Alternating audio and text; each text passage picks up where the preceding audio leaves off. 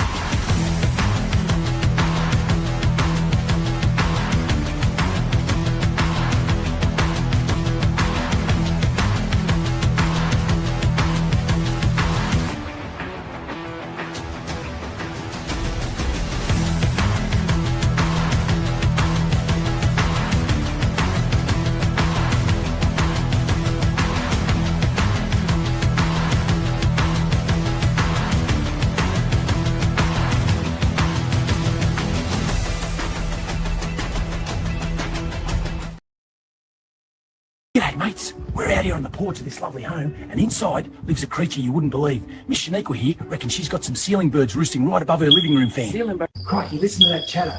How long have you been living with these ceiling birds, mate? They showed up, what, maybe 2 years ago? I left the window open one summer, now it's their house too. That's wild, and you just let them stay? Yeah, they pay... Shaniqua, I found them. Dead set. Look at these beauties. Couple of city pigeons, but check it out. Each one's got a smoke detector gaffer taped straight to the back. Little red LED, still blinking. Must have been roosting up. G'day, mate. Must have been roosting up there forever. Crikey. What's up, everybody? How's it going? Happy Sunday night. Oh, I'm sorry, folks. I have to fix my damn camera again. I don't know how this keeps happening. Something weird. Something really weird going on here with the camera. How it keeps doing this to me. I apologize. Terrible production quality here. Oh, Jim. Oh. Oh. All right, better. Okay. Hey, what's up, man? Lean into the stereotypes. This is right. Lean into them. So, hey, let's see who's here tonight. Steve Hilliard says, hello, Jim, and the best chat on the planet. Well, thanks, Steve Hilliard. How you doing? I am Bob's here. Hello, Jim Somniacs. Jonathan Marcus says, thanks, Jim, for the great news production. Well, I try. What TF? Hey there, everybody. Sharon Tyler's here. Hello, HJ Remy. What's up? Mr. Daniel Gygax, how you doing? Or Gygax, the other Gygax. No Jabsky, how you doing? Tim Larson says, no day off. Must be breaking news. Well, There is some breaking news stuff that I wanted to cover, so I just said, screw it. We'll do what we got to do. Doc, what's up? Let's get told. That's right. Sunshine, how you doing? Hey, great to see you. Jay Schwartz, good evening to you too. Got to lean into those stereotypes. Yeah. Trumpinator, what's up? None of your businesses. I haven't arrived yet. Well, yep, that is a big mama. Hey, Lunar Fifth, what's up? How's it going? Yo, what's up? How's everybody doing over there in the ghetto? In the ghetto. So yes, we are here, and we're going to talk about some news, because that's what we do here. But I thought first, I have some very interesting video clips like this video clip. And this is, would you like many viewers? You always keep tricking me. Hey, what's up, Cesium Cat? What's going on? Cesium is highly radioactive, so be careful with cesium. And I had a couple other ones, and I figured, what the hell? I'll play them just because I think they're funny, So this is what you see. That one was, obviously, rest in peace, Steve Irwin. Checking out the ceiling birds. Well, not ceiling cats. Someone else had ceiling cats. But this is a video compilation that shows what the leftist protesters and their spirit animals are.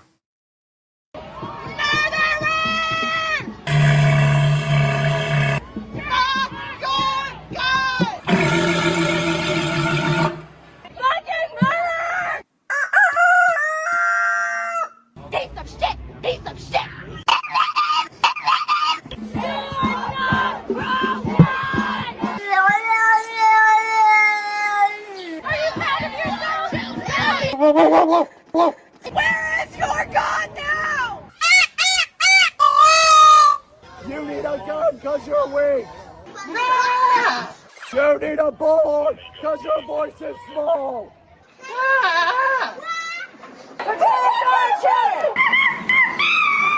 Enough is enough!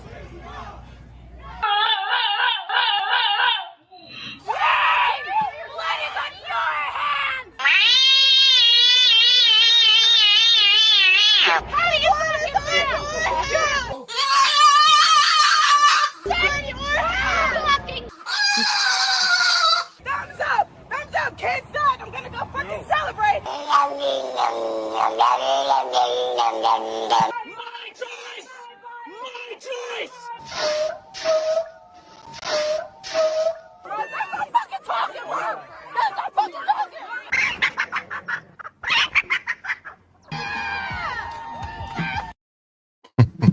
I thought that was funny. See, it's always hard for me to choose which video to start with. Sometimes I don't start with any, but tonight I found 4 really good ones. I actually have more than 4, but and then there's this one, which this one is great. This is an interview where this person just starts asking questions, and this guy has answers. And well, let's hear what they say. Should transgenders be allowed to own guns? No. Why? Transgenders are fucking crazy. They shouldn't be allowed anywhere normal people should be allowed. They should just put them all on an island and let them just chill out over there. Oh my when God. they're in regular public, they need special rules. They need special applications for things. They act like they're this brand new species that just came about like they weren't already born a male or female. So they blow everything out of proportion. They make everything irrational. I'm actually pretty tired of these motherfuckers for real. Should transgenders be allowed to own guns? No. Wow. And since they were talking about transgenders, there's also basically, Jesus has had enough with the transgenders going into sports. So he's going to show them give them a taste of their own medicine. Oh my God! Go! He's running on the water! No way! Bro ran a sub 2 on 1.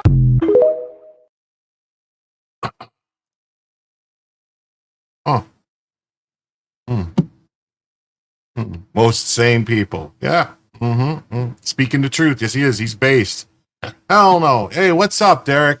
Thanks. Oh, no problem, buddy. It was nice seeing you guys. I wish I could have stopped by longer. I was doing some other stuff with my grandkids and stuff, so I was kind of like, I wasn't sure if I was even going to stream tonight. I was like, should I take the night off? Should I do this? What should I do? But then I said, you know what? Use people deserve the truth. You deserve to know what's going on in the world. You really do. All right. Let's get cracking. We're going to jump to our first story. But before we do, I want to thank everybody who's here. I want to ask you to please hit the like button. if you haven't already. And if you have, hit it again. Hit it 4 or 5 times, you know. And also, if you notice, if you're on YouTube, there's this little thing. It's like there's like a little emotions or whatever they call it, emotes, that you can do, like hearts and stars and stuff. That actually helps too if you participate with that every once in a while. Throw like 100% or whatever if you agree with stuff. Do that. It helps out too, they say, with the algorithm. It's also now someone bursting in here. Oh, yeah, it's bedtime, dude.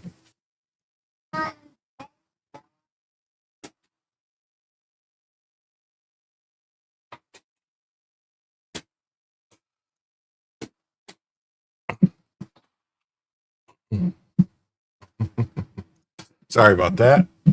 That avatar was from a different show I was on. Anyway, as I was saying, oh, he just took Bella. That's what he did. My grandson just came and took Bella away. It's kid showtime. It is. I'm gonna have to go get Bella back. The show runs about 2 hours, 2.5 hours, somewhere around there. If we hit the goal of $75, I'll add an additional hour for every $75 that comes in across all platforms: PayPal, Cash App, YouTube, Super Chats, gifted memberships, Rumble Rants, gifted memberships on Rumble, whatever. I'll extend the show by an hour for each $75. Or if any single donation comes in of $25 or more, I will activate Bellacam, which will look like this, but she's not here right now. I'm going to have to go fetch her from my grandson because he came and took her away. He stole her. Yeah, he stole Bella. He just came and stole her. So, kind of, yeah, laughs on you. That might be a fight you'll lose to your grandson. Yeah, I probably would because he's back. What are you doing? Oh, hold on a second. I will be right back.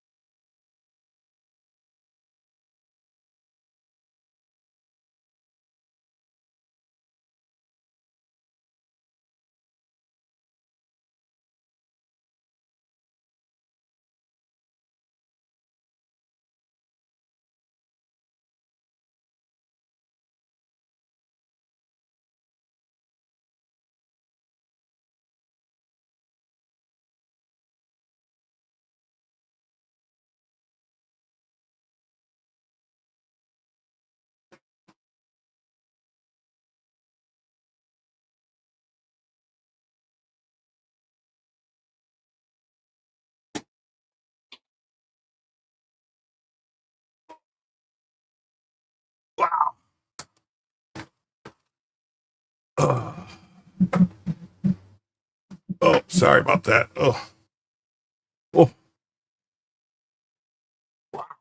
that was a. How's it going, everybody here? All right. No, I did not lose. Laughs on you, Jim. He can have her for now. Well, rude little dude. Yeah, he just comes rolling in.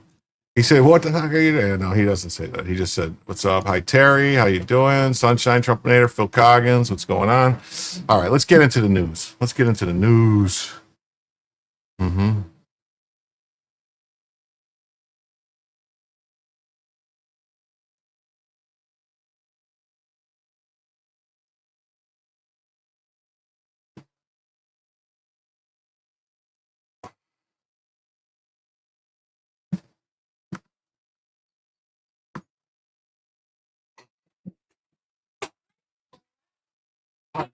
It's bedtime. Hey, Bella. Yeah, it's bedtime. Bedtime, please. It's bedtime, please. Yeah, he's okay. He's trying to steal the dog again. Bella sleeps in here. You know that? Come on, it's bedtime. Come on, it's bedtime. It's bedtime. It's bedtime. No. It's bedtime, please. Please, bedtime. Well, maybe it's that. Go watch it.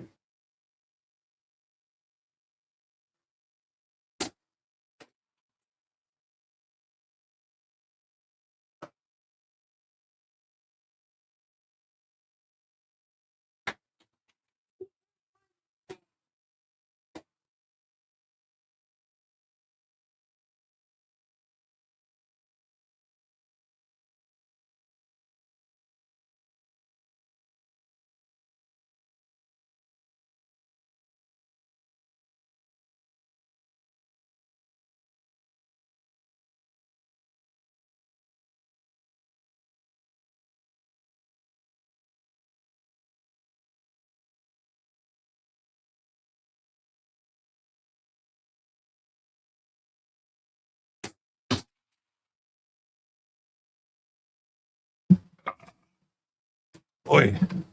Oh, I didn't realize my camera was on. Oh, wow.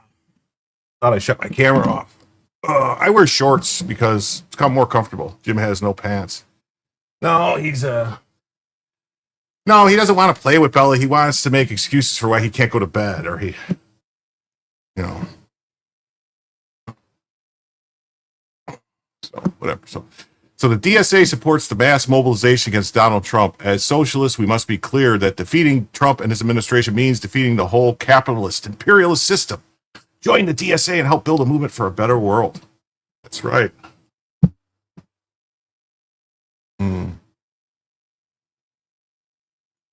Hey, what's up, Colorado Mountain Girl? How you doing? How you doing?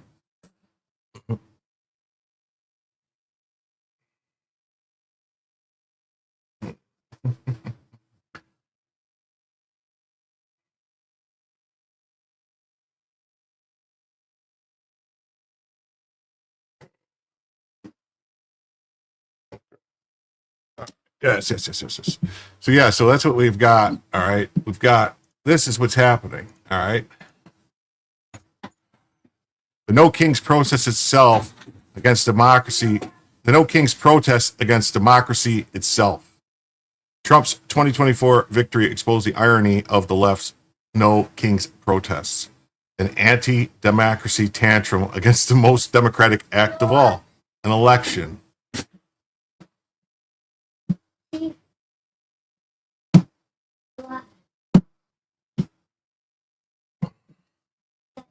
You have to go to bed, please. Your Blippi's on in the room. Come on, dude. Please. Come on, dude. Come on, dude. Dude. You know what, dude? Yeah. I love you 2 times infinity, too.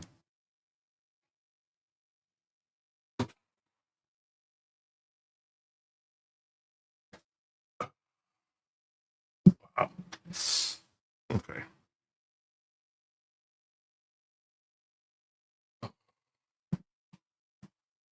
Aren't grandkids great?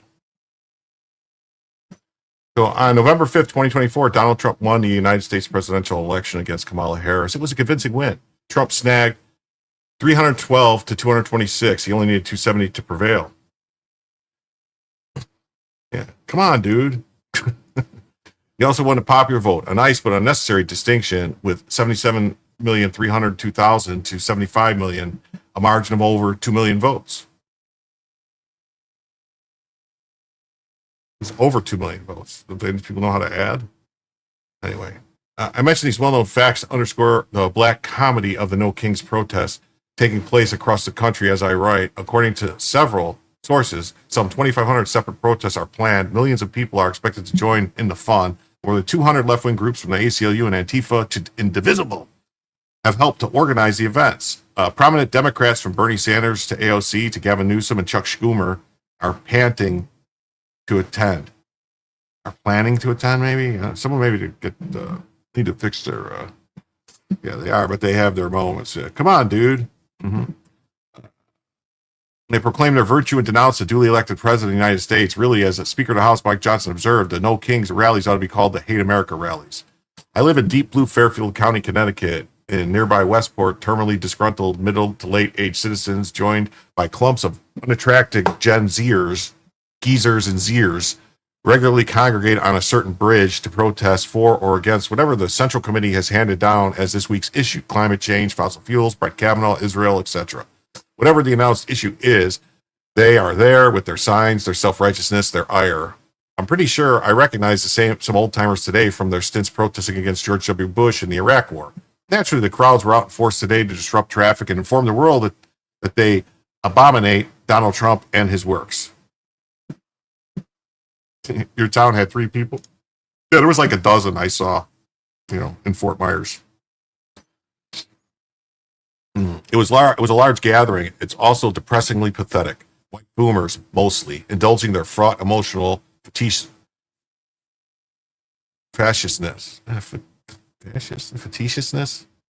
Look at us. Aren't we special, as one commentator observed. Protests are meant to be the voices of the unheard, yet these protests are the voices of those who never shut the fuck up. The ironies abound.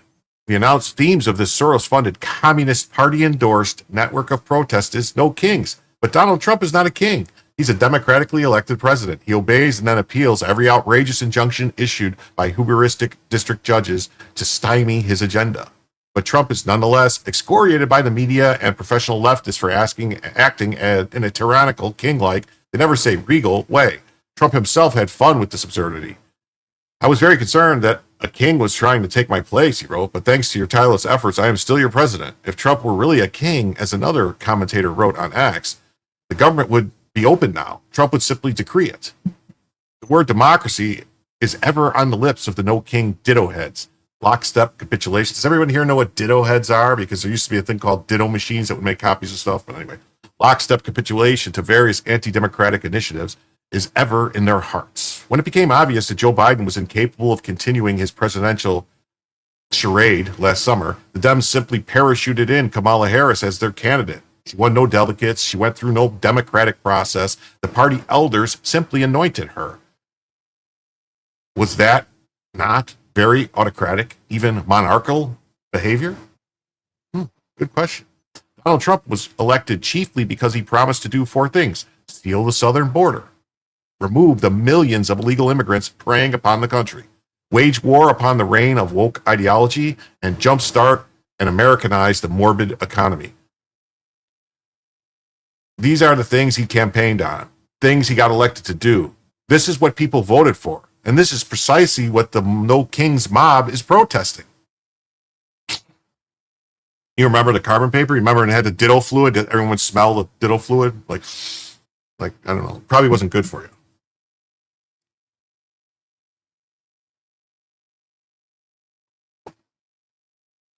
Wasn't carbon paper? It was like a machine, and it would go like spin, and it would just press the copy. But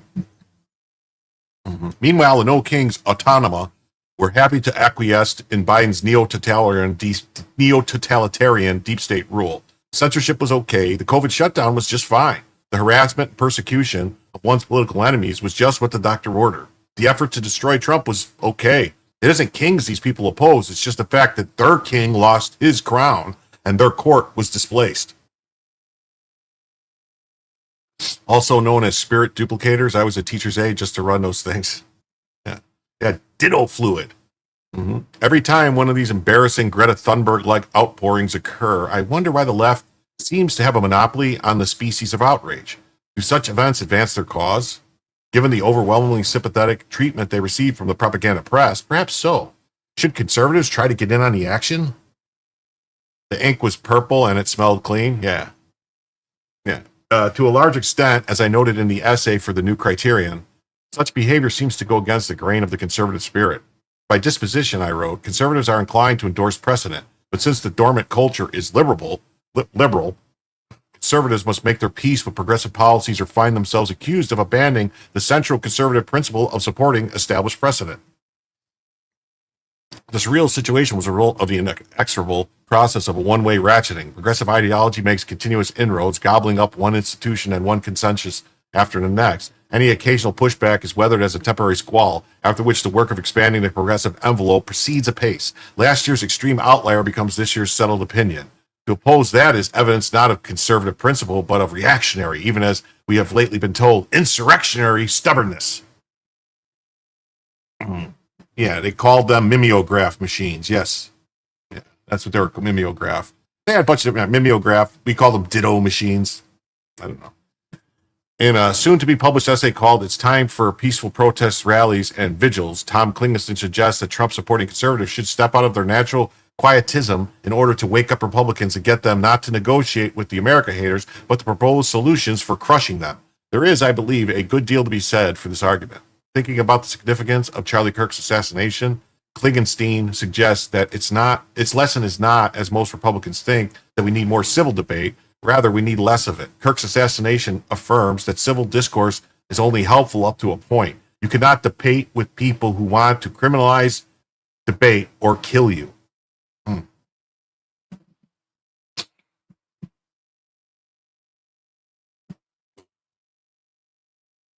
Think about it. Conservatives are not as adept at protesting as leftists, but as Klingenstein notes, for at least the next 3.5 years, we have a friendly administration in place, and DEI is now playing defense. It is more vulnerable to attack than in the past. There will always be room for debate, but when the other side endeavors by any means necessary to censor, criminalize, and curtail debate, there is also room for action.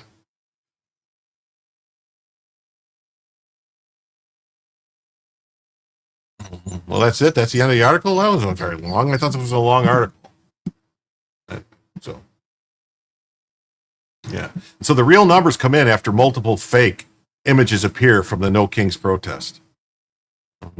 Just announced the approximate combined 650,000 people attended a No Kings rally nationwide. Lol. They said it was 7 million.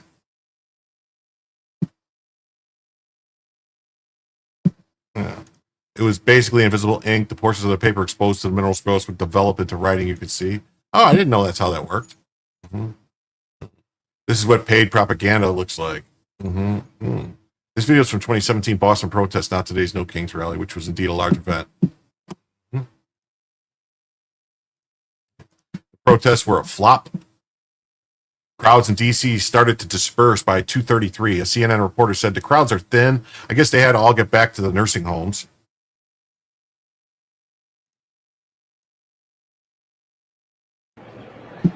Well, Frederica, this program of speakers just ended a short time ago. I can tell you that the crowd is thinning out here. People started to leave, but boy, it was jam-packed here just a few minutes ago when the program of speakers was still going on. You had Senator Bernie Sanders, who just wrapped up to a rousing round of applause. Senator Chris Murphy. You saw a video. The science guy spoke.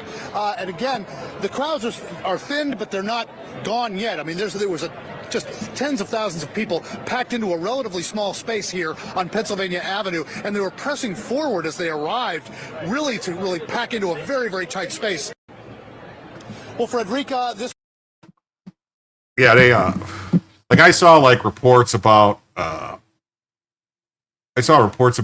Manhattan, New York and stuff, and they're trying to claim there was 100,000 people in the streets of Manhattan, and anybody who's ever been to New York knows how small the streets really are, and 100,000 people would have gridlocked the city. There would have been nothing moving.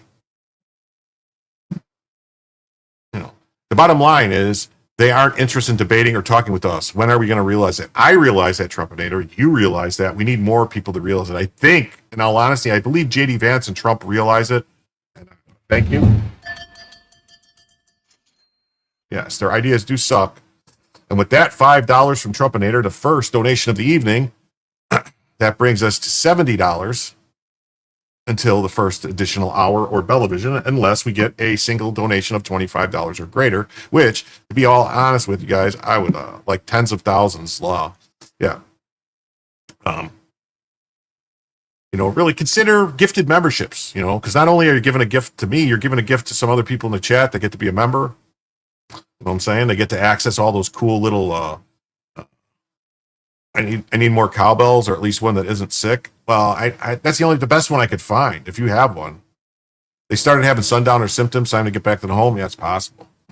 So, this is the No Kings protest in Marion, North Carolina, about a 30-minute drive from Asheville. Hey, Brian Ogden, how you doing? Thanks for stopping by, buddy.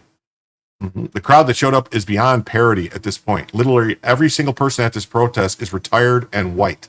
Honestly, I've never seen anything like it. Yeah. There's no sound. That's weird. No sound.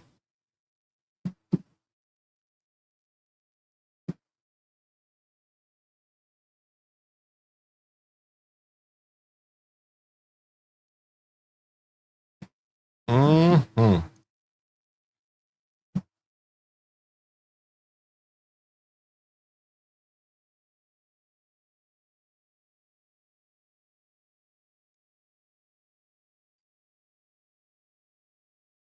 Oh, buddy. Oh, buddy. Ooh, buddy. Now, this guy says, which country do you prefer, Kazakhstan or Russia? I don't prefer either. I don't want to be in any, but I got to say, oh my Lord. Kimberly Campbell says, failed socialism experiment of New Harmony, Indiana. That will definitely get Bellicam going. Most definitely. And thank you very much. And with that, 50. Wow. We are $20 away. Just $20 away from an additional hour of the show. Wow. Thank you. Thank you very much, Kimberly. Mm-hmm. Yeah, it's those boomers again.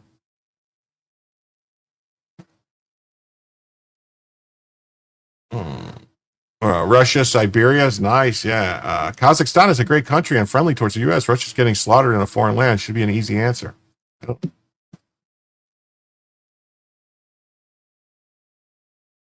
Isn't the Kazakh mafia the ones that sold all the jet fuel and made it so that you never know if a Russian rocket's actually going to take off or not? Let me fix these cameras up here. Get a better view of Bella there. A little better view of Bella. A little better view of me here.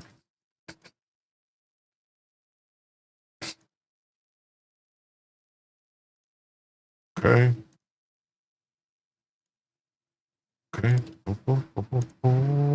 And Brian Ogden gives a gifted membership. Thank you very much, Brian. That's $6 off the banner. So that means we're now $14 away.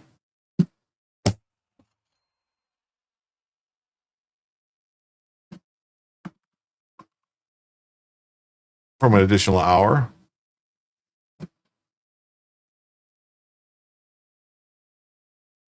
This guy says, you're not one of those people who think Israel's our greatest ally and God's chosen people, right? I don't know. I don't think anybody is God's chosen people. I don't think there is such a thing. I think that's whatever you could call it. And I don't have any dislike for our Jewish people. I think I get along with them just fine. And Israel has a purpose. Israel has its own purpose to do what Israel wants to do, and I just think that we should not be involved in it. Let them not our business. Don't use our money, and none of our troops. Keep us the hell out of it. And Kimmy Joe with 5 gifted memberships.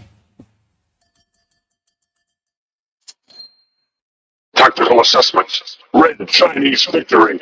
Impossible. America will never fall to communist invasion. Communism is the very definition of failure.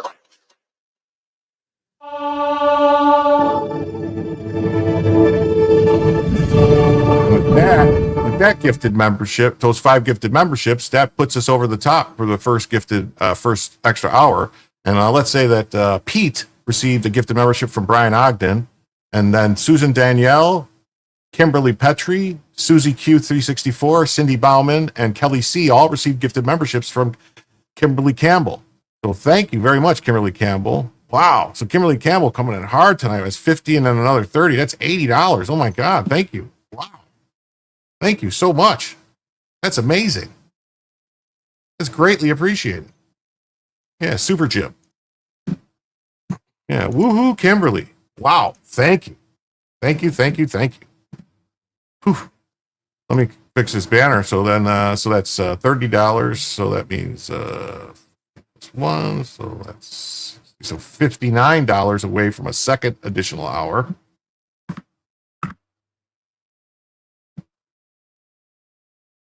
Yeah, 59 from a second additional hour now.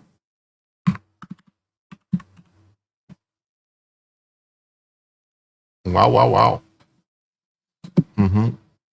Yeah, welcome to the cult. Well, we're not a cult. We're just a group of like-minded people who, well, see things for what they are. Yes, thank you very much, Kimberly. Thank you. Wow.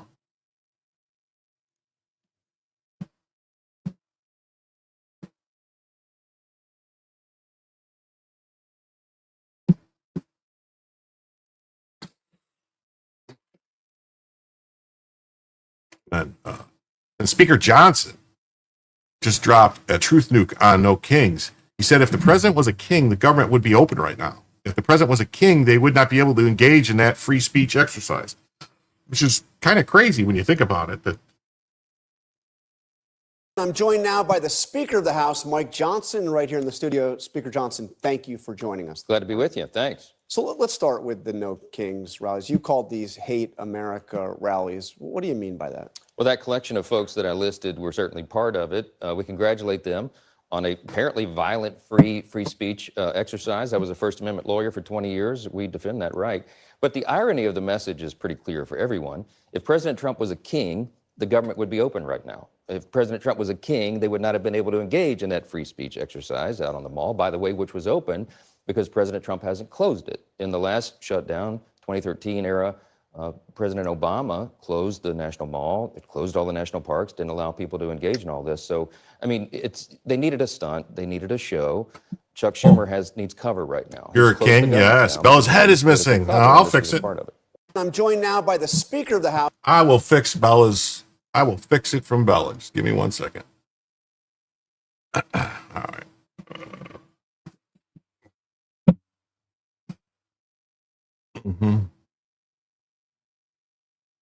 Oh, wait. Oh, wrong person. Dummy. I'm a dummy.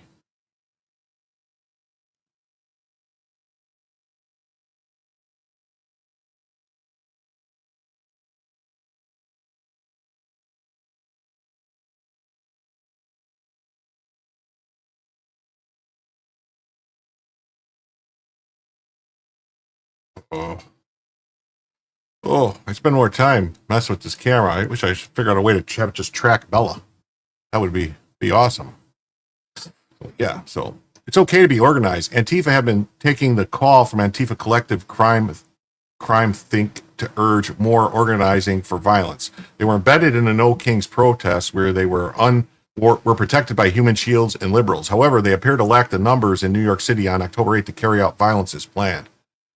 There's a better way. It's only to express your rage. It's going to be organized. Anti-fascist contingent meet before the Maine No Kings rally.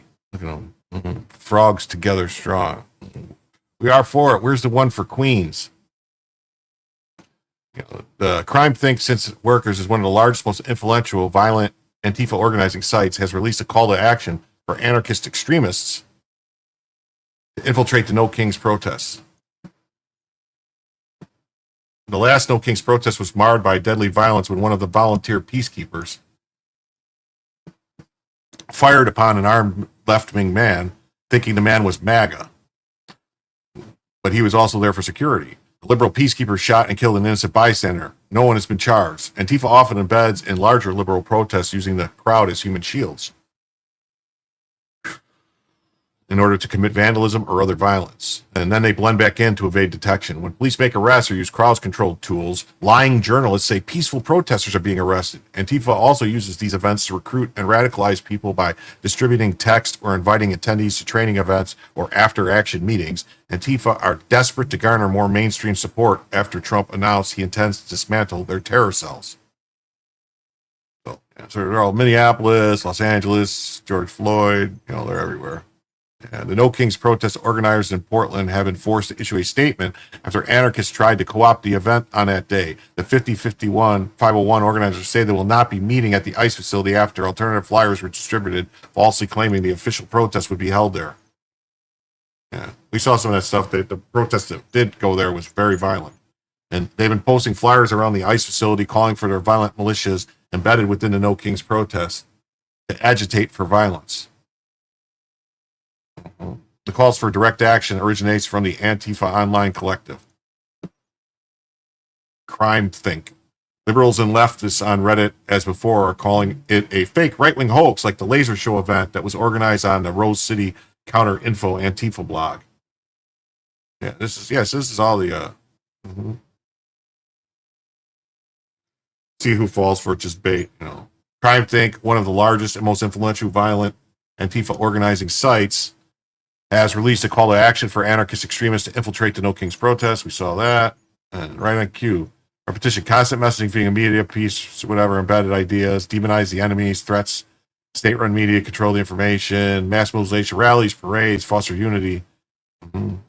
Highlighting successes, hiding failures, the manipulation of facts, emotional appeal using fear, hope, or resentment to connect with the audiences, and then seizing positive terms, appropriating and redefining words like democracy to fit the party's narrative, similar to the Bolshevik tactic of people's democracy or democratic centralism to legitimize it.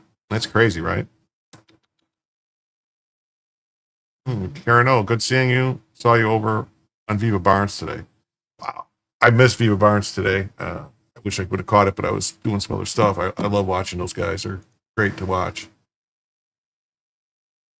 But at least we had this guy. He says, the Finder is always very busy at No Kings protest. Spuds, what's up, buddy? How you doing? Thanks for being here. Richard Wharton, you too. Nice seeing you.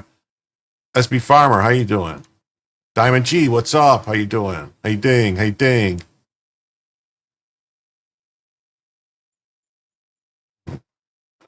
There's 100 people here now on YouTube. So please, if you haven't already, hit the like button. If you haven't subscribed, please subscribe. And participate in the chat. Hit the emoji thing or whatever. Reactions, I think they're called. That actually helps. If people are hitting reactions, it makes YouTube think that, I don't know, people actually like what's going on. So, the Finder is always very busy at the No Kings Day protest. These people get so mad about it too. I don't want to be called one. Don't act like one. Might as well get your brains today. Let's see. Yeah, so we got the retard Finder is out in full force. Don't touch people. Come on. Keep your hands to yourself. Keep your hands. Why do you always go to violence and King Teslas and throwing Molotov cocktails? Why do you always have to get violent? Peaceful protest. Peaceful protests. Peaceful protests. Peaceful protests. Peaceful.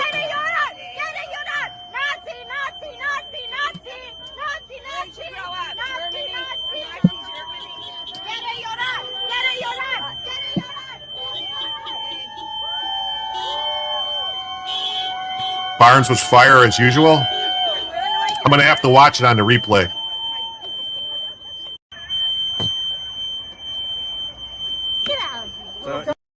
Yeah, look at her. Just thinks she got the right to hit people. She should go to jail. This is crazy too. Look at this. You got a white guy who bought himself a cafe off of Amazon, harasses a black Jewish man and calls him a white colonizer. He's going into people's colons. Afuera. Yeah. Musk doesn't even have a job with the feds. He doesn't. No.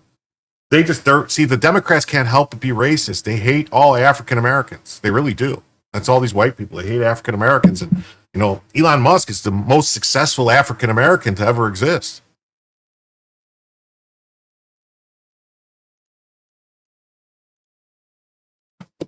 You, brother, are doing the work of the white supremacists. I just want to let you know you're doing amazing white supremacist work. And if you go over into them colonized lands, you out of your mind. Nothing to say? Nothing is. Where are you from, bro? Africa. What part of Africa? Brother, you from what part of Africa? Kenya. You from Kenya? Yeah. Are you Jewish? Yes, I am. Are you Jewish? You took a minute to answer. Are you actually Jewish? He said he's Jewish. Not you. Okay. You know, this flag wasn't created until 1897.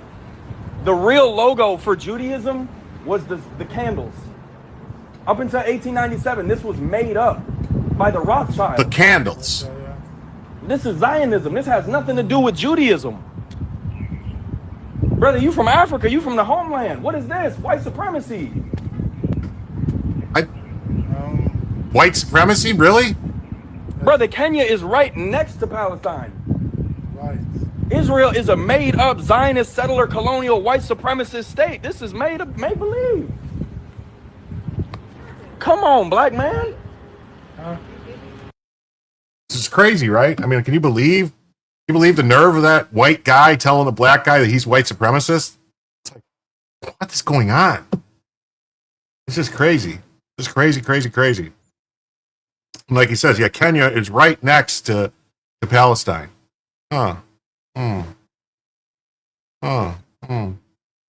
There's Kenya, Nairobi. Oh, there. I don't know.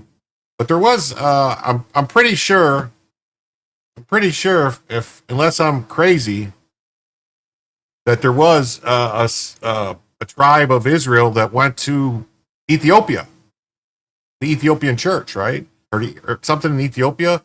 And, yeah, and they actually had to emigrate them back into Israel. They went back to Israel. I don't know. Yeah. You learned that today. Kenya borders Palestine today. Yeah. Palestine is everywhere. Yeah. Palestine wasn't even on that map. Yeah, it was funny, right? Pretty bad. Yeah, Dems, like they did 160 years ago, they hate the blacks who escaped the Democrat plantation. Yeah, it's right next to Palestine. It is. It's right there, you know. I guess Palestine is everywhere. Everywhere is Palestine now. You know, it's free thanks to Trump. Yeah, guy was a very, very big racist, that guy. This footage is from the No King's Day protest in Bainbridge Island, Washington. It's Ethiopia. Oh, okay, yeah, Ethiopia. There you go. They're all white. They're all old. Many likely in their 70s. They're all definitely glued to the mainstream media. Most likely CNN. The Queen of Sheba was from there. That's what I thought, right? Yeah. Kenya is everywhere too. Yeah. The media is radicalizing and brainwashing people. It must be stopped. Yeah. Bainbridge Island, Washington, 700 plus they claim. Don't you know? Talking about a river. I guess I'm going to have to keep the mute on because they have music playing. The Ark is supposed to be in Ethiopia. Yeah. Yeah. The blind monks of Ethiopia know where the Ark is. You just need to get there. I know. Set a goal. I would love to go. Take a drink. What do you mean? But he's from Djibouti and didn't know it. Okay. Yeah.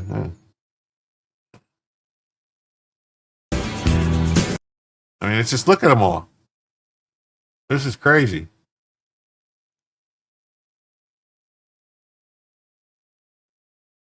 Oh, that guy found a hard hat at a garage sale that he decided to wear.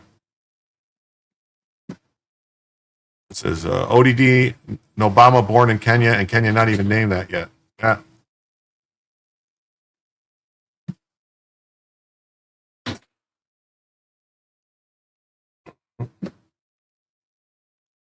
If I get another chat ad about Hispanic singles, I'm going to go crazy. There's ads in the chat? There's not ad. Are people seeing ads on the show? There should only been maybe an ad at the beginning of the show, not in the show. Is anybody getting midstream ads? Chic your Djibouti. You're getting ads? What the?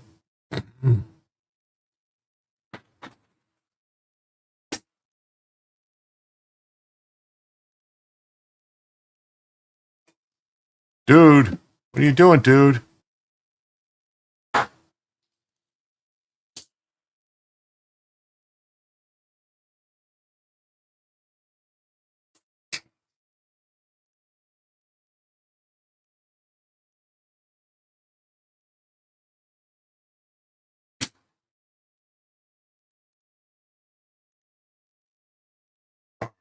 All right, I should be fixed now.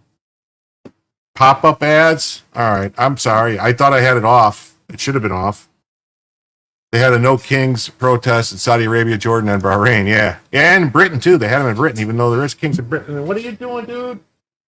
Please, go to bed. Please. Come on. Please, dude. Mm-hmm. Mm-hmm.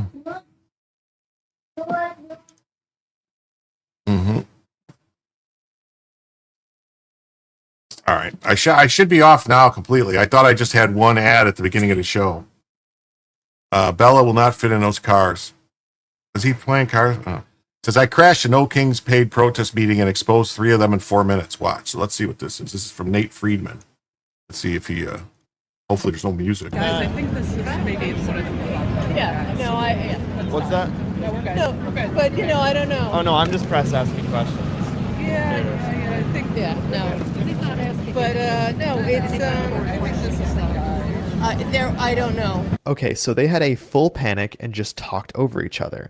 Now, this woman did the scripted right-wing troll line, which I guess they must have forgotten to pick up their signs because that's exactly what they did to me last time. And before that, a different paid protester with the exact same sign followed me around the Take Down Tesla protest. So who are these people, really? Keep watching. I'm here to marshal and keep people safe. That's my job here today, and I'm just going to do my job. What do you mean by, like, marshal? We help traffic. We help people with the traffic. We help cars redirect. We help bike messengers. Okay. We're helping people be safe on the streets. Does that mean you guys are working with the NYPD? Yes, we talked to them. Oh, okay. I didn't. You like Nate? He's good? Okay. But is there like a briefing before Da, da, da, da, da, like, the that dog you guys returns. work With with the the, NYPD? yeah. So how do they know that like you're out there marshaling with them? They're not blind. And neither am I. This is you calling ICE thugs, and with a $50,000 bounty on ICE agents, you have blood on your hands. This is you taking it a step further and calling them the Gestapo. Back again at a different protest, and again and again. The company she works for is Rise and Resist.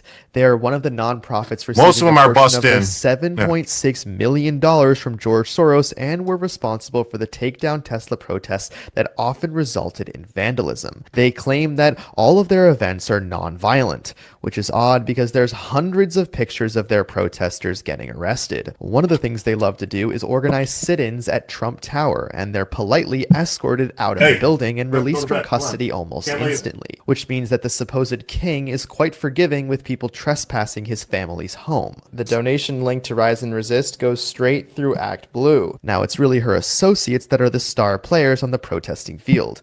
Watch this. You see her? She works with Karen Shaw, the kazoo lady from the previous No Kings rally. This is her making the signs for Rise and Resist in their little print shop. Yes, I'm looking into this print shop. She protests whatever is on the schedule. Back again in front of the courthouse asking to abolish ICE, which is to take the sides of the vicious, violent criminals that have been deported by ICE. She wants to, quote, free them all, and she's doing this sit-in again inside of Trump's family home. The president is very aware of paid protesting now. Now I saved the best for last with this group because look at this guy here. Meet Casimir Yanish. He is a professional protester. Here he is with the infamous Karen Kazoo lady. You know how they frequently work in teams. Now, what is concerning about this guy in particular is not just that he is a professional protester, but that he is an election worker. His official start date was January 2020. According to his LinkedIn, he is a director of architecture and engineering at New York City. And according to governorsalaries.com, he's receiving an annual wage of $121,000. The question is he protesting on the taxpayer's dime? Casimir took part in the famous paid protester group photo that I've exposed. See the Karen Kazoo lady here? And of course, Stuart Waldman, who was on the board of Rise and Resist. Casimir had no social media that I could find, but here he is on his friend's Instagram, and he's clearly labeled in the caption. According to Casimir's LinkedIn, he is also a Columbia University alum, and here he is at an alumni event. Casimir has donated to a fund that was established to provide legal assistance and financial support to those who get arrested at a protest. So he's spending his money. This is this guy, Nate Friedman, who went to the protests and talked to some people and got them to actually admit to what they were up to and that they were paid protesters. And he's violating the state version of the Hatch Act. There's been a lot of it. A lot of that stuff going on. Yeah, kazoo lady. Yeah, they blow kazoos in people's faces. What's stopping NGOs' deep global reach aiding attacks of illegals entering the U.S., grants, foreign, fed, state missions, not questioned, while trafficking not mentioned. Yeah. Yep. Communists are everywhere. They are. They're paid how much? Usually it seems like what it's been is like $200 or something like that to get per protest. That's why you'll see them like at exact time that they'll all just disperse and leave, because that's when the money ran out. They get paid for a certain number of hours, and it's like basically, all right, you're done. And they just leave because they're not there. They don't know. They have no clue what they're protesting. You ask them and they're like, well, we're just, Trump's bad.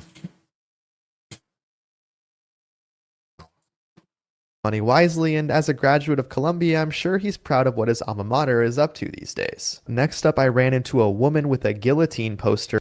Woman with a guillotine poster, no kings. They have a very specific definition of nonviolent. It's basically anything that isn't actual murder.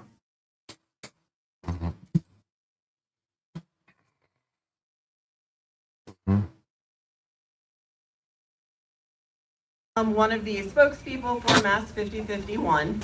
The daily barrage of atrocities being committed by the federal government feels overwhelming. It feels like a whirlwind of immoral executive orders attacking our social services, our rule of law, and our basic human rights. The dots that I want to connect right now are steeped in racism and xenophobia. That said, Massachusetts is a state that welcomes diversity. The federal government is trying to brainwash us into thinking that our immigrant neighbors and communities of color are our enemies. Boo! They will have us believe that ICE is only detaining violent, illegal immigrants. No, they're not. Let me tell you right now, they're lying to us. So let's connect a few more dots. Yeah, boo.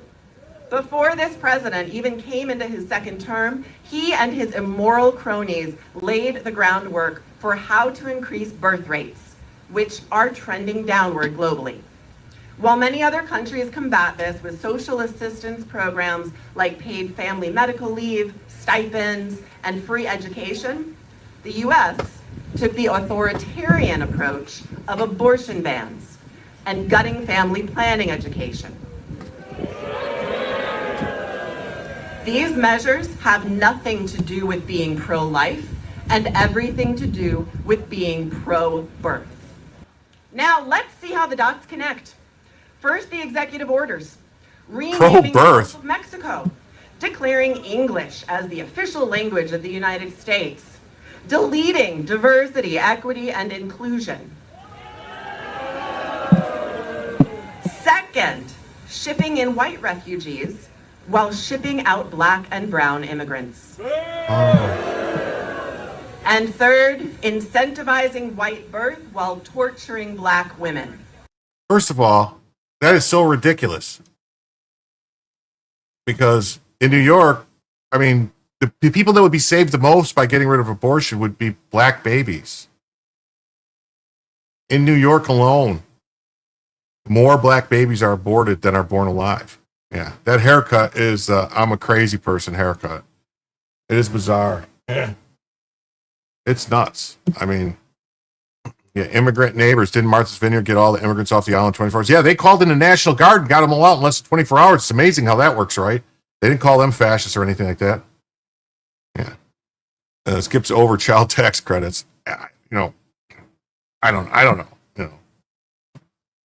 I don't know. I mean, buses are seen bringing protesters to the No Kings protest yesterday in Texas. Well, look at all these buses. Look at this. And there's buses behind them all coming up, all paid for by the radical left. Amazing.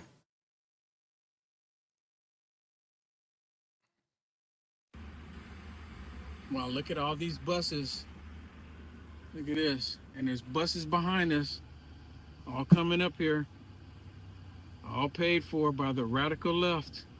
Amazing.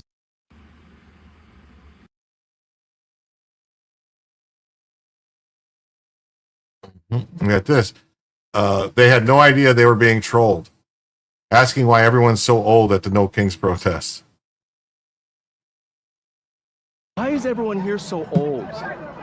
I'm just wondering, like, where's all the young? I work for the Board of Elections, and that's all you see. Why is that? Where's all the young people? I counter-protested a couple weeks ago. There was one of that rat person, Charlie Kirk. I went and counter-protested there, and everyone there was so young. They were so young, a lot of beautiful people. And then I come here, and I went to another ones, and everyone's just old. Don't say that like Why is that?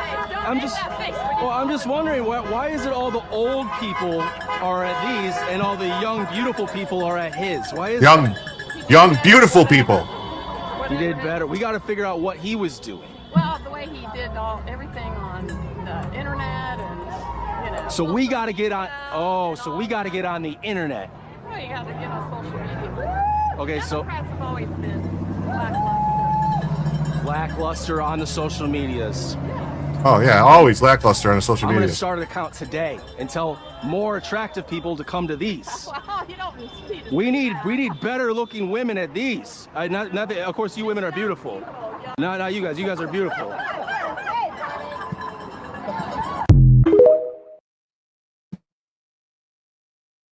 They're not really the smartest. They're not really the smartest sandwich in a picnic basket, are they? Yeah. Teach sheeple the truth at any age. That's right. That's right. Hey, Miss Hacker, how you doing tonight? So great to see you. Gary Goose, what's up? Yeah, what's going on? Scott Jennings says, the immutable law of modern politics. Professional Democrats cannot stand to be reminded that all of the energy in their party is behind socialism, illegal aliens, violent criminals, and pro-Hamas agitators. Old crazy cat women are pretty ugly. Yes, they are. Speaking of crazy cat, has anybody seen him lately? Or her? Is it a her or him?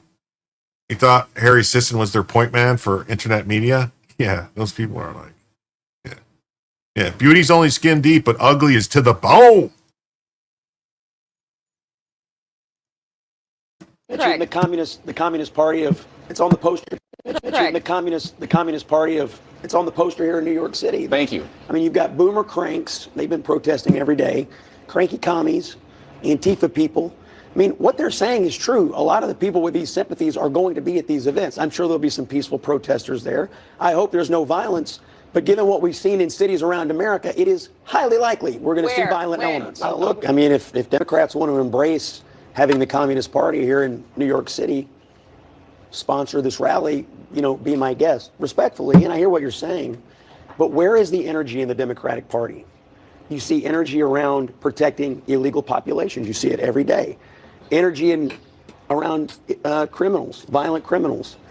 I mean, Democratic officials all over this country have worked very hard to let violent criminals out on the streets. Where is the lie in what is being said by Caroline Leavitt? This is where the energy is on the left. The energy, violent, illegal aliens, violent criminals. That's the energy. That's what you see. The energy is behind protecting people's rights. It's behind not having citizens citizens, Americans. What about illegal aliens being rounded up by ICE? Many of the Democratic Party saying that let all illegal people or criminals run free. That is not what the Democratic Party is saying. Those are the policies. Those are your. No, they are not. I mean, yes, they are. Prosecutors and judges all over this country that have let violent criminal after violent criminal out on the streets, and then what do? They Democratic national cartels. That's right. In city after city after city. Why demonize them? Because I think it's a legitimate political debate about what they're protesting for. I mean, look. It is perfectly legitimate political debate for Republicans to say, what exactly are they protesting? They are mad that Donald Trump is enforcing federal immigration law. They are mad that he is lawfully exercising the powers Yeah, of the we are presidency. working on it. And they are fighting for policies that Republicans fundamentally believe are bad I for do the think country. they Demonizing them. That's what, calling them pro-Hamas is demonization. Well, there will be some of those elements. There I will think be, absolutely. So pro-Hamas is not demonization. I'm saying that they're flying their colors, Ashley. No, they How aren't. are we supposed to ignore the fact that in New York City on a Guys, routine basis here's they're the fact. flying their flags? Here's a fact. We got to say what we want to say. People are pro-Hamas. When they start They saying have people the flags. are defund the police. Now they're going to deny that they're for defund the police? Really, lady? Really, lady? Come on. Mm-hmm. Yeah, how well's communism worked in history? That's right. People haven't ever wanted to live under a communist rule. Yeah. Well, they've never done it right. It's never been real communism. That's always their answer. It's like, it was they're just mad that Trump was actually elected. Yeah. That they couldn't get away with cheating this time. That's what happened. That's the bottom line. They cheated. They got caught. And now they're just pissed and they think they're going to trick people. Yeah. Here's the facts as we talk over you. That's what they do. That's how they do. Is it true how many libtards you know that are not ugly to the bone? We saw, basically, I did a story, it was in the Wall Street Journal about how the MAGA, the right is all like beauty queens and models and, people that look like me, just gorgeous people. The Queen's Parade was an op for collecting new demon donor steam. Had to register. Weird, yeah. Is shut down just to gas them up, a Penske paddy wagon team? Maybe. But they're going to be sorry about the shutdown because it's going to be an issue. Thanks, Gary. I try to be funny. I know what I look like.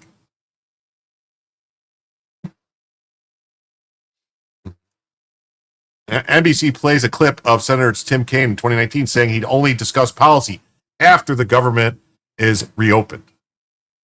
Reese says, you are a sexy man, Jim. No homo. Well, as long as you say no homo, that's fine. It's beautiful. Bootyful. I thought it's bootyful. How come Tom Cruise is a lefty? Tom Cruise is in this whole, what's it called? The sociology? What's it called? That's the name of it. It's called the Scientologists. So, yeah. So here, Tim Kaine, and this is I'm shocked that these. Senator, back in 2019, you made a similar argument during that shutdown that Republicans are making now. Republicans at the time were asking for more funding for a border wall. You said, let's reopen the government first. I want to play a little bit of what you had to say. We first should reopen government. Why punish people who are applying for food stamps because the president is having a temper tantrum? Open government first. So, Senator, by your own logic, should Democrats not vote to reopen the government first and negotiate later? Kristen, here's what's different now. The president told the Republicans to write this budget without any Democratic involvement. Senator, back in 2019, you. Oh. Why would they need why would they need your involvement? Did they get Republican involvement when they passed Obamacare? Oh, that's right. No, they didn't. When they passed this law and did all this stuff, there was 0 Republican votes for it. But now they want Republicans to just go, because we got it now, so you have to go along with it. Yeah. How many reasons do you want? Yeah. I try to grade sheeple highlights. I try. Yeah. Food stamps more important than military pay. Well, they're really pissed. Tim, my son is a commie Kane. That's right. Yeah, largest school massacre was a homeschool in Waco, Texas. Yeah. Yeah. The president's having a temper tantrum. He has not seen Timo Obama lately. Oh, yeah, it's crazy. So Lizzie grew up in a tiny Houston enclave of River Oaks, attended a $35,000 a year St. John's school, $65,000 a year Kenyon College, and a $42,000 a year William and Mary Law School. And despite her privileged background and expensive education, she doesn't understand how votes in Congress work. Republicans can't reopen the government without 4 Senate Democrat votes. They've already won over 3 Democrat senators, and with just 4 more, the shutdown will end. If Democrat votes are needed to pass the CR to reopen the government, that means by definition, Republicans aren't in control.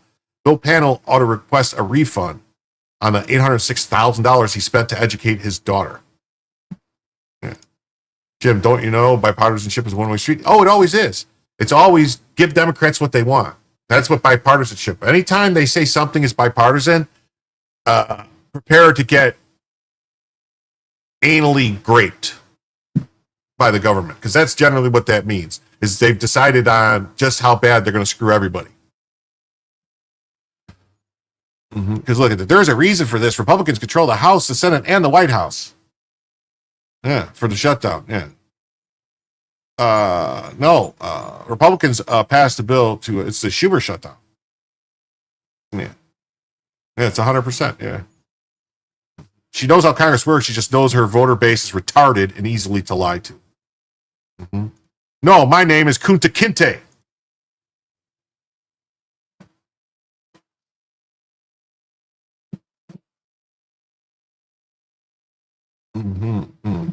Can you get up at a public rally and yell into a microphone that fellow agents need to be shot and murdered?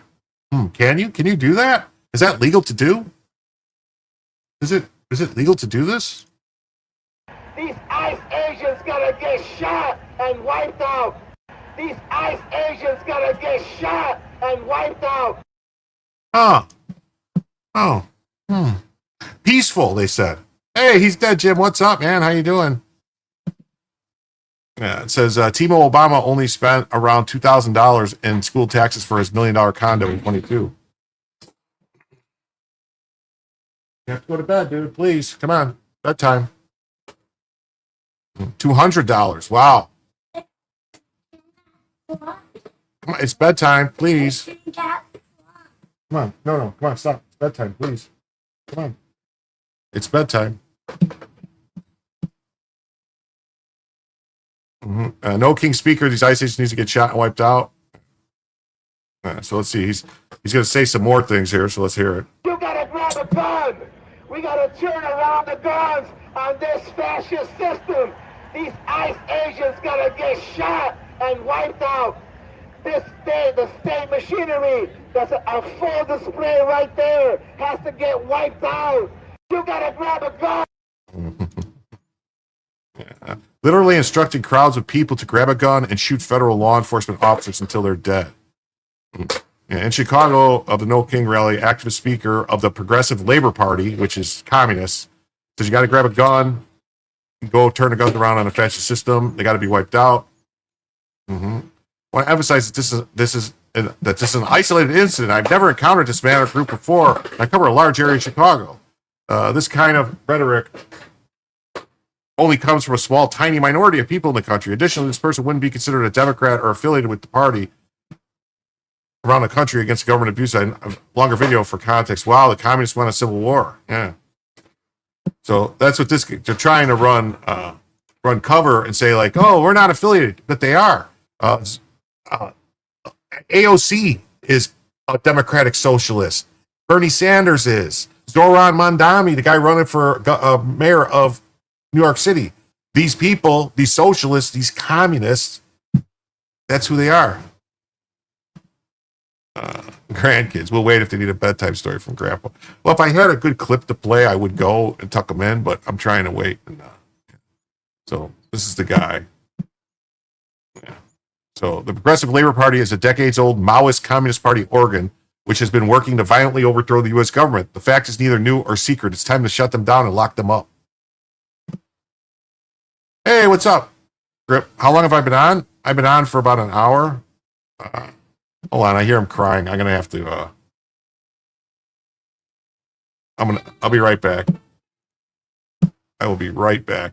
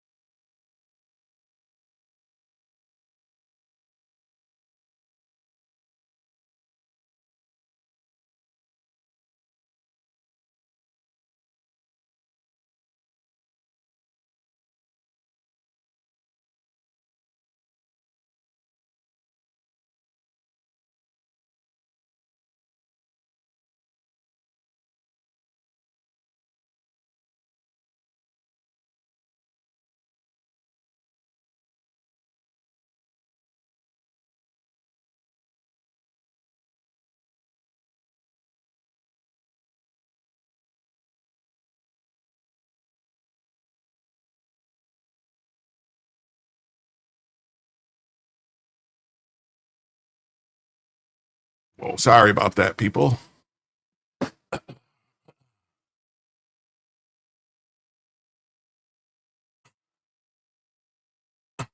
Should have left Bella. Well, let's say in here, crying, teach kids the truth. Yeah. Well, I don't know. His TV show wasn't playing anymore, so he wanted it back on. Yeah, it's all right. We'll be sorry about that. I had an intermission. He had to go out to the lobby. I should have the thing. Let's all go to the lobby. Let's all go to the lobby. Bella's over here eating her paws and everything. So yeah. So next time the Democrats bring up J6, show this to them. The GOP needs to start running this on a loop. Never want to hear but J6 out of the mouth of these American-hating demon rats again. That's right.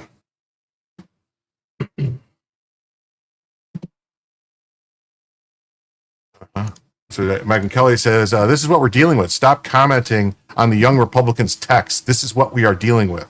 Yeah. Ready? This is another one. Ready? Hey! You ever heard of Ozempic, you fat ass? Hey! You ever heard of Ozempic, you fat ass? Wow. That's crazy, huh? We know what we're dealing with. So we also know ignoring these psychopaths, even warmly accepting them or being encouraged to unite with them, is wrong. The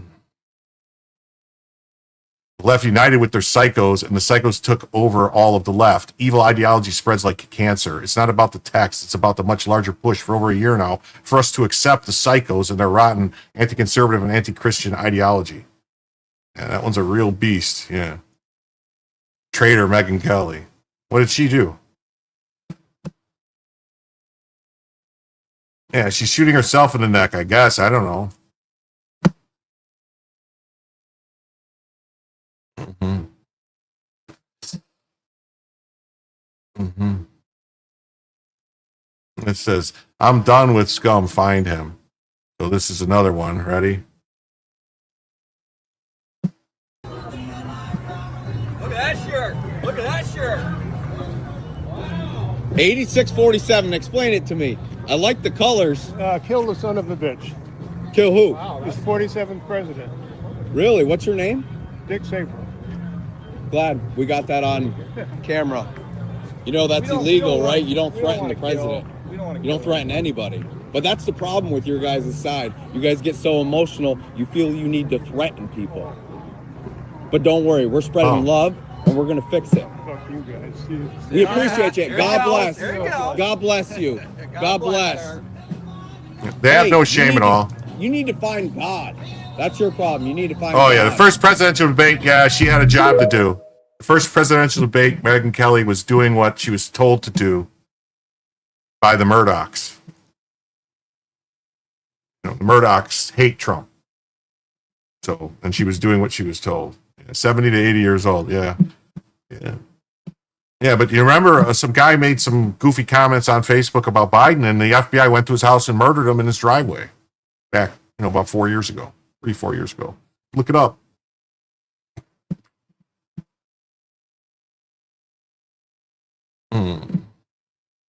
Democrats are having kids stab a figure of Trump. They want us all dead. They're teaching their kids to kill us.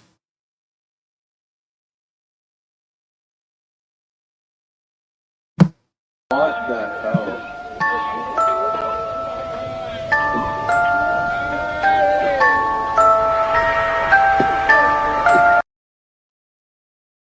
Yeah, hate has no home here. These are the hate has no home here people, right? They always say, hate has no home here. Hate has no home here. Sure looks like some hate to me, doesn't it? Oh. Yeah, they think it's real funny. Mm-hmm. Who the fuck brings their kids here?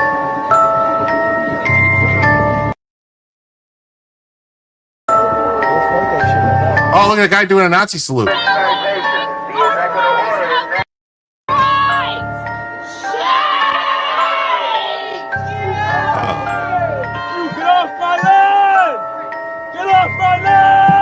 Yeah, the Hitler Youth meeting. It really is. I told you, get off my land!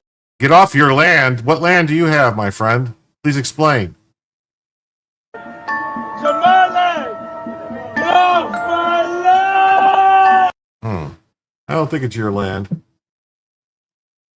This land is your land. This land is my land. From some valley to the something plains, you'll never know, dear, how much I. So please don't take my sunshine away. I don't know. I'm like mixing up some songs there, mixing them up. Hey, beautiful messy ball, how you doing? Angeloya. That's what happens in other countries. Thank Dems and open borders. Yeah, that's right. When did pinatas go from blindfolds to face panties? Yeah, it's crazy, isn't it? The way that they do. Up is down. Bernays Media manufacture mass psychosis. Yeah. Woody Guthrie was a drunkard and a wife beater. Yeah, he was. How much I love you, don't take my sunshine away. Something like that. Yeah. Making the song his. I'm good. Yeah. Hi, nice seeing you. This woman who mocked and justified the assassination of Charlie Kirk publicly with glee is reported to be a Chicago public schools teacher. She must be fired if so. The scum does not belong near our children, period. And Lucy Martinez, she's a teacher in Chicago public schools. Well, I don't think she's not going to be around much longer. I mean, let's face it, she's got the diabetes. Yeah. This is her, Lucy Martinez, K through 8 STEM teacher. She's not only teaching them to eat just the stem, she's telling them to eat the whole damn plant. This land is your land, this land is my land, from California, New York Isle, from Redwood Forest, Gulf Stream waters, this land was made for you and me. Okay, yeah, that's the song. For some reason, I thought there was a valley in there. Yeah. Hail Hawk Family School. This is Lucy Martinez, a K-8 teacher at your school. You said to Mr. last night, it's disorienting and they call us Nazis and they deny the Holocaust happened and hate Jews. It's crazy, right? It's really crazy. You know, like that guy yesterday trying to claim that Charlie Kirk was an anti-Semite. What? No Kings protester here says her birthday wish is for Trump to die. The Democrat Party is a party of violence and death. They want us all dead, and they're not hiding it. So this is your birthday, so you came out on your birthday, you thought it was important. Tell me why. Absolutely, because I have two little boys who deserve a bright future of freedom and democracy. And this is a nightmare that I'm living in, and I'm here to make a difference and to be loud and proud. And there's no other way I'd want to celebrate my birthday than with my parents and my best friend fighting for our country. So for a birthday present, what do you hope happens? You know, you wake up tomorrow morning. I hope that I see the obituary that we're all waiting for tomorrow. That's what I hope for. You wishing that President Trump is dead? Yes, Oh, absolutely. okay. Absolutely. Absolutely. Okay. Absolutely. So this is your birthday. There is no unity with these people. This woman should be in a mental hospital. All right. Yeah, North Korea is a democratic Republic of Korea. So whatever. There's no unity with these people. She is crazy. She should be in a mental hospital. Her son should be taken away from her with people that aren't clearly brainwashing them and crazy. I mean, she's probably already talking both of them into being trans or something. This is the problem, is these people who should be in asylums. You know, the problem is Earth's polarity has reversed, and this is what you get with these people. Yeah. I mean, let's be just straight honest. We've progressed so far as society. We've mastered the elements and mastered, you know, how to live and to survive and conquered disease and all this other stuff. And so now we have a whole bunch of people that just basically would have never survived. They wouldn't survive having to take care of themselves on their own.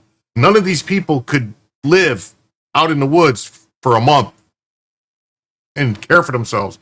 You know, be able to get food and eat and do something. They would cry in the corner and lie, you know, and they'd be dead.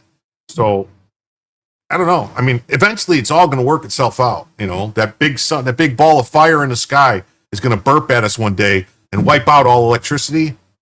When that happens, you know, hopefully long after I'm gone. But at that point, all these crazy people will just shuffle off this mortal coil. Yeah, these people have no self-worth. They do anything to get attention.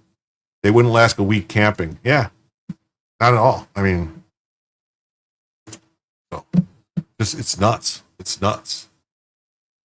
It says, the woman in the viral video mocking Charlie Kirk is a Chicago public school teacher, according to the individual who posted the original video. The lady from the video is Lucy Martinez. She's a teacher at Chicago Public Schools. Disturbing if true. Saw that. Yeah. Kamala's position changes from the pole to the pole. We only need a week. Katrina proved that. Oh, yeah, something bad happens? Yeah, if there was an EMP, that woman would eat her children. Something. Well, she wouldn't know how to do it. She's probably one of the people that would, actually do something to harm her children. And this is why Stephen Miller and his wife, Katie Miller, have a few concerns about the safety and the groups that mean to end it. Yeah.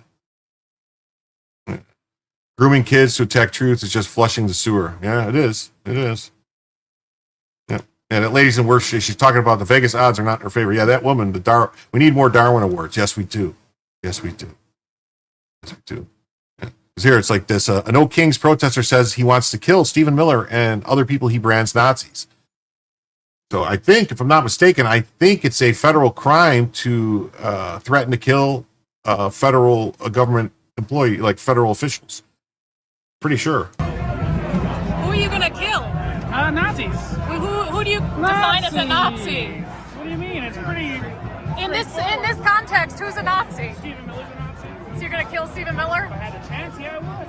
I don't know if that's something I'd say on camera, bro.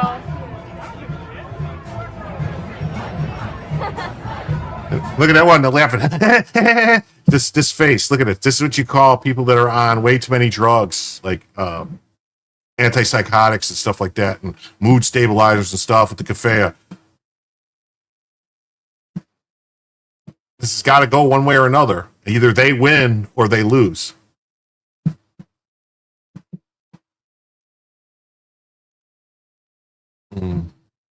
No.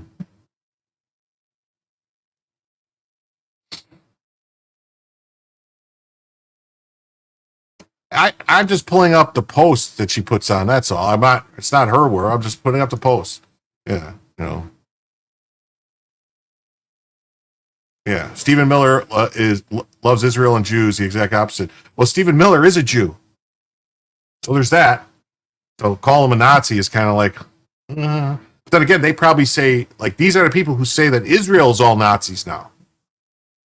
When I saw the crazy Naperville No Kings protester. If he saw Nazis, I was being sarcastic. He labeled high school boys as Nazis because they support Trump, Charlie Cook, and are white. The inclusive Democrats spit, pushed, and stole the boys' flags. These kids deserve respect for having the courage to look in the face demon rat hate.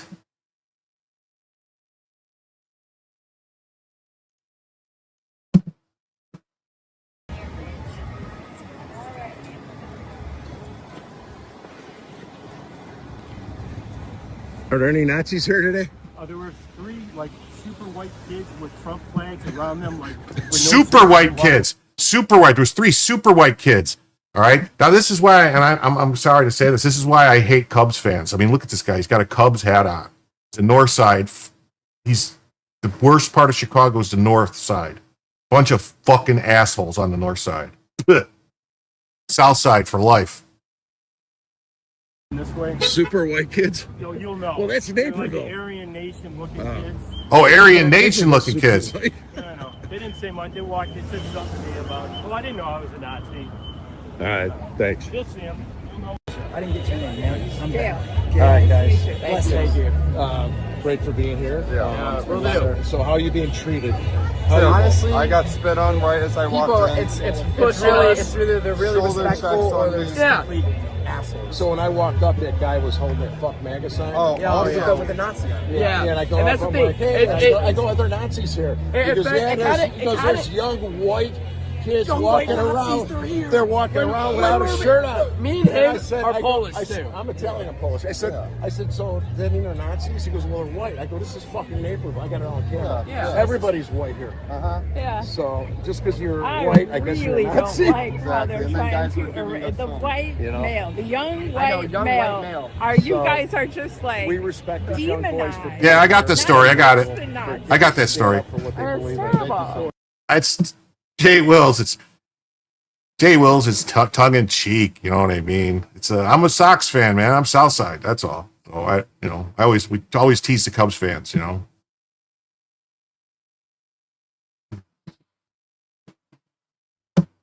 In the middle, we're in the belly of the beast here, and these boys, they get a lot of credit.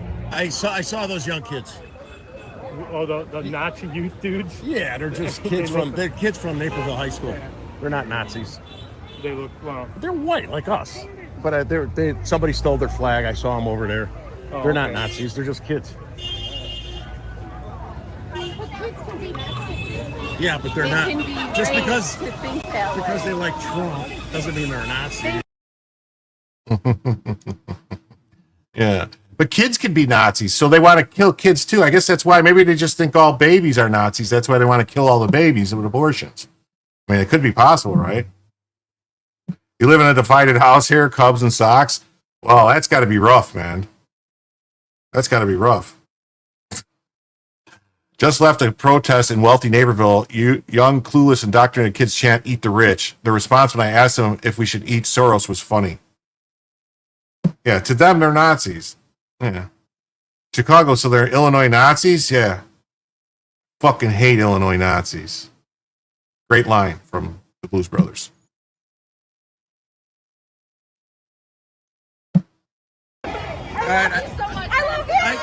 I got to ask you guys a question. Yeah, what's up? We're in Naperville, right? Yeah. Yes. And you guys are saying eat the rich in Naperville. That means you're going to eat like half of these people. That's honestly fine. There's a difference between billions of dollars versus millions of dollars. As a human being, you physically cannot comprehend the concept of a billion, and if you can't concept a number, then you shouldn't have that much money. So Billionaires can spend $1 million. Very suspicious. I have it. It's very suspicious. I mean, right? It's like the riches of the rich. It's just kind of like Eat the rich. I don't know, man. It's just eat the rich. It just eat the rich. Eat the rich. So I think his point is. I think that one person has been eating way too much. The way that we protest because we want people to listen and we want people to understand. Well, they're not going to listen either way. I'm listening. That is true, but you're already like halfway over. MAGA people aren't listening, and they aren't. They're so dense. Oh, they're dense. And look at these idiots. Oh, it's bullying, man. This is what happens when you get rid of bullying in schools, because these kids should have been in school getting bullied instead of out here. Yes, but okay, so because I don't live here, I think of these as rich people. They're not billionaires, but they're rich people. Exactly. So here's what I'd like to explain to you, and this is Mom, by the way. All right. Oh, you're admitting you're their mom? Oh, okay. Says a lot, pink hair lady. Our Mimi, right? Our Mimi, all right, was German. She was going to explain to that girl that her great grandfather was killed died at Auschwitz. Yeah, he fell out of a guard tower. Yeah, bullied, no punch, Jim. Well, that's what I keep saying. Hey, Eastman Farms, what's up, man? Yeah, that chick looks like she went to the billionaire buffet. Yeah, all you can eat. Well, here's a Connecticut state senator, Assad Anwar. Oh, sounds like a foreign name to me. Who is also a doctor from Pakistan. Oh, there you go, from Pakistan. The actual Hitler Youth. Yeah. Yeah. Teach sheeple truth. Repeat. Yeah, I try. You did make that joke? Yeah. So, and he suggests that he hopes Trump gets sick and dies. Absolutely disgusting post from a sitting government official and a doctor, no less. Oh, he wants cholesterol. Do your job. Oh.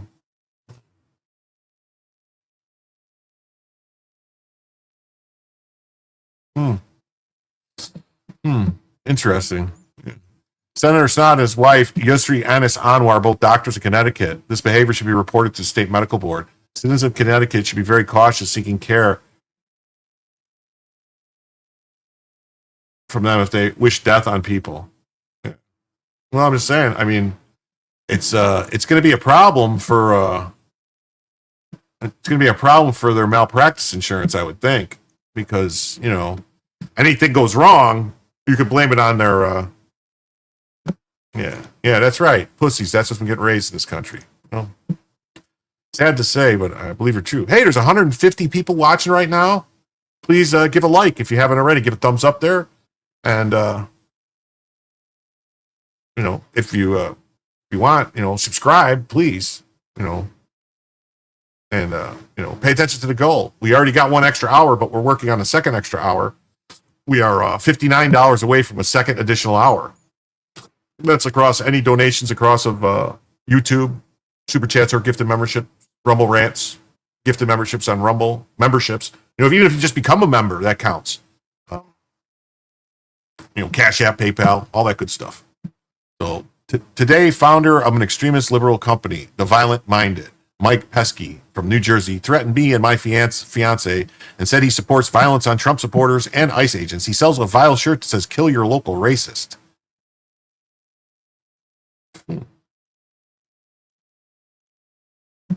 We don't support violence on Trump supporters. Why do you come to my neighborhood and sell this? Do you support violence on Trump supporters and federal officers?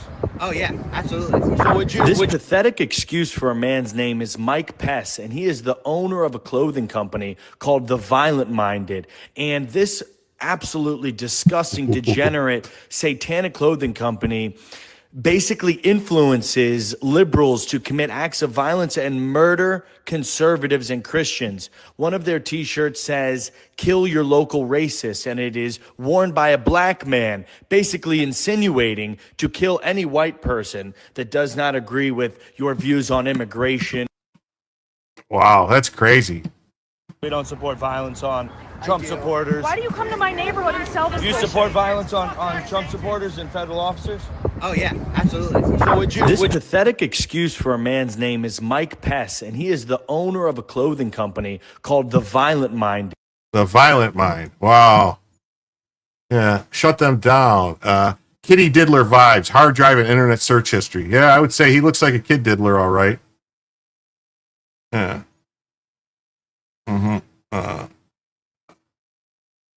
And it says, thank God Trump administration is starting to take down Satan's American deep state cult. Whatever that means. This guy needs to be investigated, definitely. We got this, a Florida woman. So when's the next No Kings Rally Day? Looking forward to that. I think it's October. I don't know. Yeah, it sounds a little fascist. It does. It sounds a little fascist, but thank you. Thank you for the 5. I don't know. I'm sure they're going to have it planned again. They got, they're orchestrating it. There's some other stuff they're doing. EDC is lightweight, accurate, and not wanting to be brandished. Well, that's what everyone. My advice to everyone is ABA. Always be armed. It's a crazy world. You need to be able to protect yourself and others. You got a wife, kids, whatever. You want to be able to come home to them. It's better be judged by 12 than carried by 6. No Queen Chuck Schumer protest next week. Oh, okay. Yeah. Karen says, I read the message. Well said. Yes, I read it too. Unfortunately, the ABCs of safety. Yeah. Always be carrying. Unfortunately, I can't put that message up on screen, Reese, but I've heard the same thing. Let me adjust the banner down now. We are now $54 away from a second additional hour. Moving right along. Hey, BTM Reviews. What's up, Dave? How you been? I haven't seen you, buddy. I've been trying to check in on you. I haven't seen you around. Nice to see you.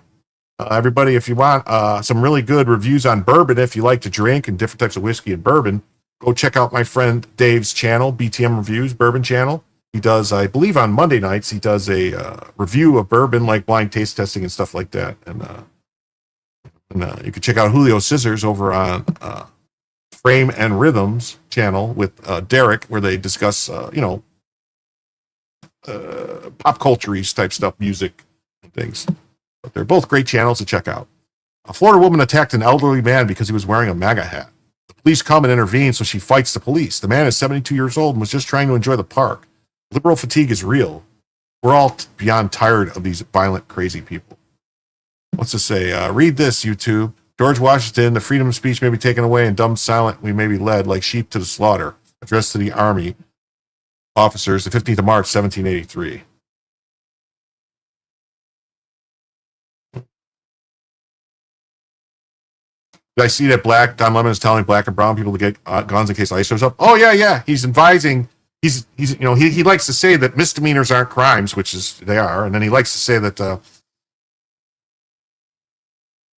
You're 14 times larger than both Trump's inaugurations combined. That's what the No Kings website says. No, it wasn't. Reports are saying like around 650,000 maybe total across the whole country, and there was over 1 million people at Trump's one inauguration. So I would say no. Read 2. Oh, read this too. Okay. All right, I did read it. So let's see what happens here. This is a long video, so I don't know if we'll play it all. Hello. Is this other person still here? Yes, they are. Where is she? The gentleman in the small side, Michael, he'll let you know he's got a video. They're on the big side. She came running over to this side. Enough's enough. I have a right to wear this hat. Okay. Who saw her? Well, I'll get into all that later. Michael. Who's Michael? Where's he at? He's in the small park. Hello. Is this other person still here? Yeah, well, the Not guy, him. all right, yeah, she just walked by. There they are there. You're looking at black? the back, black with the purple hair.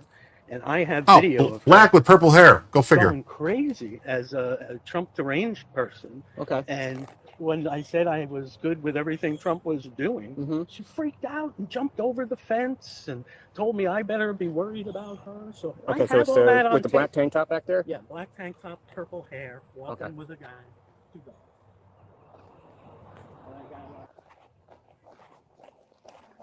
Of course, it's one over here. They're very north side of the park. Ma'am, can you come over here for a minute? Hi. Hello. So before we get into everything, can I just bring you up here so we can all talk together out in the front up here? Oh, no. Oh, no? No. Okay, do you have your ID on you? No. Okay, what's your first name? Laura. Laura? Why are you here, sir? Well, there was an incident, and we were called about it. Okay. Oh, this is old? Just a second. I thought this just happened today. So I came up to talk to you. I was doing the same thing I always do. Walking around the dog park. Laura, what's your last name, Laura?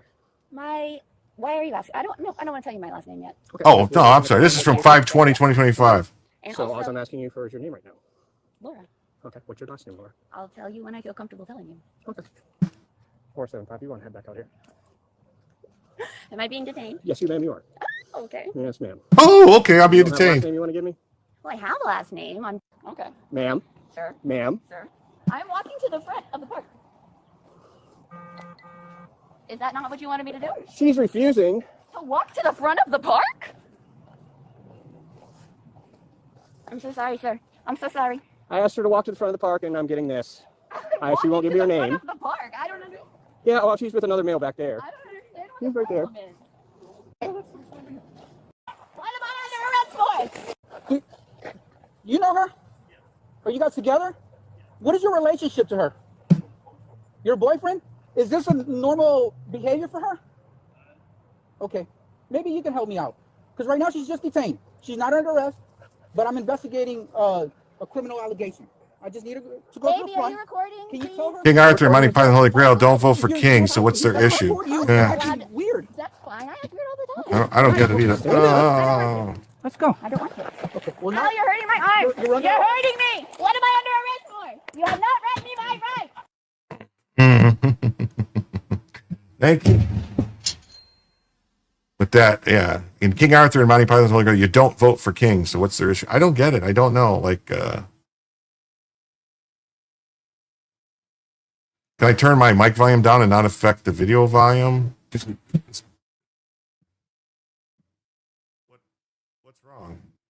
What's wrong with my mic volume? I'm confused. let's see here. I have to adjust the banner before I forget. Take the $5 off. We're now 49 away from a second additional hour.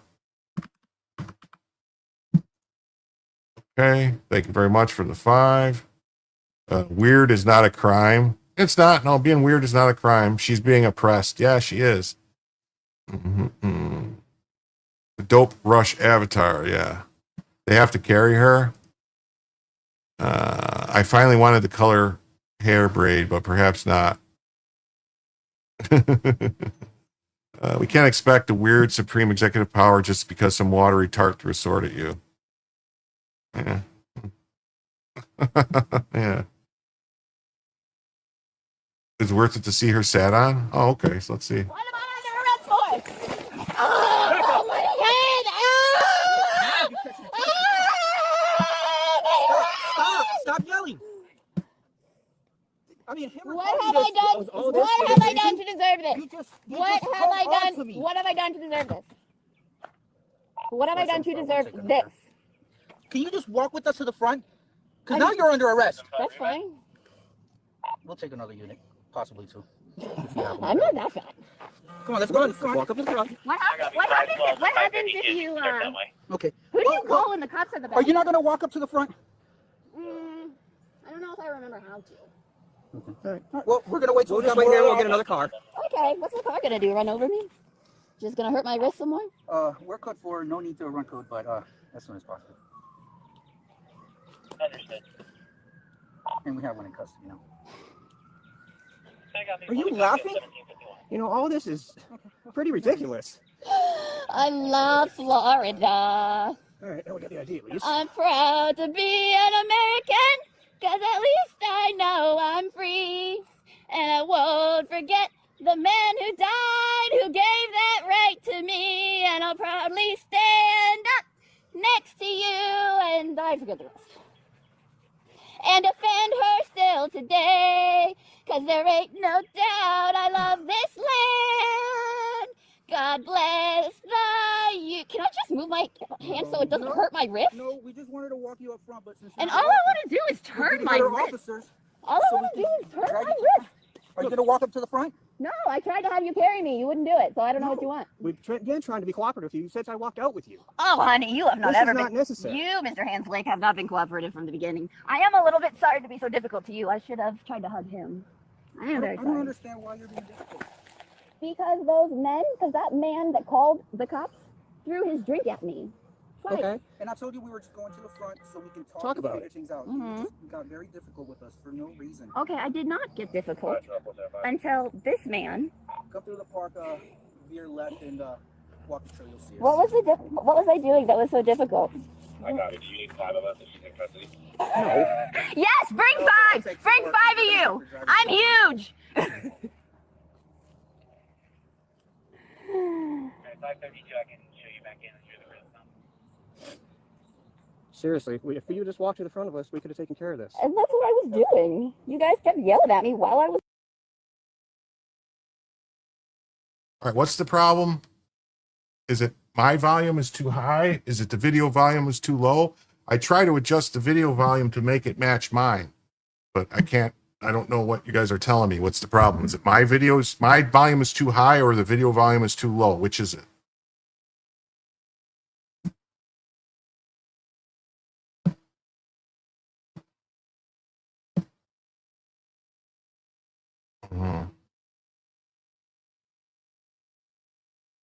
Julio, you can fix her? Okay.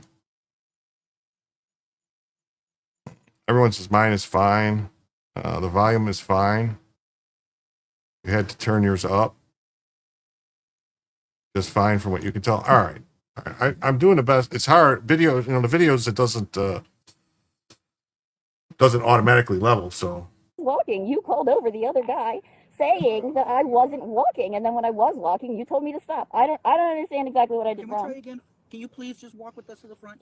I mean, We really don't want to I'm carry asking you you all the way out nicely. to the car. We're going to take you up to the front, but you're just making this more difficult than it has to be. Sometimes the video is too low. Will you walk with us?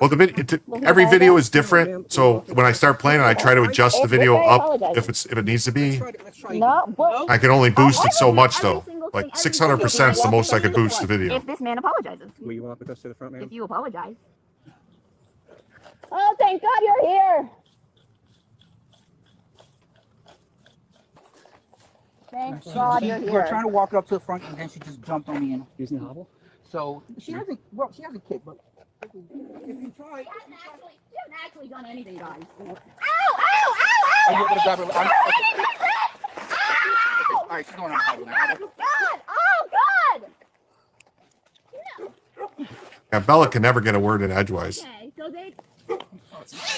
Yeah, sorry. Penalty Mr. kick. Third Cop, can I please see you, Mr. Third Cop? Mr. Third Cop. I'm right here. Can I see you? I'm right here. May I see you? No, I'm busy. May I see you when you're done?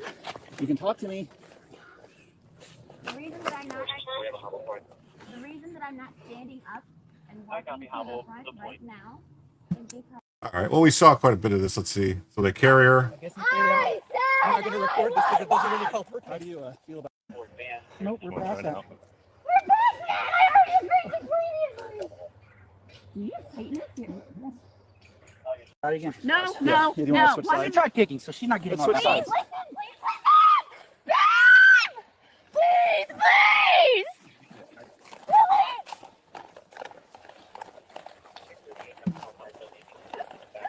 They need to have. She go through the 7 stages of acceptance. Yeah. She's gonna start moving. Now she's pleading. Yeah. How do you know? Oh, you were trying to help. My mic volume doesn't match the video volume. It's louder. Well, I could turn my volume down a little bit. Like, is that better? Does that mean anything? This hurts like a motherfucker. A car. Is anyone gonna listen to me? I already agreed to walk several times. Nope, we're past that. We're past that! I already agreed to previously! You tighten it. Thank you very much, Trumpinator. And with that, we are now $44 away from a second additional hour. Yes, we're all recording your behavior. Good. You're gonna leave here till the car comes? I agreed to walk. I bet she was something back in the day before electricity. All I wanted. She could have walked out on her own at any time. Yep. Am I required to give you my name? Yes, you are. Wait, 1, 2, 3. 1, 2, 3. Oh my God, you hurt so much. Well, all you have to do is walk. I agreed to walk. The old Yeller treatment. I agreed to walk. One hand will come out. That's it. That is not true. That is not true at all. My hands are gonna. Oh my God!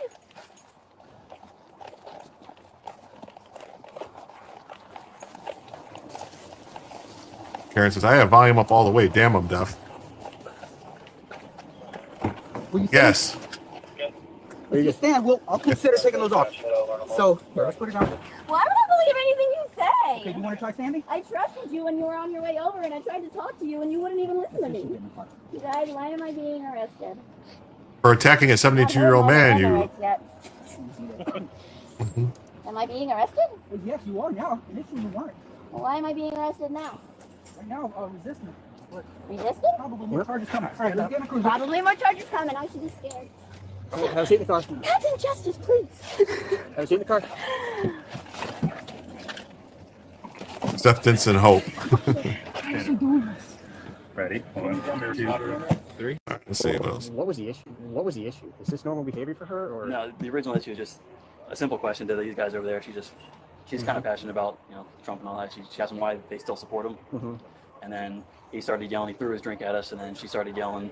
Went over there, and then he kind of gave her a little body check, and then she started yelling more. And the bigger guy, he's the one that called the cops. He went off, and then she just sat down, was talking to the other guy with the long hair.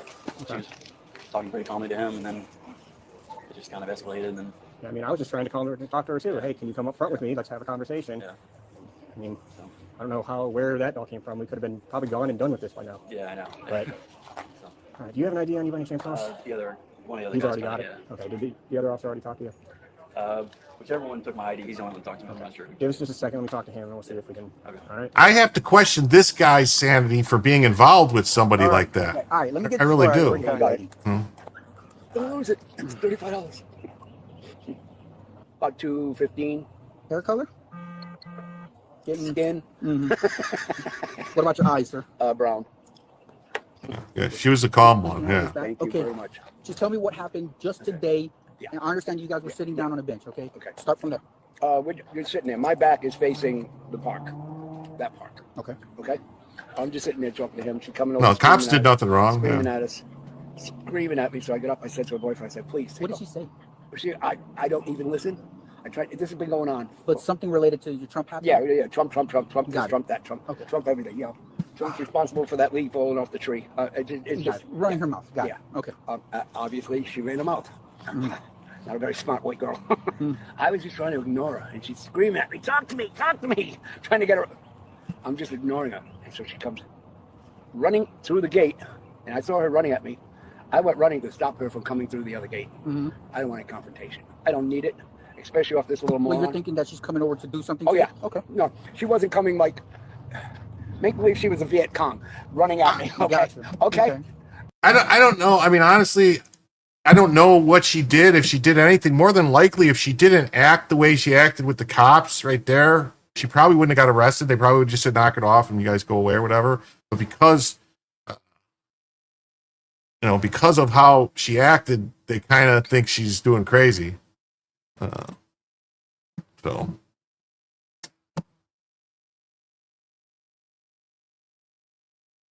No, I don't know, Karen O. I mean, I'll say, I don't know. Is it false imprisonment when she's refusing? When they say you're being detained and you try to leave? I have that. I have that video. It's two people talking about, I believe it's the right video. They're talking about deportation stuff. And she's like, no, if they're illegal aliens, they should be deported. And so, yeah. I don't envy the nonsense officers have to deal with this video. Decent restraint, gentlemen. Yeah. She's crazy, can't control her emotions. Yeah. Instruct those asking for truth. Yeah. I don't know. I'm just saying, like, I would think this would have ended differently if she would have just talked to the cops and explained what happened. And as long as there was no physical. Yeah. Yeah. These people equate MAGA with Nazis. That's why she freaked out. Yeah. That type. Okay. So she got to the fence to cool her off. I threw a little water on her for my thing. So I locked the gate. Well, not locked. See, he just admitted to assaulting her with water. So I wonder if he's going to get arrested. That way. Okay. That's why I called Can I you see the guys. back of your head? Do you have any injuries? I don't think I have an injury. I've been in the park. You just That's before. I should have called the cops then. But Mike, it's hard to get away from these men. So. Very afraid for the world. She now faces charges including battery on a person 65 years or older, battery on a law enforcement. Oh, yeah. I forgot. In Florida, if you batter somebody 65 or older, it's a felony in Florida. Yeah. Enforcement officer and obstructing or resisting an officer without violence. This case highlights how a verbal confrontation can quickly escalate into violence and violence and resistance. Yes, right away. So, in case you were wondering, that was way too long. In case you were wondering why young adults are running to the Republican Party in record numbers, check out these washed up hippies at the No Kings protest yesterday, and you'll understand why. Yeah. He threw water. He threw H2O. Yeah, I mean, he shouldn't do that. If you throw a drink on somebody, that's battery or assault. It is. I mean, simple battery, whatever.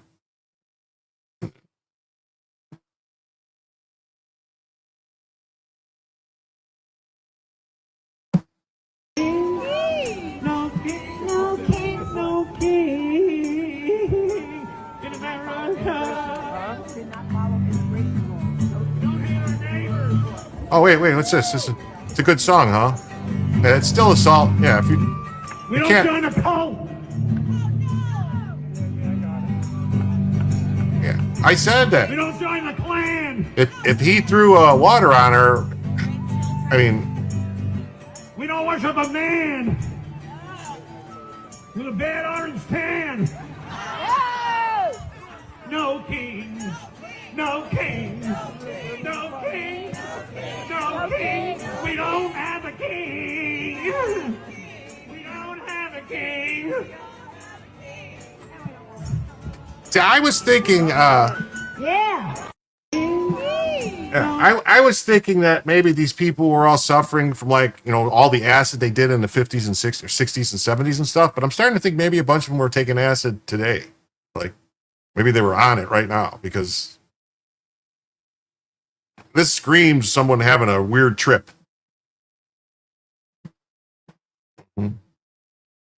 Yeah, they took the brown acid, definitely. Definitely. He thought she was a witch, so he threw water on her. Yeah. I'm melting. Yeah.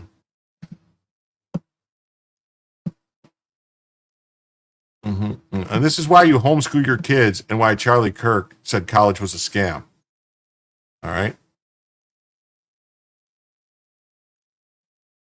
My first name is Victoria. I live in Havertown, Pennsylvania. I'm out here today protesting because I'm an American historian. I've been teaching American history for 40 years. I've spent my entire life thinking about America, and I'm watching it go down, and I am terrified. Also, I have 3 grandchildren, and I'm out here for them.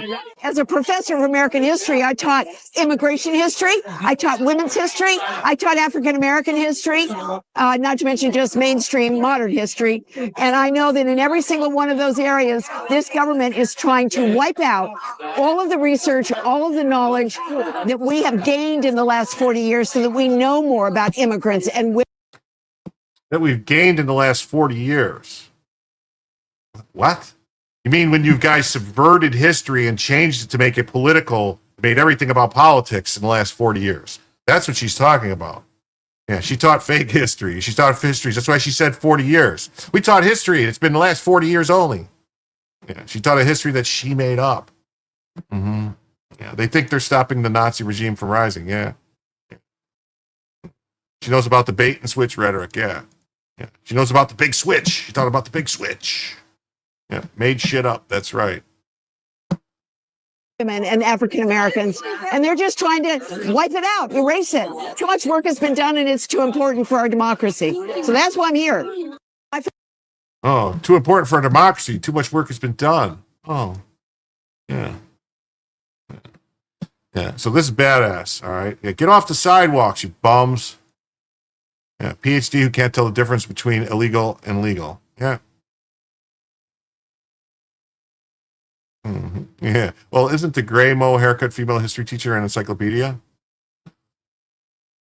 I don't know. I mean, your brain is starving. This TikToker walked through the No Kings rally in South Philly with a Charlie Kirk Freedom t-shirt on and a MAGA hat. And there's not one person in the crowd who can do anything to me. This is who Malcolm X warned us about, the white liberal. Let's see. I am in the midst of this No Kings protest here in the Philadelphia area. I'm in the midst of this No King protest here in the Philadelphia area. I was set up, and this guy knocked all of my MAGA hats on the ground. He knocked all of my MAGA hats on the ground. So I grabbed him. I grabbed his shirt, but the cops saw what he did. The cops saw what he did, and they removed him from this area. But she's the only other MAGA supporter that came out here. Only other one. But I'm in Philadelphia. There are literally about 500 people out here. Correction, this is not Philadelphia. It's south of Philadelphia, man. I know, I went to school here. It's south of Philadelphia. Excuse me. But anyway, we're like 15 minutes south of Philadelphia, Springfield, Pennsylvania. Fuck Donald Trump. Fuck Donald Trump. Fuck Donald You see how Trump. tolerant they Fuck are? Donald Trump. You see how tolerant? You see the tolerant left? No, we're not tolerant. You see the tolerant left? We're not tolerant. You're not? I'm not tolerant left. No, You're not? No, don't get that mistake, So, dude. No, dude. You gonna beat me up? No, I'm not gonna beat you up. You gonna beat? No, we're talking. You gonna scare me? We're talking. You gonna scare me? You gonna scare me? You gonna beat me up? They think Oh, look at the white women controlling her slaves. No, get over here. Don't do that. They think they're gonna scare me. These people think they're gonna scare me. Yeah, they think they're gonna scare me. These people think they're gonna scare me. There's no one in this crowd that can do anything to me. There's no one in this crowd that can do anything to me. Police don't want to do anything to you. So, south of Philadelphia, guys. And the suburbs of Philadelphia. You do? We love you. You love me, man? Thank you. Who's trying to scare you? Where'd he go? This guy here. He tried to scare me. Ameriqua, what's up, man? How you doing? How you doing? I would agree with you, but then we both be wrong. So, I don't give you permission to film me. I'm not. I'm filming myself. Thank you. Okay, if I see me on social media, You're right there. You're right there, man. You're right there. I don't give you permission to film me. You're in a public street. You don't need your permission.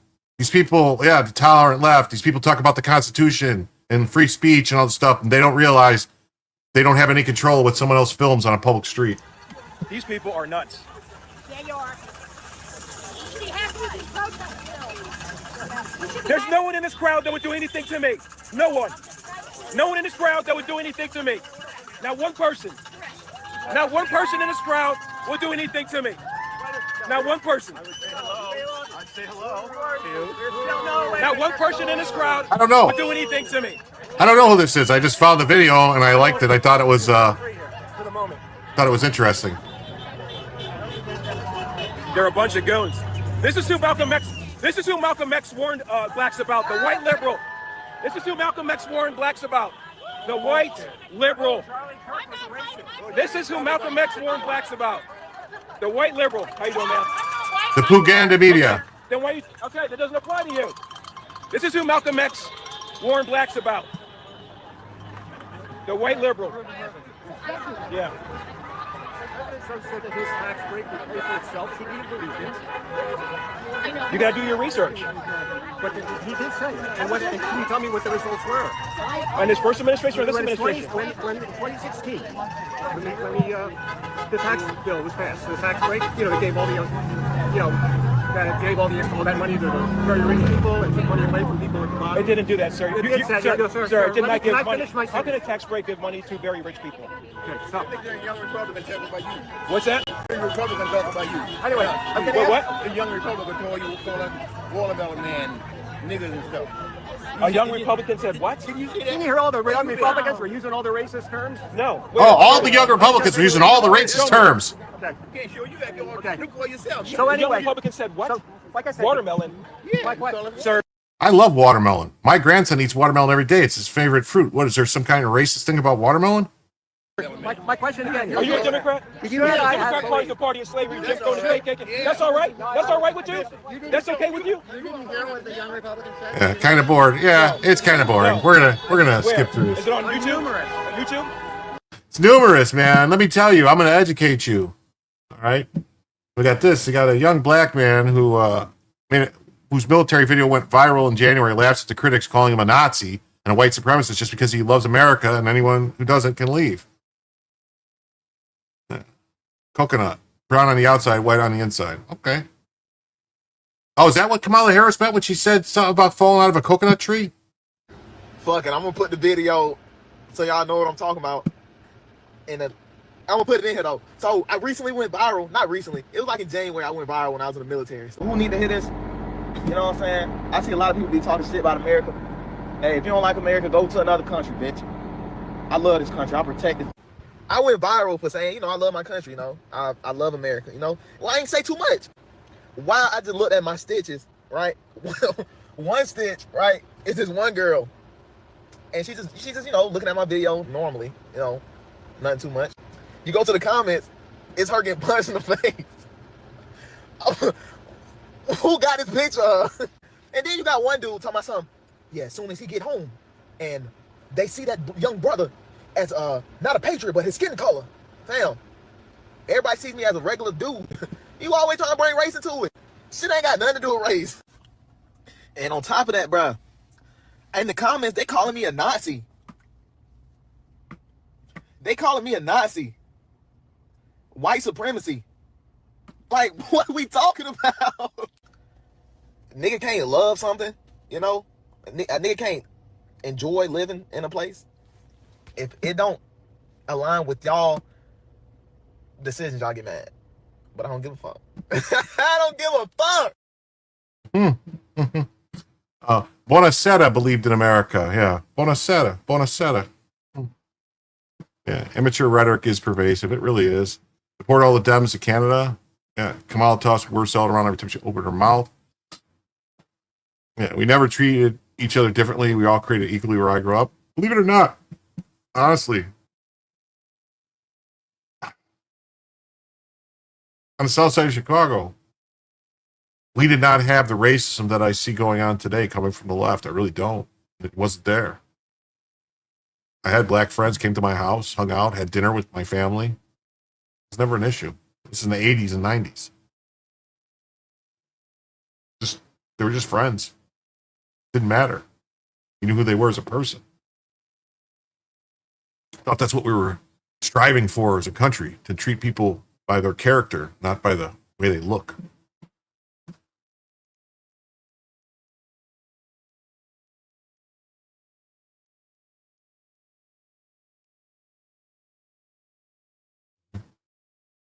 It says Indianapolis managed to get one black guy to show up to their Nose Kings March. When's? Yeah. You had friends from North Philly, they were cool. Yeah. Man. We had no racism until Obama. It was, honestly, man, the stuff that he did purposely, in my opinion, purposely seemed like it ratcheted things up way further than they needed to be. You never personally experienced or witnessed racism until 2020 when you turned 50. Crazy, yeah. So the one, Indianapolis got one black guy to show up to their No Kings March, and he was a Trump guy. Trump supporter spars with No Kings protesters at the State House. Mm-hmm. I'm a security guard. You get out of here. You're not allowed here. The police come. You go away. Wow. Pretty racist. I don't think they look alike. Do you guys think they look alike? Just starting a conversation none of you want to have. Like, they really think that, I mean, I don't know. Two legal immigrants face off against one protester. I love logics and fact. Sippy Green says, if everyone throws slurs at everyone else, we're all equal camp. Problem with restricting slurs enforcement is only. Yeah, maybe a little. First real racism you witnessed was 74, 75 when Roots was made in a miniseries. Black people thought it was nonfiction.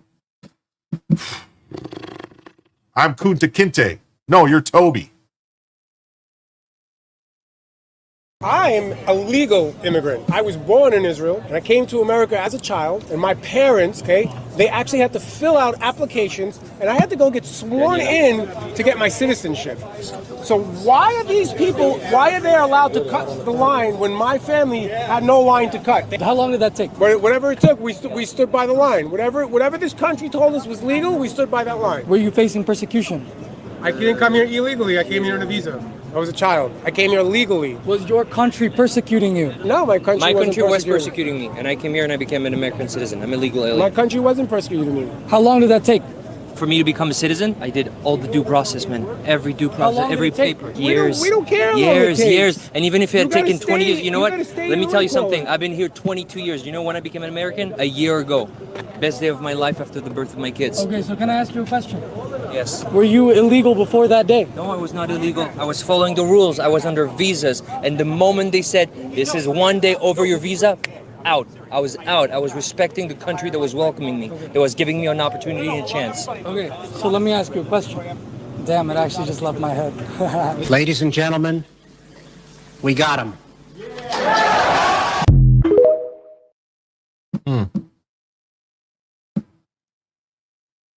You got a MAGA gal waves a Trump flag at a No Kings protest. Let's see. Uh-oh. What do we got going on here?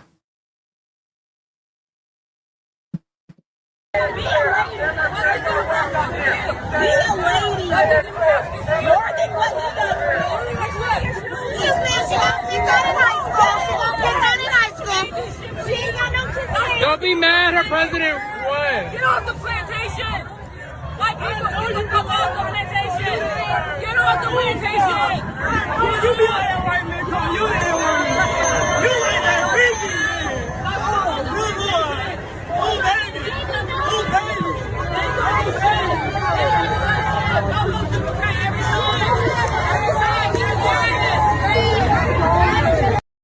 It's actually, you're actually probably right, Potato, that they want these names and all this information because they can use them for the fake Smurf donations through Act Blue.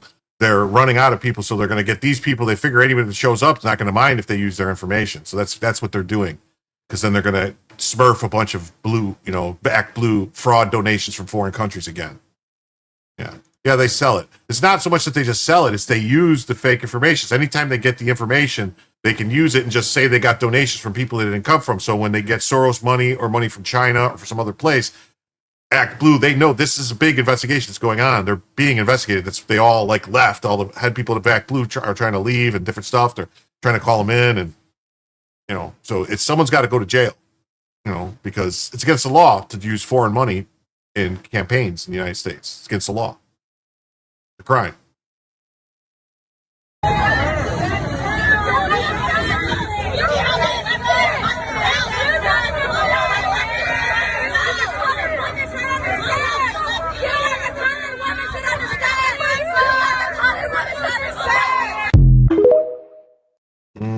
Yeah.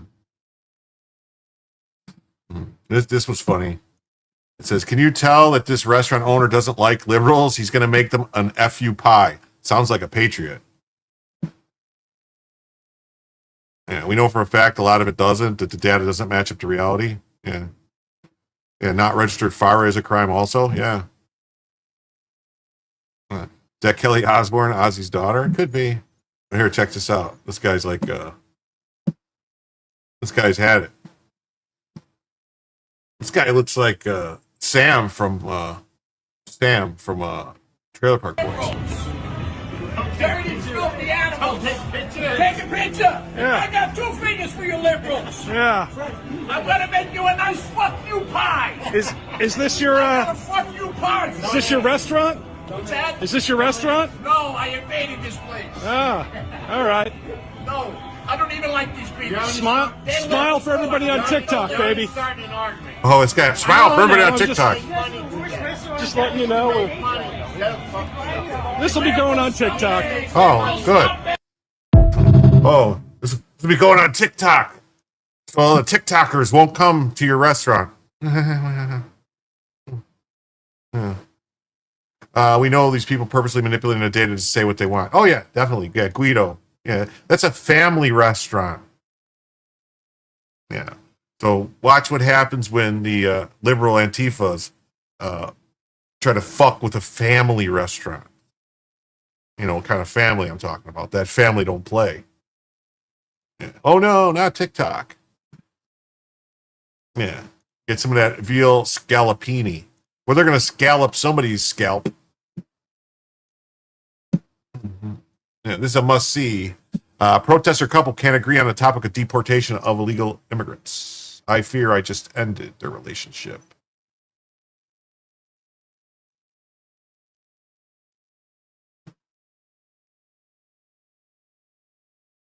Do you support the deportation of illegal immigrants? Yeah. Yeah. I do. Okay. She's saying she doesn't. If they're illegal, then yeah. Do you not support the deportation of illegal migrants? And why not? He does and you don't. It's not illegal. Okay. If someone crossed over the border illegally, should they be deported?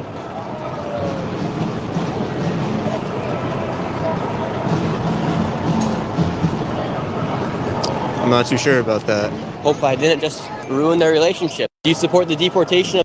Mm-hmm. She's like, oh, it's not illegal to come here illegally. Not illegal. Oh, we just have all these laws. And this guy says, after seeing how relieved Memphis residents were when the National Guard arrived, an Atlanta resident is urging President Trump to deploy them to Atlanta to help curb crime. It's not illegal. Yes, it is. People aren't illegal on a playground. Yeah. He got cut off that night. Yeah, well. Cook. Beta. Yeah, send my support, Spuds. Yes. If you could patronize that place now, that would be great. Yeah. Hearing about Trump's achievements and seeing what's possible, people naturally want to live in safe cities. Oh, another white supremacist. I'm gonna start by saying, I know a lot of y'all gonna dislike this situation, but hey, Trump, come on to Atlanta, man. Bring the National Guard to Atlanta. We need you here, man. I see how you did Memphis, man. A man made a video this morning about him walking to the store, man. And man, it was peace and quiet. I mean, peacefully. He bragging. He loved it, man. A lot of y'all gonna say, we don't need Trump, we don't need Trump. I ain't got nothing to do with who we need. We need the National Guard in Atlanta to clean this mess up, man. These little boys running around crazy, robbing people, shooting at people, goddamn running in people's houses. Come on to Atlanta and clean it up, Trump. Hey, I ain't got no problem with it. And if you got a problem with it, go somewhere else. But hey, as long as I'm here, if Trump call right now and say, hey man, I'm on the way, I'm like, hey bro, start over here. Start over there. Trump, we ain't asked for much since you cleaning up places. I'm cleaning Atlanta up, man. Man, get all these goddamn roughnecks out of here, man. Hey, we waiting. We up next. Yeah. That's the thing. It's actual people that live in these places, the people that actually live in these crime neighborhoods with the stuff.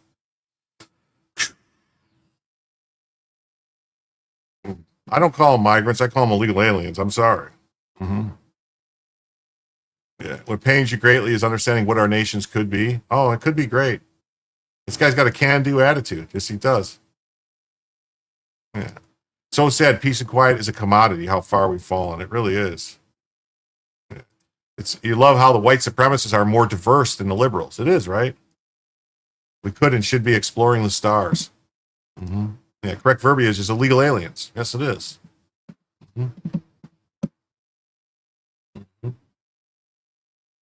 This one says, hey, y'all, I went to a No Kings rally today wearing my MAGA hat in Athens. Guess what they said to me? Absolutely nothing. They didn't know what to do when the Savage pulled up. It was awesome. Well, probably because you're a very pretty girl. Hey, this is not my Athens. No kings. Not my Athens. We didn't have this back in the day. Look at the second song. It's so funny. Is this serious right now? Yes, they are. Wow.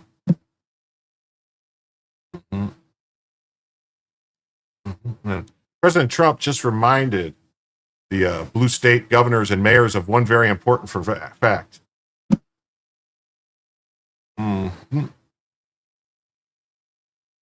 Don't forget, I can use the Insurrection Act. 50% of the presidents almost have used that, and that's unquestioned power. I'm met constantly by fake politicians. These cities have to be safe. Yeah, she has security. Yeah, she had security. I'm pretty sure her security was. Yeah.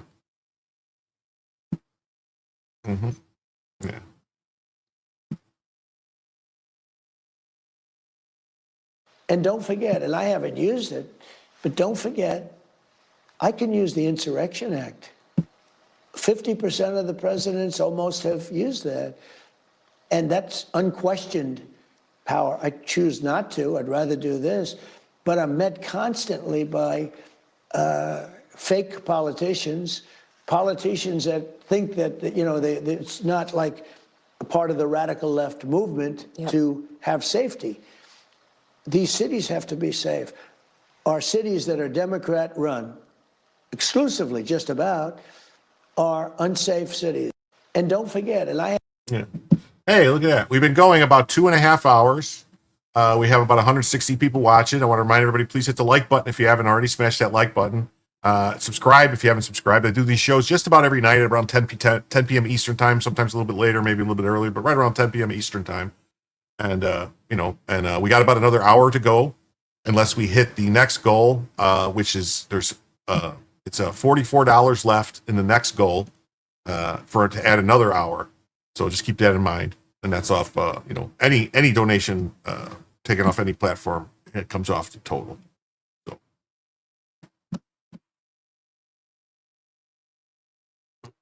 The Insurrection Act has been used repeatedly throughout history whenever federal law is not being enforced by the states. It's not nearly as controversial as some people seem to think.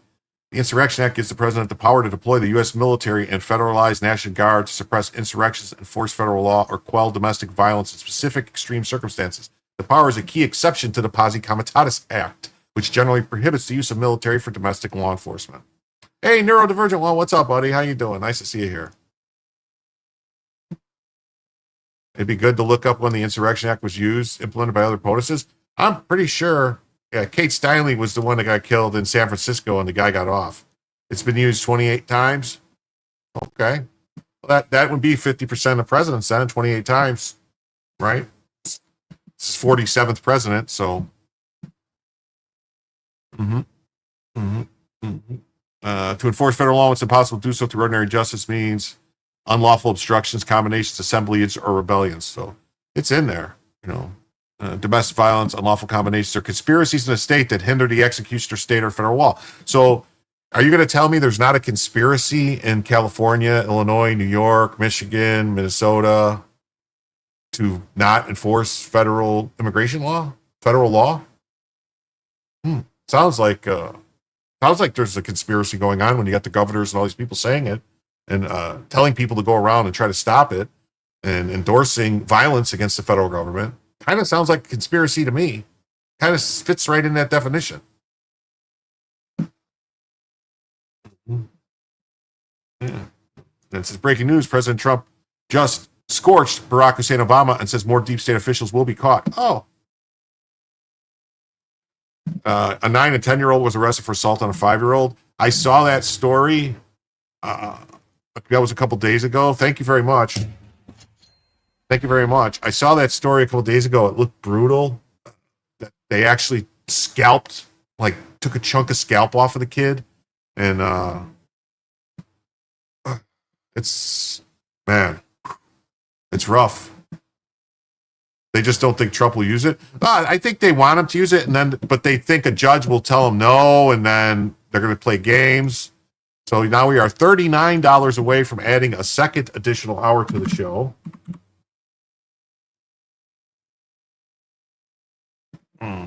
Yeah. It says New York, California, Illinois, New Jersey, Pennsylvania, all colluded to put known COVID patients in nursing homes. Yeah, the global homogenization of the cattle. Yeah. I'll familiarize myself with the 10th Amendment. I know about the 10th Amendment. It says all powers not delegated to the federal government are left to the people or the states. Immigration enforcement is strictly the federal government. So that's what they're trying to stop. They're trying to stop the federal government. Yeah, pray for that little girl. Yeah, it was brutal. It was brutal.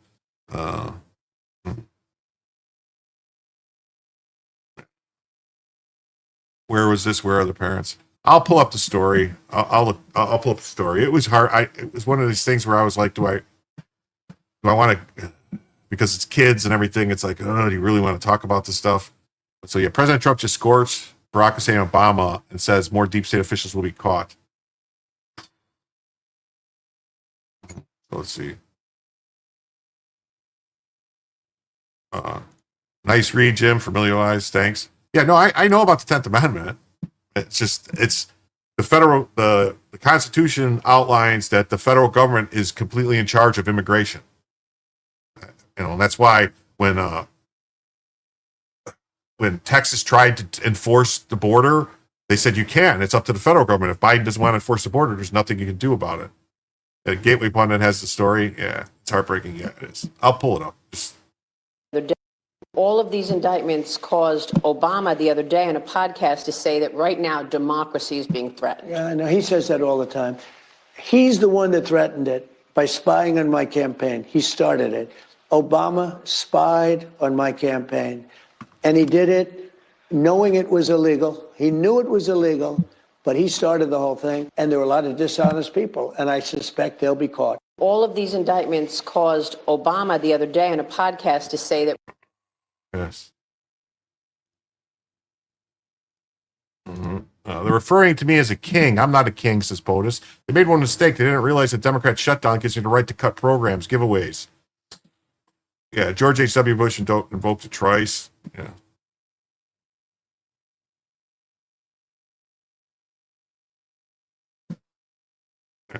No state has constitutional authority to enter into trafficking as a way to lessen the burden of an unlawful invasion. Yeah. Yeah, the states created the Fed to represent us. You see, that's a lot of things like a lot of people don't realize, too, is that the 17th Amendment, which granted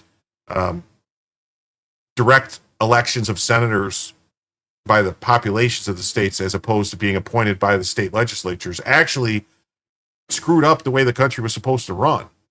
That actually gave the federal government the opportunity to not expand the House to match the population. That's around the same time where they just said, oh, well, if we're going to have people voting for the Senate, we don't have to have all these representatives. The problem is we're supposed to have the House of Representatives is supposed to be the people's house, the people's representation. And it was supposed to be like 35,000 people for every one representative. That's what it originally was. And then they changed it. Like, I don't know, 35,000 would be a lot, but I mean, I personally think we should have like maybe 100,000 people should be a representative. You know, we should have like 4,000, representatives in the House, basically, something like that. Because that way, if you have a problem, that you're going to have representation. It would solve all these gerrymandering problems for sure. Because you wouldn't be gerrymandering districts for 100,000 people, because there's no way to do it. You'd just be making little boxes with the people. By having 1 million people, you can gerrymander, but 100, you get the number down to like 100,000, it's not worth it to do it. So, but then it would destroy the two-party system if we had way more House representation, because you'd have other parties winning House seats. You'd have, libertarians, you'd have Green Party, you'd have all these other parties running, different parties running. So that, in my opinion, personally, is that you get that number, the actual representation of the House of Representatives back to where it should be, to where we actually can get on the phone or go see your representative and talk to them and say, I don't like this is what I want you to do. And the people would be actually more accountable to the people in their district. It would be a lot better place. We'd be a lot better country, and get the voting changed, 1913. Yeah, it was 1913, not 1013. It was the same time. So, but a lot of things happened in 1913. The Federal Reserve, income tax. Look into it. It's a crazy time. They did a lot of shit to screw us over. And Kentucky Irish says, rest in peace, Kate Steinle. The San Francisco DA had suppressed hard evidence, a deal with the defendant's legal team. Feds had to step in. Yeah. Wait, just now? I know that you're saying the Fed stepped in now? I know. I hope so. You're saying that. Yeah. We'd have to get real representation, get rid of the lobby. Yeah. I mean, think about how hard it would be for them to start, didn't they steal everybody's gold in the 70s? Actually, they stole everybody's gold that was FDR who confiscated everybody's gold and made it illegal for you to own gold. All that happened in the 70s was they took us off the gold standard, which I don't even know if we were really on the gold standard or if it was just, There's a pile of fuckery on top of fuckery on top of fuckery that we really need to untangle. Yeah, and the best way to do it is to have actual representation from the people, from the people. So with that, we are now $34 away from an extra for a second additional hour. Mm-hmm. You doubt the Lobotarians would be able to win even with 35,000? Maybe. Thank you. Third Ralify has rated the stream on Rumble. Thank you very much, Third Ralify. Thank you. Yeah, FDR stole the gold. Nixon made the dollar gold less. Yeah, that's what happened. Exactly. Yeah. Yeah, they made it illegal. If you had gold in your house, they made it illegal. They made it a crime for you to have gold. I mean, a lot of bad shit happened under FDR, man. I hate to tell you. A lot of bad shit happened.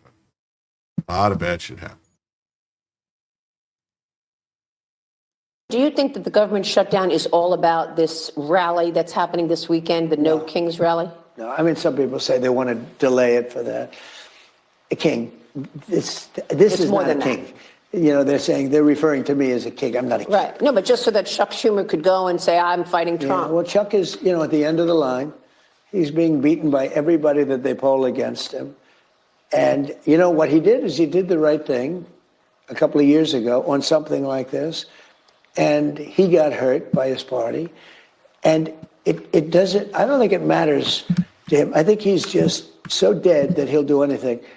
I think they could just stay out forever. I mean, to be honest with you. Now, what we're doing is we're cutting Democrat programs that we didn't want because, they made one mistake. They didn't realize that gives me the right to cut programs that Republicans never wanted, giveaways, welfare programs, et cetera. And we're doing that, and we're cutting them permanently. We're cutting a $20 billion project that Schumer fought for 15 years to get. And I'm cutting the project. The project is going to be dead. It's pretty much dead right now.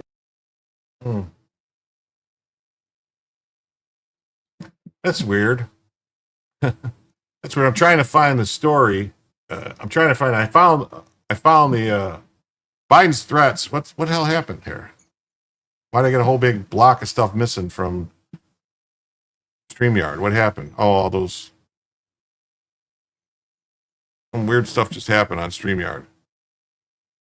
What's going on?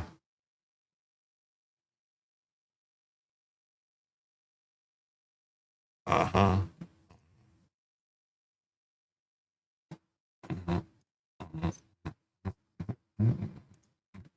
Anyway, so Biden's theatrics ignored a real issue. What's this say? Real issues. Democrats weaponize shutdowns to expand benefits for illegal immigrants while gutting accountability. The big beautiful bill cuts $1.6 trillion in waste, redirecting funds to American workers, not foreign handouts. Social Security isn't a Ponzi scheme; it's a lifeline for citizens that they earned. Stanley's assailant stole a weapon from a park ranger truck in downtown Suffolk. Yeah, but I thought they found him not guilty because of some shit that happened in the state court. Are you saying that the feds? Hey, Mordred Kane, what's up, buddy? Thanks for stopping by. You just want access to whatever the government has access to? Yeah. Shouldn't Scott Bessent tell us who finances all Antifa? They should be looking into that. They should be. Hopefully. Hey, Spuds, what's up? Yo. Teach sheeple the truth. That's right. I don't know what happened there. It was weird. Something weird happened. Anyway. When DC bureaucrats burn cash on a globalist pet projects instead of securing entitlements, reforms become non-negotiable. Trump's strategy /bloat, protect taxpayers, enforce borders isn't kingship, it's leadership. Democrats scream cuts to distract from their own sabotage. They opened the borders, they unchecked spending, and they refused to audit the $150 billion annual drain from illegal immigration. Priorities matter. All right, so here's that story. I'm trying to find the Gateway Pundit version of this. It says two 9-year-old and 10-year-old kids allegedly beat up and sexually assaulted and ripped out the hair of a 5-year-old kid who had been taken to the hospital. 9 and 10. What is happening? I'm only doing this because people were talking about it. I wanted to show this, so we're going to get back to the other stuff in a second. Literally saw the worst thing ever. And Tavia Kinnebrew, a mother, heartbroken and pleading for justice. Police say her 5-year-old daughter was beaten, scalped, and sexually assaulted. The people that did it, they believe, are a 9-year-old boy and a 10-year-old girl. I saw my daughter unrecognizable. Kinnebrew says she dropped her daughter off with a family member on September 13th. Somehow, the 5-year-old got outside. The next thing the mother knows, her little girl is being treated by paramedics. Police say the brutal attack happened in a field near East 148th Street and St. Clair Avenue. Her hair was scalped from her head. She had bruises and blood all over her body. Her eyes was filled with blood. Her lips and mouth was filled with blood. Her nails had dirt, debris of dirt stuck in it. 19 News spoke to Kinnebrew last week. Nearly a month after the attack, she's still wondering how and why this could have happened. The Cuyahoga County Prosecutor's Office charging the children with some adult-like crimes, attempted murder, rape, kidnapping, and strangulation. Kinnebrew telling us her daughter is left emotionally and physically hurt. I want her to just to be somewhat of a normal 5-year-old again. The prosecutor's office says they are still going through evidence and getting new information. Our team reached out to Kinnebrew's lawyer for comment on these charges, but have not heard back. For 19 News, I'm Aria Janelle. Yeah. The demons are taking over our children. Yes, they are. Mm-hmm. Yeah, so here's the story from the New York Post. Yeah, a 9 and 10-year-old scalped a 5-year-old. Yeah. The truth is too offensive. How about some misinformation instead?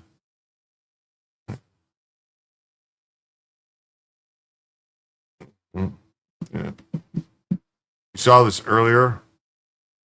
Yeah. Someone was asking about it, so I pulled it up. Two young Ohio children are charged with attempted murder, rape, and a harrowing attack against a 5-year-old girl that was left unrecognizable. Two young Ohio children are facing charges for rape, murder, attempted murder, and other charges for an unthinkable assault on a 5-year-old. 5-year-old girl who's left bloodied, scalped, and unrecognizable. The suspects, a 9-year-old boy and 10-year-old girl, were hit with a laundry list of charges following the shocking September 13th attack on a little girl, the Cuyahoga County Prosecutor's Office said Wednesday. The office and the Cleveland Division of Police both declined to share information and provide comments due to the sensitive nature of the case. The sensitive nature of the case. Oh, maybe we could see Bella's face as an antidote to the story. All right, I'll see what I can do. I didn't notice she moved. Sorry. Sorry.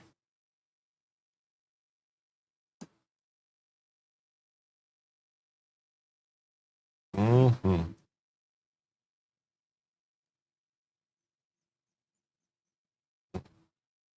Yeah, you can still buy rope at every hardware store.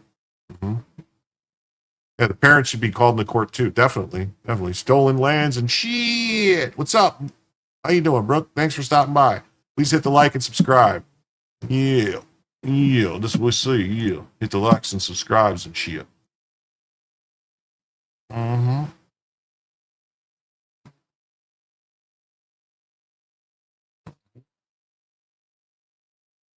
Oh. A 5-year-old girl was allegedly raped and scalped. That's fucking, yeah. Where are the adults? Conquered lands. Yeah. 5-year-old victim. Victim's mother told locals she dropped her daughter off at a family member's house for a few hours. Somehow the little girl left the property on her own and was missing. Later that day, she was found unresponsive, beaten, and bloodied in a field. Her mom, whom the Post is not naming to protect the victim's identity, was called and arrived to find her broken child loaded into an ambulance.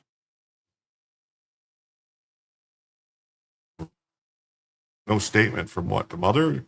We just heard the mother. Wasn't that the mother that was talking? Yeah. What I saw was unbelievable. My daughter was not my daughter. Her hair was scalped from her head. She had bruises and blood. Her eyes were filled with blood. Her lips and mouth were filled with blood. Her nails, debris, and dirt studded in it. What the fuck? What is wrong with people? Man. Gruesome photos the victim's mother shared with the outlet showed the girl's missing a large chunk of her braided hair near the front of her head. The little girl was in the hospital for a week, woke up traumatized, and still struggling a month later. Oh. Okay, well, thanks for stopping by, Foxblade.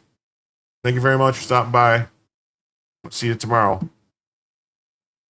Where's the statement from the parents of the offenders? Also, the woman entrusted with her care drug test now. Yeah. I believe that's drug test. I stock RE rope, definitely. And what are our parents teaching kids that a 10-year-old would do this? It's really, what is going on?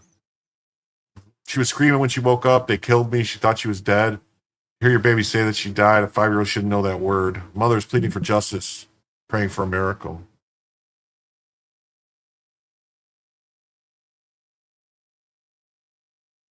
What? Tragic story, but I zero fucks to give after the dumbass redirect. Redirect? What do you mean? Huh? Surely they make mini wood chippers? Where are the fathers at? Well, I mean, yeah. Sheriff Grady Judge would name the attackers. Yes, he would. She'll never be a normal kid again. Yeah. The pair were charged as juveniles.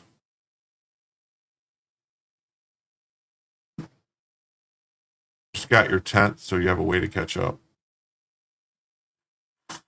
Well, so yeah, that's story. So, hey, Rogue Thought, what's up, buddy? Thanks for stopping by.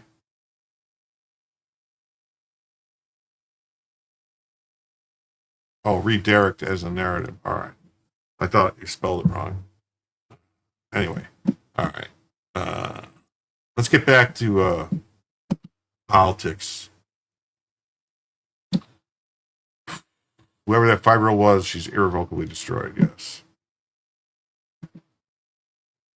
We should be treating these crimes way harsher. Yes, we should. Someone check on Chuck Schumer. President Trump just delivered some notable news to him. He's cutting a $20 billion project Schumer fought over 15 years to get. Well, he didn't realize it gives me the right to cut the programs Republicans never wanted. We're cutting a $20 billion project Schumer fought for 15 years to get. Is we're cutting Democrat programs that we didn't want because, I mean, they made one mistake. They didn't realize that gives me the right to cut programs that Republicans never wanted. You know, giveaways, welfare programs, et cetera.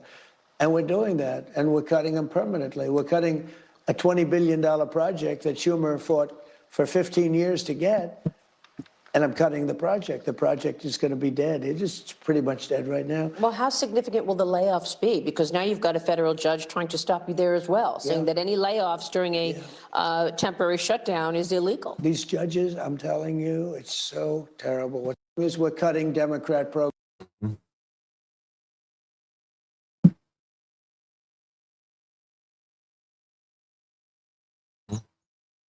Schumer's $20 billion Hudson Tunnel pet project is exactly the kind of bureaucratic bloat Trump's shutdown strategy targets. The People Care Act, H.R. 150, provides proves that welfare programs balloon when accountability vanishes.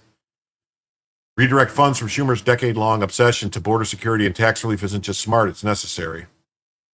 Democrats scream revenge when the pork-barreled schemes get axed, but taxpayers win when D.C. stops bankrolling vanity projects. The Gateway Tunnel? More like gateway to fiscal insanity.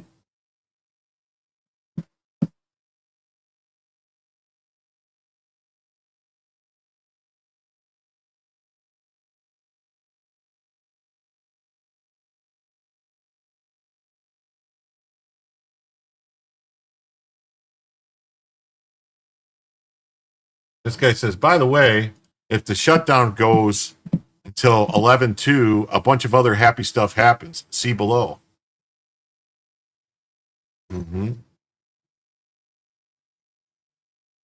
Let's see. This guy's going to explain what happens if it goes to 11/2. Hey guys, October 10th, talking about the government shutdown. A little more whiteboard time. There might be a bigger play than many people realize. Okay. So the Trump administration, Marco Rubio is the Secretary of State, Jameson Greer, Howard Lutnick, pretty much a large percentage of the cabinet has said that we need to handle the problem with the NGOs, the non-government organizations within our government, and handle the career bureaucrats. Okay. So a lot of the dirty NGOs, and when I say dirty, they're working against America's interest, like USAID did a color revolution to destabilize Ukraine, and now we've had to write a lot of checks in Ukraine, right?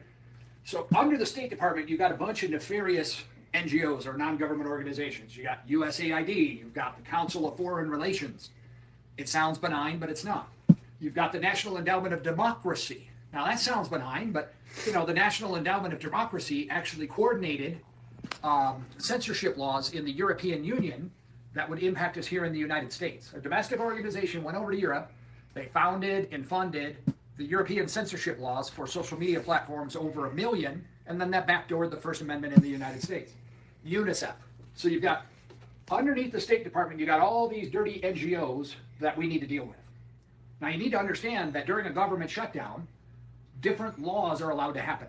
So at a minimum, I believe that the government will be shut down until 11/2 of 2025. This has nothing to do with the Democrat and Republican wrangling back and forth, okay?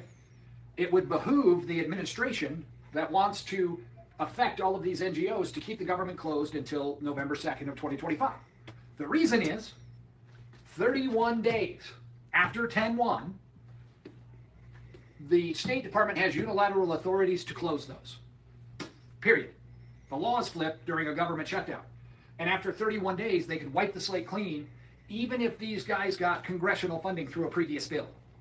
Okay, now that's step one. So they can impact all of these dirty NGOs that are affecting the government just by waiting until that magical date. Now, we might even go all the way until December 2nd of 2025. Because law number 2 that changes. Now, the State Department did their furloughs within 30 seconds of the government being closed. They were the very first to do their furloughs. Now, that was significant because, you know, here it is, October 10th, government closed on October 1st, and other departments are just starting to do furloughs. Well, the State Department did their furloughs within 30 seconds, which means they had it teed up and ready to go. They immediately furloughed 27,000 problem makers that were within this network. Now, these are federal civil employees. They are protected under the Civil Service Reform Act of 1978. The president cannot unilaterally fire them unless the government shut down and 60 days expires. After 60 days, then these 27,000 furloughed problem children that were within the NGO network are no longer protected under the Civil Service Reform Act and are subject to immediate termination. So, in my estimation, we're going to be closed until 11/2 of 2025 at a minimum, because then the laws change and we can handle this NGO problem. They might even extend it all the way out here to 12/2, where they can start firing these problematic bureaucrats that are creating the chaos within the NGO network. Now, that might be a stretch, right? I put bets in the Kalshi market. Most of my money was put here, but I did do prop bets on this. This is more than likely to occur because the Trump administration and all of them, the U.S. Trade Ambassador, Russell Vogt with Office Management and Budget, every higher level cabinet member has talked about wanting to get rid of the problem with NGOs. The law goes in their favor, so that is quite a likely date. There's some of the world through my eyes. Thanks, and have a great. Yeah, that's pretty interesting, isn't it? Oh, thank you, Rogue Thought. Thanks for the stream, Jim. And with that $5, we are now $29 away. $29 away from a second additional hour. Thank you. And this guy uses a whiteboard more effectively before 6 a.m. than you do all day. Penske Paddy Wagon team. That'll be nice. No Kang's NGO's response to losing their hard-earned system influence. Yes, they are. If this is true, why would Republicans vote to open the government? Because a lot of Republicans are rhino scumbags anyway. So, yeah, it'll start to look bad. But I'll tell you, if Trump could make them, I don't know. Spuds gave me $1. Did he? Oh, let me look. Okay. Spuds gave me $1. Says Trump is not against the concept of gateway, but it's riddled with DEI spending and kickbacks to the DNC, making it unaffordable. Okay. Thank you, Spuds. Thank you for the $1. Thank you for the $1. I have to adjust the banner. So that means we are $28 away from a second additional hour.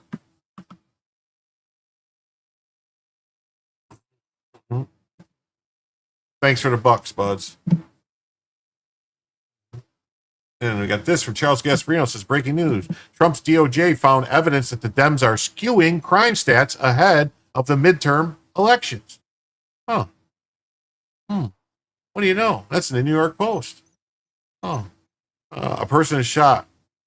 A person is murdered in Chicago. Shot clock. Huh. I'm telling you how safe it is, though, in Chicago. About our data matching reality. Okay.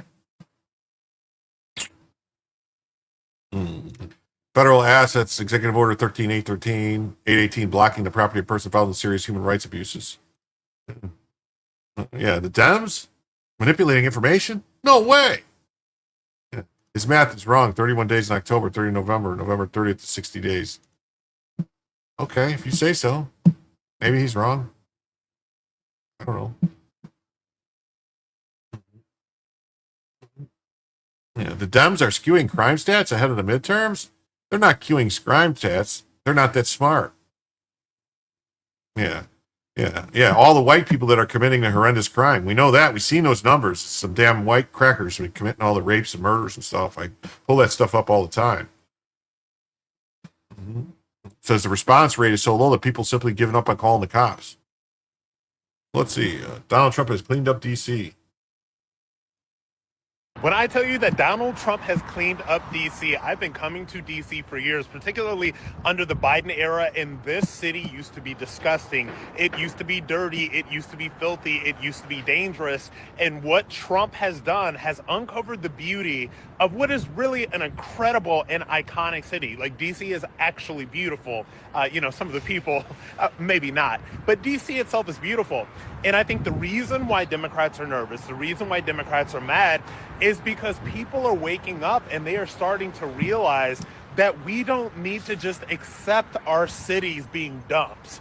We don't need to accept drugs and homeless and trash and all of these things that liberal leadership have brought to the great cities of the United States. I mean, God, look at New York, look at California, look at all of these places that these Democrats run. And so if people are able to look around and see how clean this place is, and they know it's because of Trump, they know it's because of Republican leadership, then that means that when Democrats get back in power, they're not going to be able to destroy it because people are not going to stand for it, because they are going to remember what D.C. looked like when Trump was president. Yes. What did D.C. look like when Trump was president? Good to ask those questions, isn't it? Definitely. Let's see. We got this. So here's the story from a lovely lady. It says Trump's DOJ found evidence Dems are skewing the crime stats ahead of the midterm elections. Yeah, 5 years ago it was kids in cages. You conspiracy fool for saying it was a Democrat plan for votes. Yeah.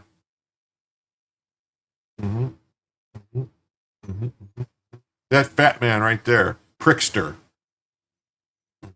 Officials in President Trump's Justice Department have been scrutinizing crime data in recent months. They found evidence that Democrat politicians have been skewing crime stats for their own benefit ahead of the midterm elections. Governor Prickster, a vocal opponent of Trump's use of federal troops for immigration enforcement and fighting blue city crime, has lately touted double-digit decline in Chicago's crime rates, where shootings and homicides on our highway are down 60, 70, 80%, depending on where you look.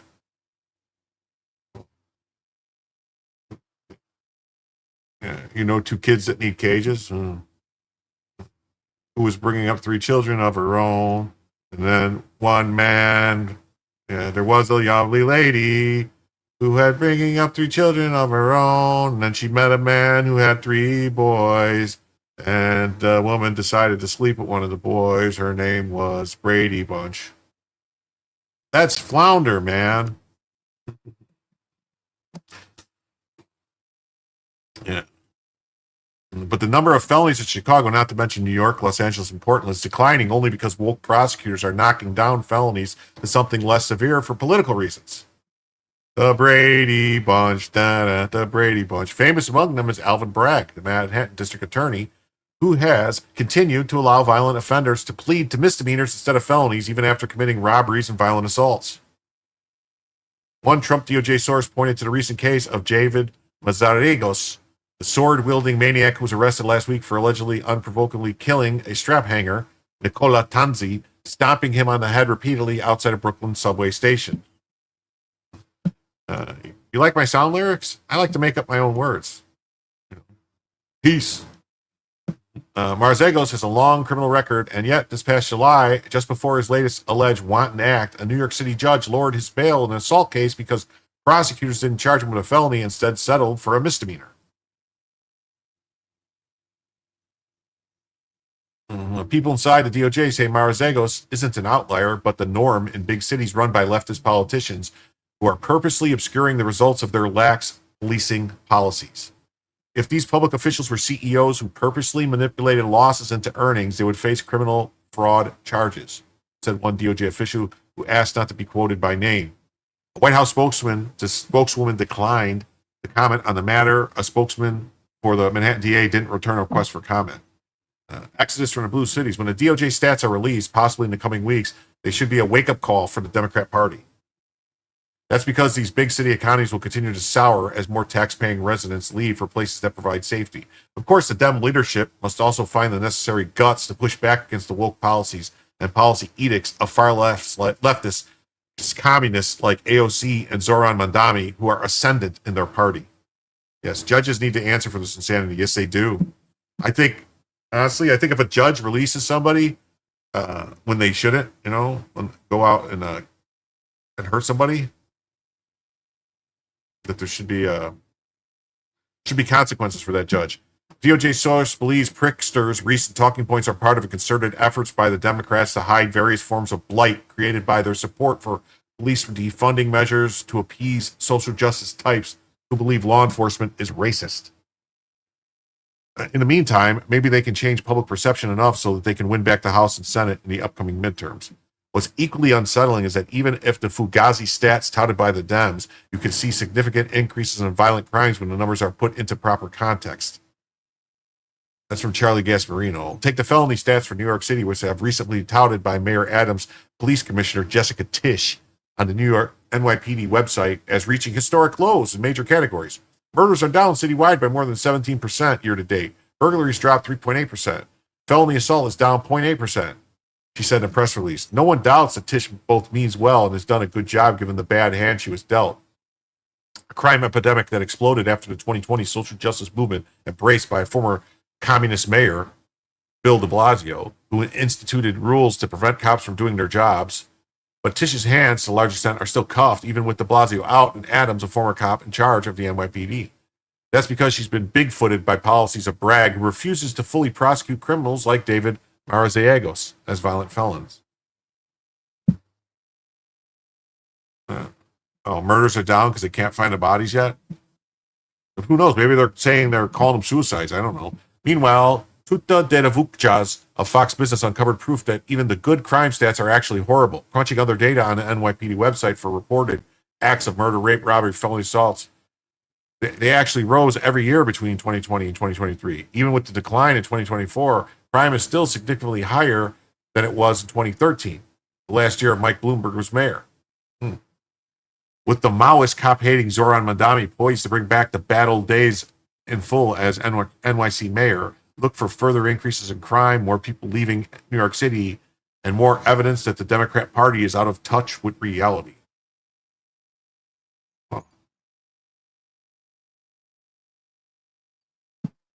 Some crazy business there. ABC says it. The Democrats did not vote for the clean funding bill. They've chosen to shut the government down. Even the legacy media knows it. The Democrats did not vote for the clean funding bill. They have chosen to shut the government down to fight for the health care and the other items you mentioned. But let me ask you, why, as this is going on, why is the House not in session? Why would the House need to be in First of all, session? we're fighting for health care as well, not just in word, but in deed. We put it in the one big beautiful bill, the Working Families Tax Cut, real reforms to Medicaid to make it work better, to preserve the program, because we had illegal aliens receiving benefits. We had young able-bodied men who were not working, they don't have dependents, they were riding the wagon. We cleaned that up in our bill. In their counterproposal, what Chuck Schumer is arguing for is he wants to reverse those reforms, which would be a terrible policy decision for the people. But I'm actually asking a different question. The Democrats... I'm actually asking a different question. Why aren't you in session doing other stuff?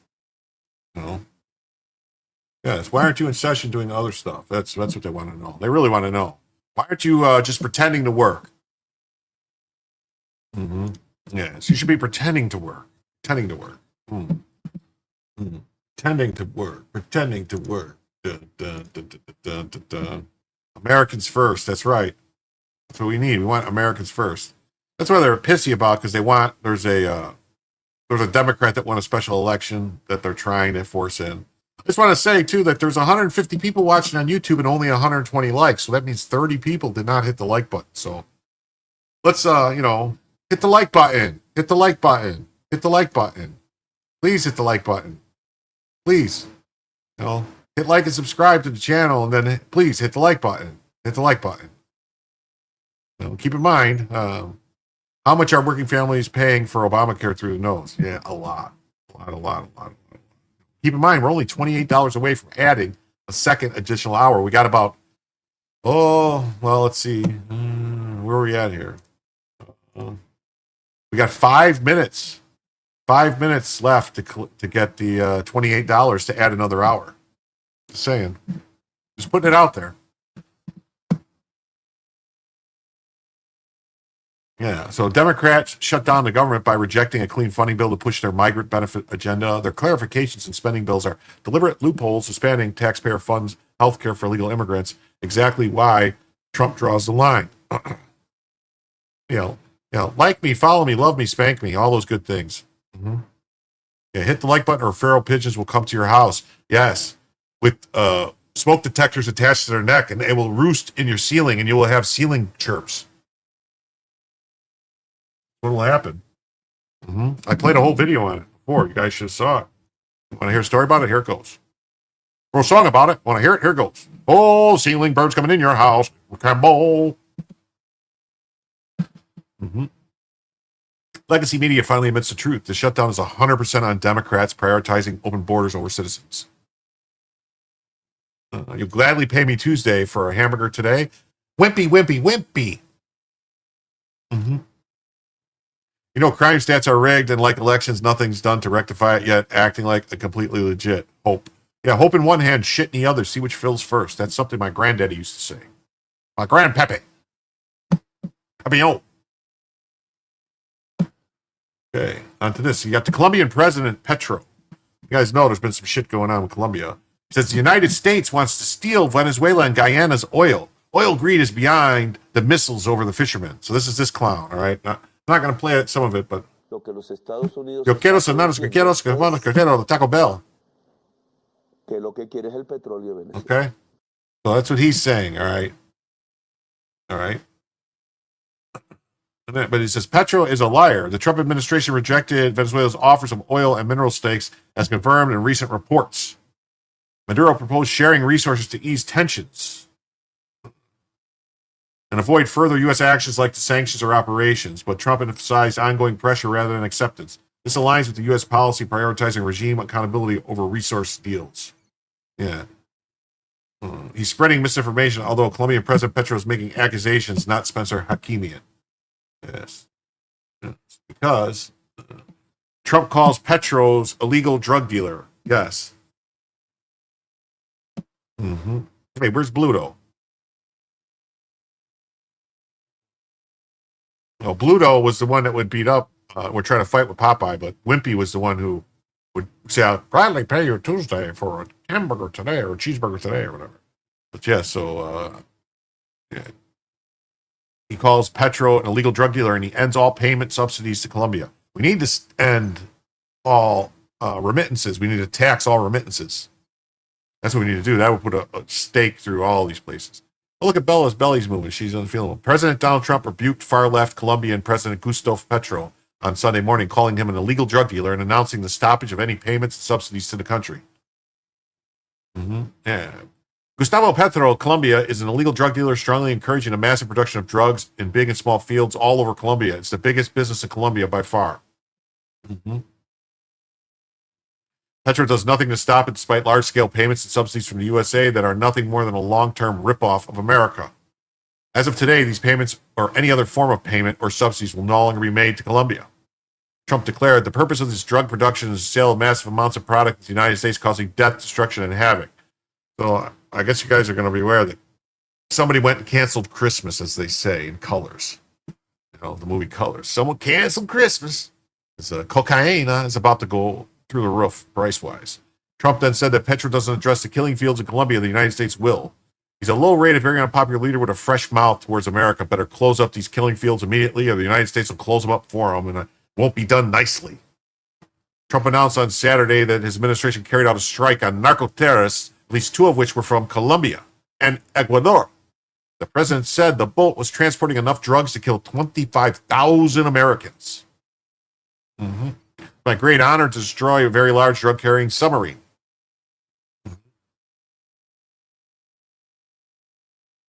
There's a submarine. They blowed it up. They blowed it up a submarine.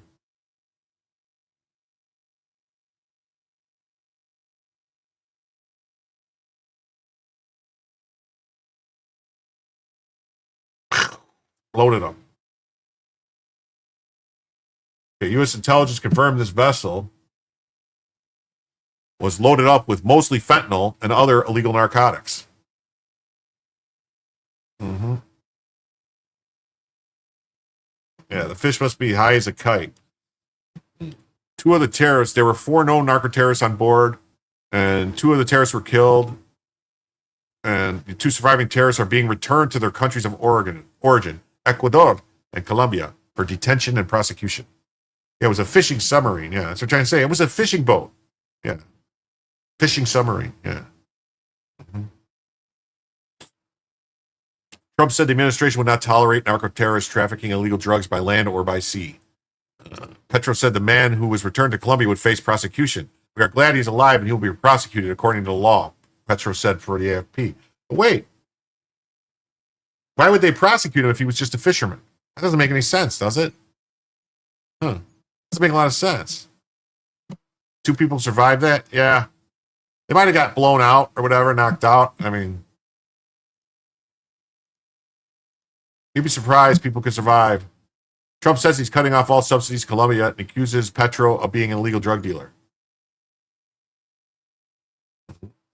President Trump accused Colombia's president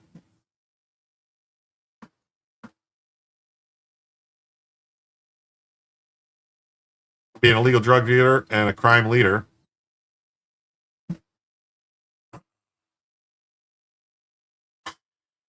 Trump further trashed his Colombian counterpart as a very unpopular leader. The sub was on the surface, yeah. Bunch of Michigan, Maryland dads out fishing, yeah, Maryland dads. He's an illegal drug dealer, strongly encouraged the massive production of drugs in big and small fields all over Colombia. Become the biggest business in Colombia by far. The U.S. sends over $207 million worth of foreign aid to Colombia, according to this foreign assistance website. They must have had life vests on in the sub, something, yeah. Not much of a sub if it had to be on a surface. It's like a semi-submersible sub. It's able to do stuff like it's set up so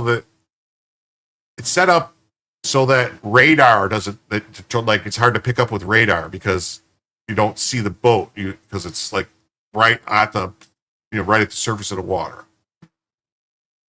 And they accused Petro of the U.S. of murder over a September 15 attack on the narco-terrorists who are in international waters.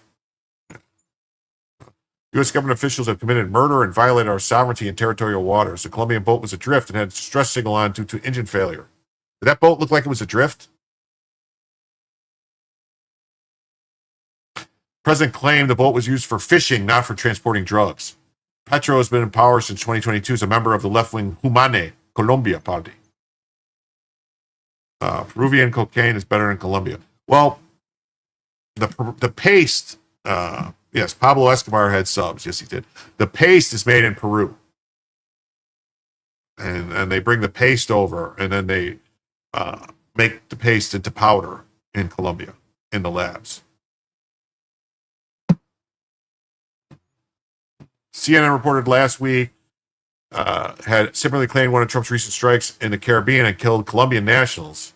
Trump has been carrying out a series of military strikes against drug boats in the Caribbean, oftentimes targeted at Venezuela, Colombia's neighbor. Yeah, it wasn't a drift. They're fucking lying. In August, his team doubled the bounty for information leading to the capture of Venezuela's leader, Nicolas Maduro, to $50 million. Yeah, fishing boats don't speed across the water. Well, they do. Surprisingly, they do here where I live. That fishing boats have like big motors on them and stuff, so you can get out to where the fish are real fast and get back in. You know, you want to go like 60, 70 miles an hour to get out there. You got to go 20 miles out to get to where the red snapper are. So you got to go fast, get out there quick, get back in quick.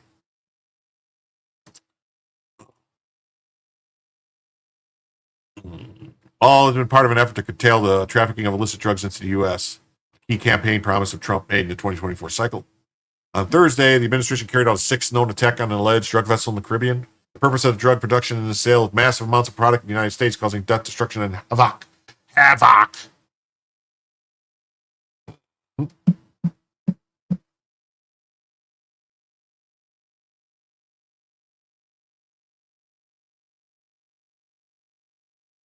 What is this?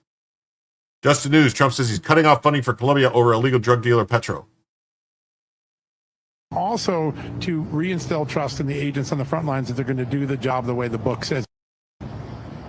Well, first of all, it's going to be done through action and deed. Okay. So, Trump said on Sunday he's cutting off subsidies and funding in Colombia. Yeah, so we already read all this, so now we'll go to this one. So this is a full report. The Colombian public media reports that the U.S. military strike on a boat. The second attack on a vessel by the U.S. and Caribbean we're aware of was a Colombian boat and was in Colombian territorial waters. At least one of the 3 victims extrajudicially killed in the strike was a Colombian lifelong fisherman, Alejandro Carazana. Alejandro's identity is confirmed by his cousin. The Colombian boat was adrift and had distress signals up due to an engine failure. That's what they're reporting. They're trying to say. According to the captain, the instructor and fishing companion of the murdered fisherman, the video clearly shows the boat was adrift with one engine raised. Here's the boat. They have pictures of the boat before it left. This is the boat. What is that in the boat? Does anyone want to say? That's what's called square grouper here in Florida. Those are bales of cocaine. When you see those like round bins, that's where they dump it overboard, and then people come later to get them with tracking devices, and they come and pick them up out of the water. This is the boat. Not a fishing boat. Yeah. Not seen too many fishing boats that have that size and not have any superstructure, have a racing boat shape, and have little to negative freeboard. Yeah. No, this is made to pack the stuff in and get it there. This is what they were doing. Oh, I'm crazy. That's bait for a 3-hour tour. Square grouper. Yeah, that's right. That's what it's called, square grouper. Sorry. Those are the facts. Yeah. And here's this guy. See, it says, Russia said, this is the guy, one of the guys. If you read this post, it says, the Colombian killed in the U.S. attack is linked to a massive 2016 weapons theft. Petro defends that he was just a fisherman. Oh. Why would a fisherman steal a bunch of weapons and get arrested for it? That's weird. That's odd. That's odd. When you say that's odd. That's it. It's odd. Yeah, Broncos says, in fact, blowing up paramilitary forces of a narco state engaged in irregular chemical warfare against the U.S. is precisely the lawful and correct way to deal with them. This guy says, the attack was very likely illegal, even if the victim was a drug trafficker. There are lawful ways of dealing with drug trafficking. Deliberately killing them without trial isn't one of them. They're terrorists. Terrorists. Terrorists. Yeah, trust the Gorton fishermen. Yeah, none of those guys were wearing yellow fucking rain jackets or anything. That's how you know they weren't fishermen. Very obvious. Very obvious. Very obvious.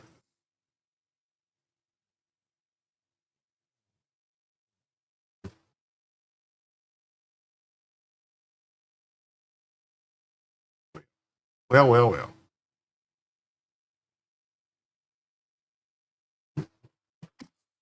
Looks like we didn't make it. We did not make it. Did not make the goal. Did not make the goal.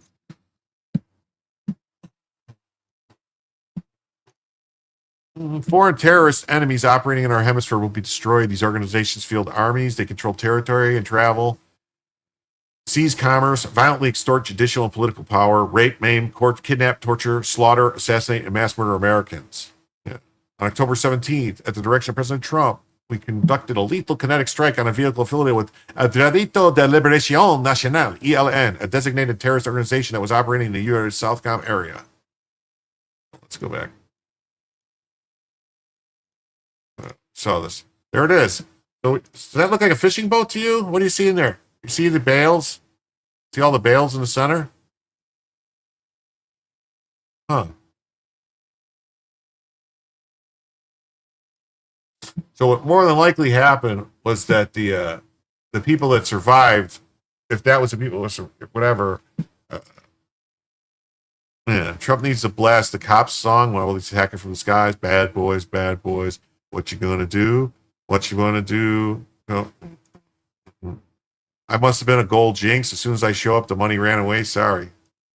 TVS Plus. Yeah, it's not a problem, Gundam Zig. I mean, we made, we got close tonight. We're $29, we're $28 away from a second additional hour, but $28 is $28. So, I mean, I'm going to go for a little while longer, and if the money happens to come in while I'm still going, I will extend the show for another hour from that point. But, at some point, he's going to end. Fentanyl does make good bait. Well, yeah, the fish fall asleep and you can just scoop them up out of the water. That's what I was thinking. That's what I was thinking. That's what I was thinking. Thinkins.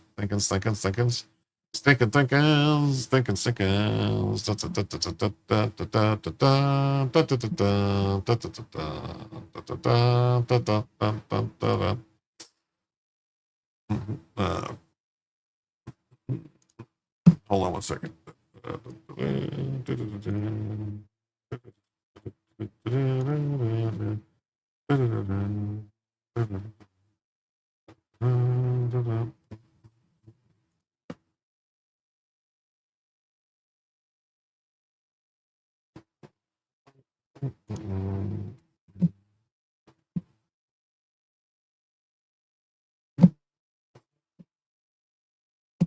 Okay.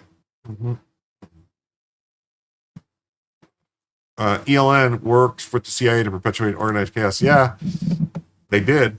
So let's see here. So there's that. Yet another vessel carrying narco-terrorists to America has been destroyed on orders from President Trump. On Sunday, Pete Hegseth, Secretary of War, announced that his department had blown up another ship associated with the Colombian terror group Ejército de Liberación Nacional after it was caught operating in the U.S. Southcom area. Give a Barracuda a cocaine, I bet he could punch a hole through an Iowa-class battleship. I don't know. Barracuda.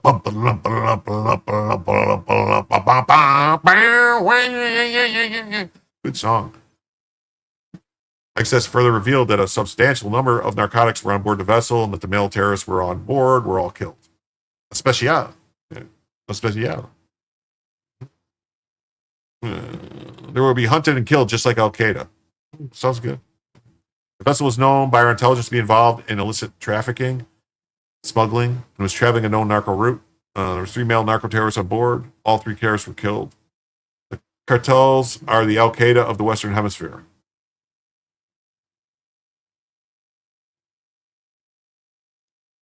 Shut up. I couldn't put up with her crap for long. Never mind. What are you talking about? What's going on? Respect, Secretary of War. El Kaboom. Oh, Krogan, what's wrong? I don't know. Did I say something wrong? Or maybe she might be behind. Oh yeah. As the Gateway Pundit readers know, the U.S. has launched a series of attacks against narco-terrorists trafficking narcotics into the U.S. Earlier this month, they announced the destruction of a vessel which was carrying a substantial amount of narcotics. Enough drugs to kill 25 to 50,000 people. Trump also announced multiple strikes on Venezuelan drug boats last month, starting on September 2nd. Tan de Alagua. Yes, to get them all. Kill them all. Kill them all. Kill them all.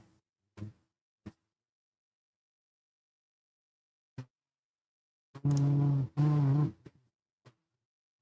going to jump to this story here. Hamas broke it, attacking 2 IDF soldiers, but Hamas has no leverage anymore. The hostages are free. Far from being embarrassed, Trump's strategy is vindicated. Our partners can do what it wants if Hamas doesn't stick to the deal. Because here's Mehdi Hassan, the terrorist-supporting scumbag who shouldn't even be in this country, should be deported back to Britain where he belongs.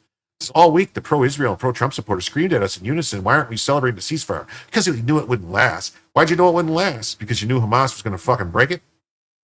Well, guess what? You break it, you bought it. That's how that works. And this is a must-watch.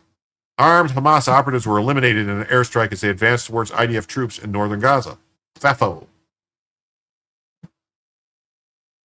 Oh, never mind. Sometimes if I leave and come back, it rewind and so I'm behind making comments. Oh, I'm sorry.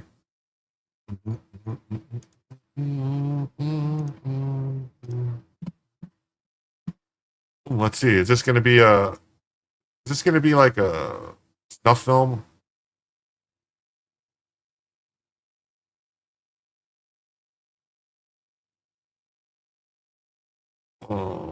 Uh-oh. Yeah, I didn't like the way that. That's very snuff filmy.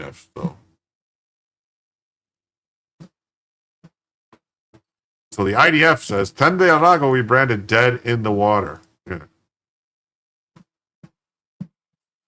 So, IDF says it's recommenced its ceasefire agreement after claiming response strikes on Hamas. Israel's accused Hamas of blatant violation of the ceasefire, saying there have been at least 3 incidents today. Yes, that's going to leave a mark. Yes, it will. Yeah, what we saw yesterday, I played videos of Hamas executing people. In the last couple of days, they were going around, killing off all their opponents or whatever. IDF has declared it's begun a renewed enforcement of the ceasefire agreement after claiming it struck Hamas in response to blatant violations by the terrorist group. The force said it would move in accordance with the director of the political echelon, and following a series of significant strikes in response to the Hamas violations, the IDF has begun a renewed enforcement of the ceasefire in line with terms of the agreement. The IDF will continue to uphold the ceasefire and respond to any violation of it. The Israeli military said Hamas had carried out multiple attacks against IDF forces beyond the yellow line. You were behind too? Make sure you hit the like button. Hit the like button. Hit the like button. Hit the like button. Please subscribe. Hit the like button and subscribe. Hit like and subscribe. Please hit the like button. Israeli military, the attacks on the RPG shot at a military force and sniper fire against military force. Noted that militants in Gaza fired anti-tank missiles and opened fire on Israeli forces operating in Rafah, what officials described as a blatant violation of the ceasefire agreement. Israel military officials said Air Force fighter jets carried out airstrikes in Rafah area to remove the threat after terrorists opened fire. The official noted that both the incidents happened in an Israeli-controlled area. Israeli Prime Minister Benjamin Netanyahu said Israel will retaliate forcefully against Hamas attacks on its forces, with the IDF posting on X in response to a blatant violation of the ceasefire agreement earlier today. The IDF has begun a series of strikes against Hamas targets in southern Gaza. Hamas has accused Israel of violating the ceasefire, with an official Izzati al-Rakati saying Hamas is committed to the ceasefire agreement. Oh, one piece for East Virgin. There you go.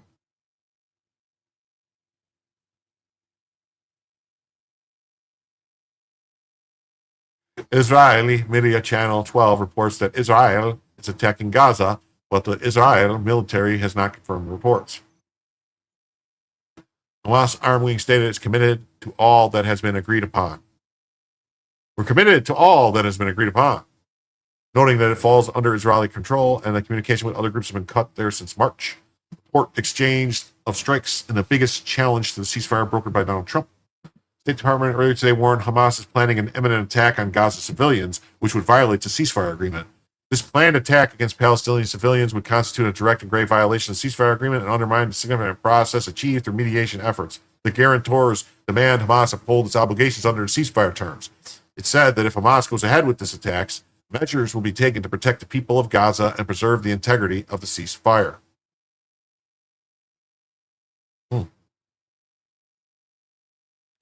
U.S. President has previously warned Hamas against killing of civilians. He wrote in a post on Truth Social, if Hamas continues to kill people in Gaza, which was not the deal, we will have no choice but to go in and kill them. He later clarified that this would not involve sending U.S. troops to Gaza. The terror group denied the claims from the U.S., accusing Israeli authorities of forming and arming and funding criminal gangs that carried out murders, kidnappings, and aided in looting.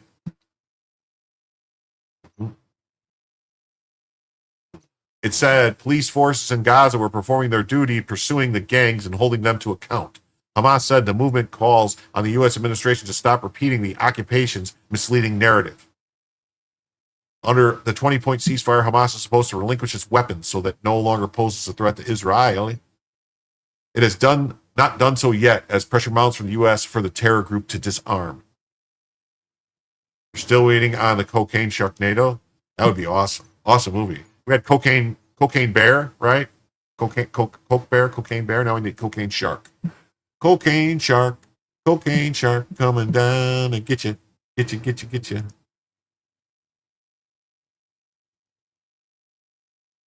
And Jerusalem Post says that IDF begins reinforcing the Gaza ceasefire after striking Hamas in response to the violations. They're not even claiming it was alleged violations. They're saying this. If Islam is the religion of peace, Hamas must not be practicing Muslims. Well, they're practicing. They still haven't just got it down yet. IDF announced it would begin to reinforce the Gaza ceasefire Sunday after it carried out a series of strikes against Hamas targets in southern Gaza. The military condemned Hamas's blatant violation of the ceasefire agreement, which occurred when the terror group fired anti-tank missiles and opened fire on Israeli soldiers. The IDF later confirmed that 2 soldiers were killed in the attacks.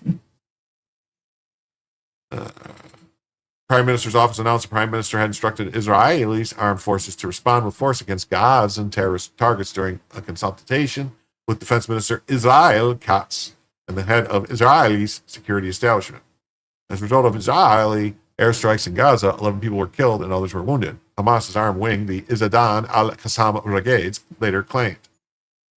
The Emirati news outlet MRM News reported first that among those killed were Yahalam al-Maghrouri, a field commander in the Qassam Brigades. The Qassam Brigades later confirmed the terrorist death. Okay. Oh, this is a crazy story. This is a crazy story. Crazy story. Wanted to get to this one. So, breaking. It's been revealed that the discovered hunting stand at Palm Beach International Airport with a direct line of sight to where President Trump disembarks Air Force One is located within an established no discharge and no hunting FAA safety zone. So they found a hunting stand in the woods here with a direct line of sight to where Trump gets off Air Force One. Huh.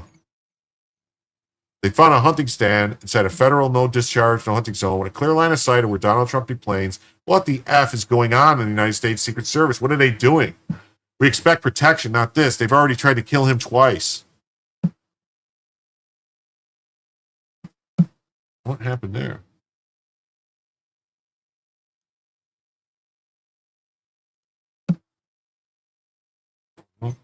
Secret Service is investigating possible sniper's nest with sight line to Trump's Air Force One arrival near Palm Beach. Yeah, well, they did find it. Yeah, they did find it. Mm-hmm.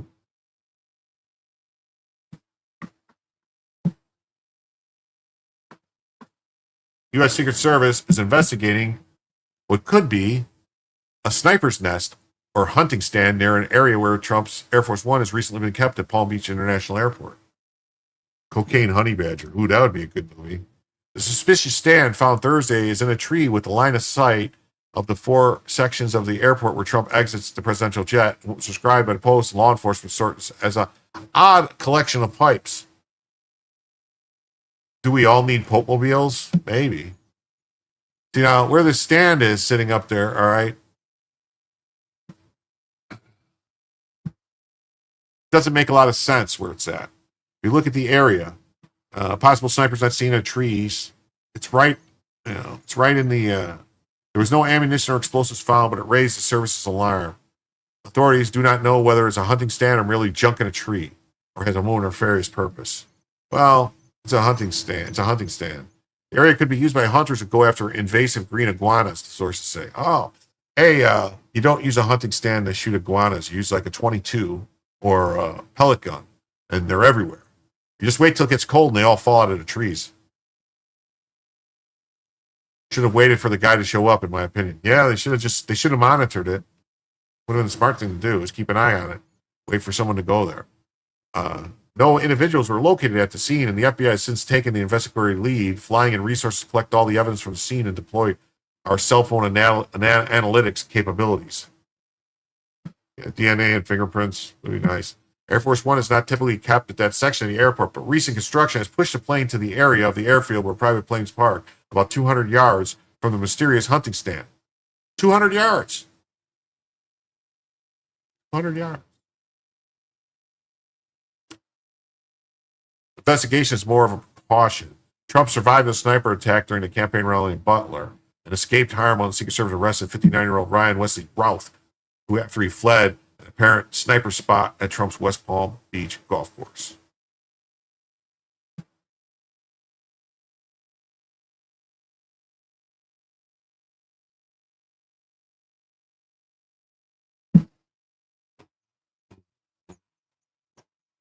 I think that's it on that story.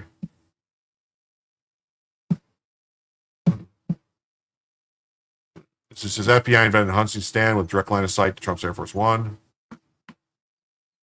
Hunting site was suspicious because it's positioned in a tree with a direct line of sight to Air Force One landing zone.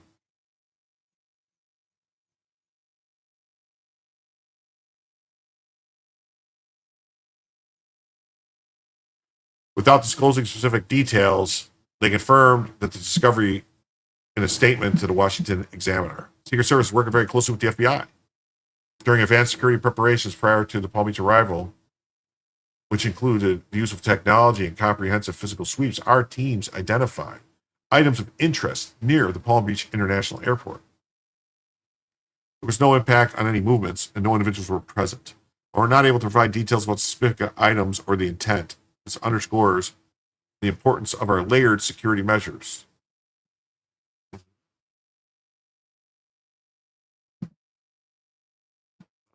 A brick of coke goes into that cage. Cage goes into the water. Sharks in the water. Cocaine shark. Farewell, adieu to the fair Colombian flake.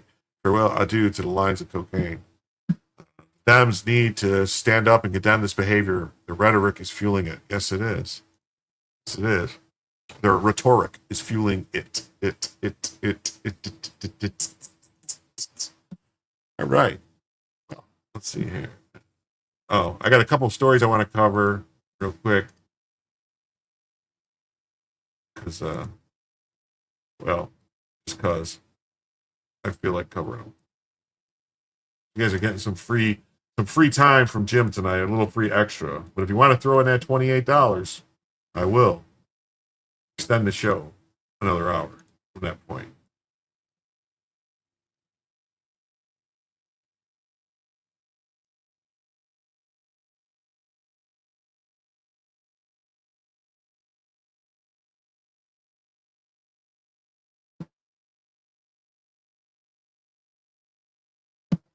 Okay.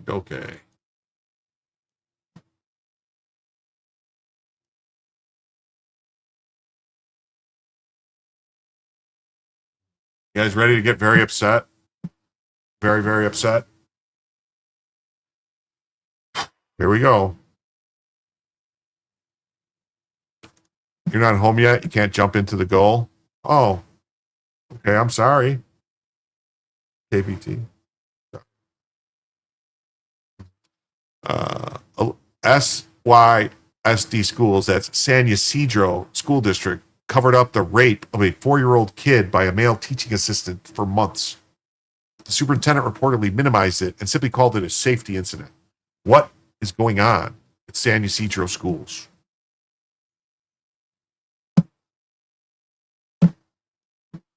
Studies show that adults abused as children are 7 times more likely to die of suicide. Oh. Superintendent Potter, you minimized a 4-year-old's atrocity, calling it a safety incident? Really? For months, you and your union president hid it from parents, blocked cameras, and withheld material facts from this board. Here's one lawsuit. We're $8 away. $8 away from another hour, folks. Just $8. Investigation integrity. It's a cover-up. Ms. Potter, if your son or daughter got raped and took their life, would you still defend your system? Taxpayers' oversight for parents and students demand your immediate termination and anyone defending you. Quit while you're behind, or face accessory to child molestation. Wow. That's crazy. Thank you, J Rock, so much for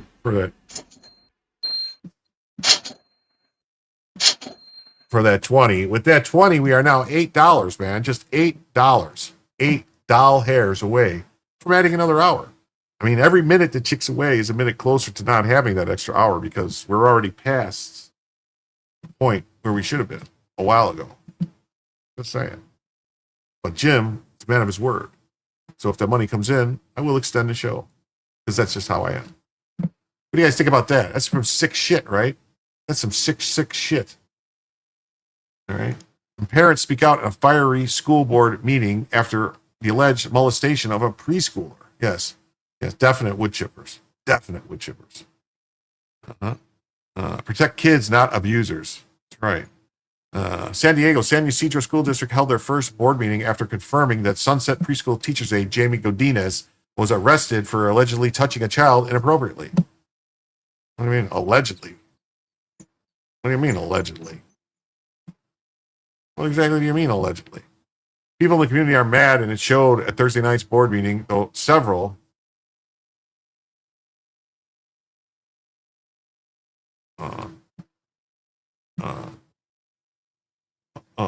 oh, here we go. Just do it. Just on social with that.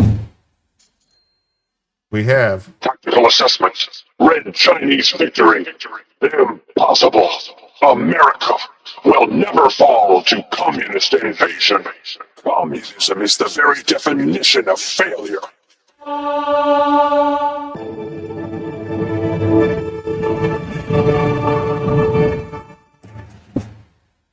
With that $10 from Just Don Solo's Ginger, we are now over into overtime. Yes. Thank you very much. I will adjust the banner. We are now $73 away from a third additional hour.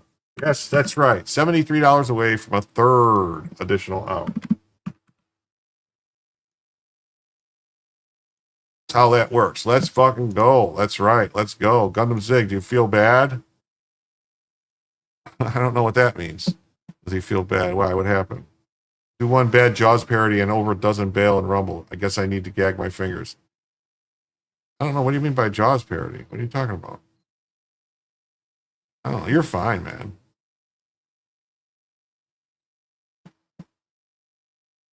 What is going on in Rumble?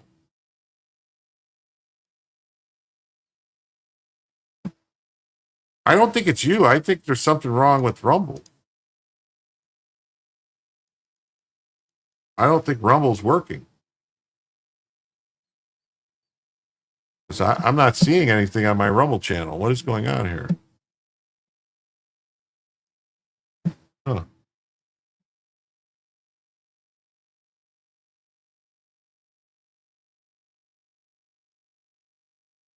Something going on at Rumble. Maybe that's why. Are you guys seeing anything on Rumble? I'm not seeing anything on Rumble.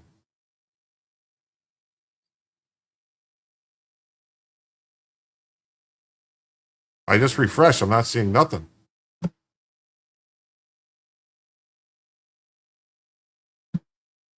Basically like starting my stream over. That's weird. Anyway. Oh. You can see and hear me. The soundboard stuff was kind of choppy. You got nothing. I don't know what's going on Rumble all of a sudden. It's like something happened. All good? All right. As long as you can see me, that's fine. I don't know. I'm not seeing it on my end, so I don't know what's going on. But let me do this. Top chat, live chat. All right. Okay. Time ended before reaching the goal. Let me start another goal. 15 super chats for 1 hour.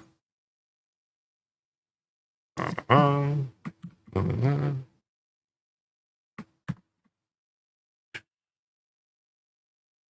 $73 away from a third additional hour.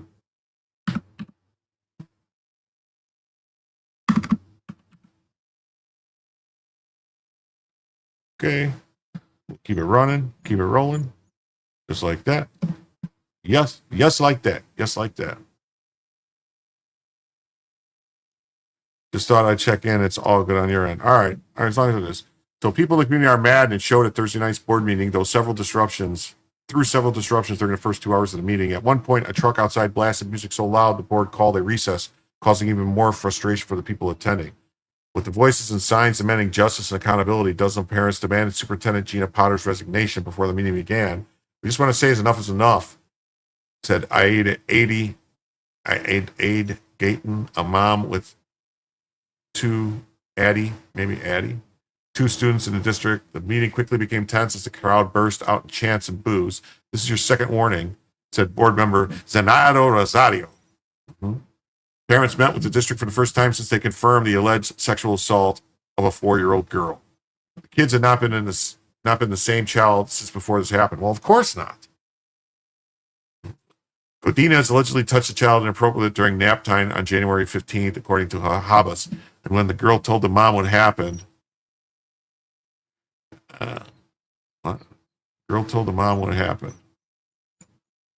After she felt the kid appeared to be withdrawn, the kid opened up what happened to her. The child's family recently filed a lawsuit against Godinez, the teacher, and the district, calling defendants negligent for failing to protect the child.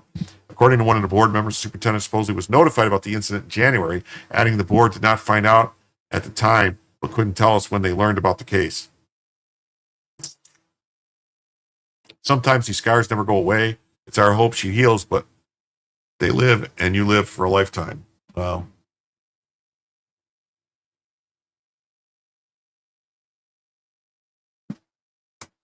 oh, wow. Godinez rotated through 3 other schools in the district. What? There's a high level of concern that other children have been affected. That's why the community members protested outside the school board meeting. I'm the big one now, and I want to save those children so we don't have these victims, said protester Mindy Ferguson. According to a statement from the district, Godinez passed all the background checks confirming he had no prior criminal record and completed all state-mandated trainings, including sexual harassment prevention and child abuse and neglect awareness programs. He should have never been around children, period, and for the superintendent to cover it up, it's unacceptable. Protesters claim the district fails to transparently share information about the incident with families. When you shine a light on this kind of stuff, that's how it disappears. The district previously said termination proceedings were ongoing. They confirmed at the end of the meeting they did fire Godinez. My little one is 4, and by no means do I want him to go through anything of what has happened recently. The district said there has been an independent investigation to determine whether they responded to the incident properly. Yeah, we investigated ourselves, and you know what? We didn't do anything wrong.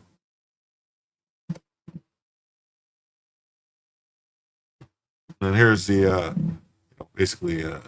from MSN, Microsoft News. School district is sued after a teacher's assistant sexually assaulted a pre-kindergartner during nap time. I will just say that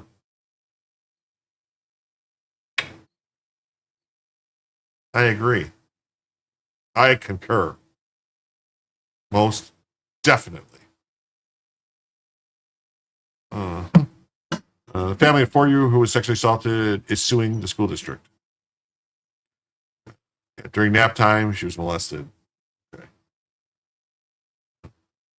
But it doesn't end there, man. We got Rebecca Porte of Roswell, New Mexico, addressed Mayor Timothy Jennings concerning the sexual assault of her 5-year-old daughter at a summer camp hosted by the Roswell Recreation and Aquatic Center. Mayor Jennings offered only, "Sorry, ma'am, sorry that happened," in response. As of October 19th, Mrs. Porte, through outreach on Facebook and a process of elimination, has identified 2 other girls who were also sexually assaulted by the same individual during the same program. Notably, neither the city of Roswell nor the Roswell Police Department have contacted any of the affected parents, including those of the 2 additional victims. Okay? So I don't know if these people were too busy worried about alien spacecrafts at Roswell, but they need to be worried about kid diddlers.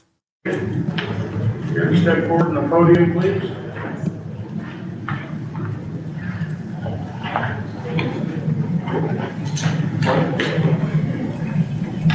Yes, ma'am. Welcome. Thank you. I don't know my name is Rebecca. Hello, Rebecca Porte, and I'm in Ward 1. And I have a statement prepared. I really don't have any questions or any requests, but one at the very end. On June 13th, my 5-year-old daughter was sexually assaulted by another participant while participating in the summer youth program under the supervision of Jim Burris and the Roswell Parks and Recreation Department. The employees failed to adequately supervise the participants in their career and created an environment so unsafe that it resulted in sexual assault. This neglect allowed a 12-year-old young man to repeatedly sexually assault my 5-year-old daughter. You may have heard whispering behind me. I caught him red-handed. I went home, I called April Hunter, And I told her what my daughter had reported to me and what I'd seen. She said she'd go back in and she'd look at the CCTV. She called me immediately and she was crying. My husband and I asked to see the video. Mr. Burr said maybe he could be there on Monday afternoon. He and my husband insisted that he meet us that night. At 8:20 p.m. on the 13th, my husband and I met Mr. Burris at his office. He pulled up the security video, and there was my 5-year-old daughter being sexually assaulted by a 12-year-old boy the size of a grown man, with a grown man's hands. The employees were as close to her as you and I are, and they did not protect her. The boy knew it too, because you can see him look over his shoulder to see where those employees are. And he told the detective in the interview that he knew he could get away with it because the employees sat on their phone, and every afternoon for 2 hours, they put him in that dark room with the video on, and your employees sat and looked at their phone. By his own admission, Mr. Burris told me that young man was previously removed from the programming because he'd been physically violent with somebody else. The city allowed him to come back.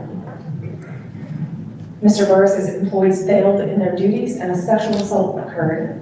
They failed to fulfill their legal obligations as mandatory reporters. They failed to call Roswell Police Department and report a sexual assault of a minor in their care. They have failed to review the 23 hours of video that my daughter was in the care. They have failed to review the 90 hours of video of that boy was in their care.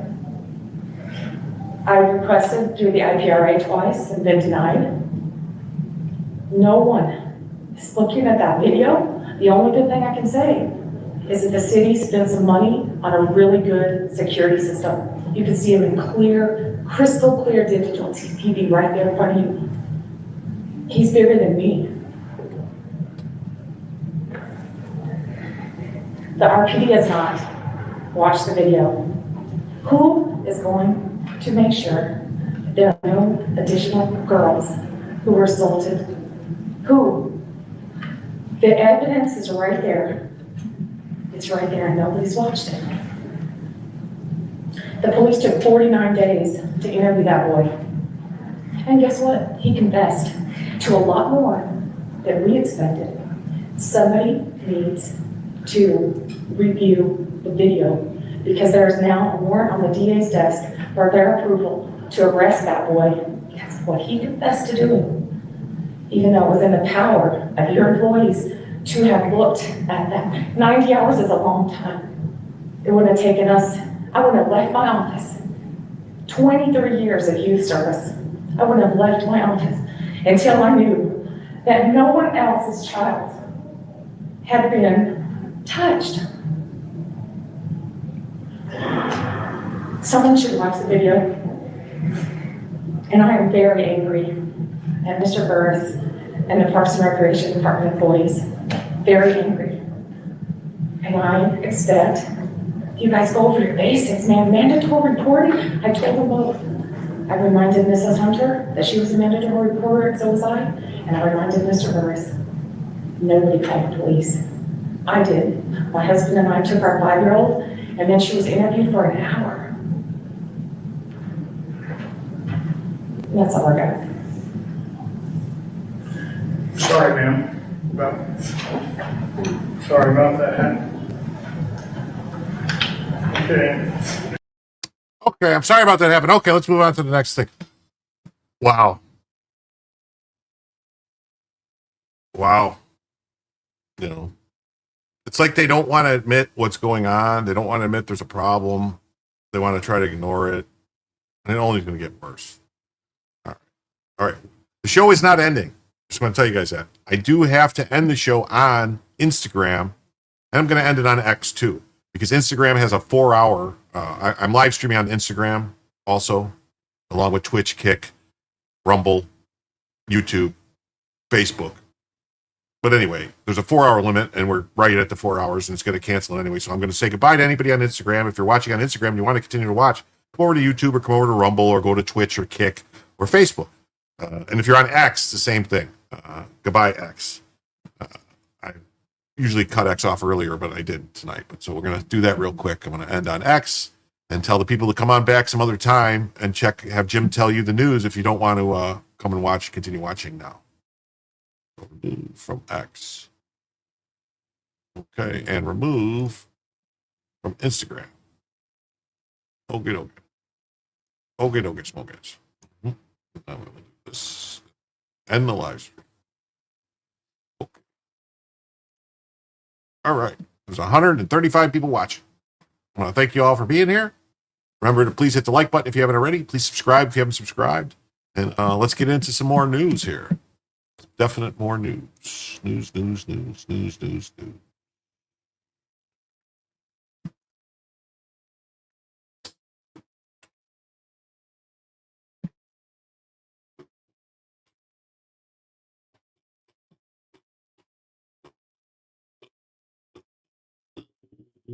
Yeah, I hope they get sued too for covering it up.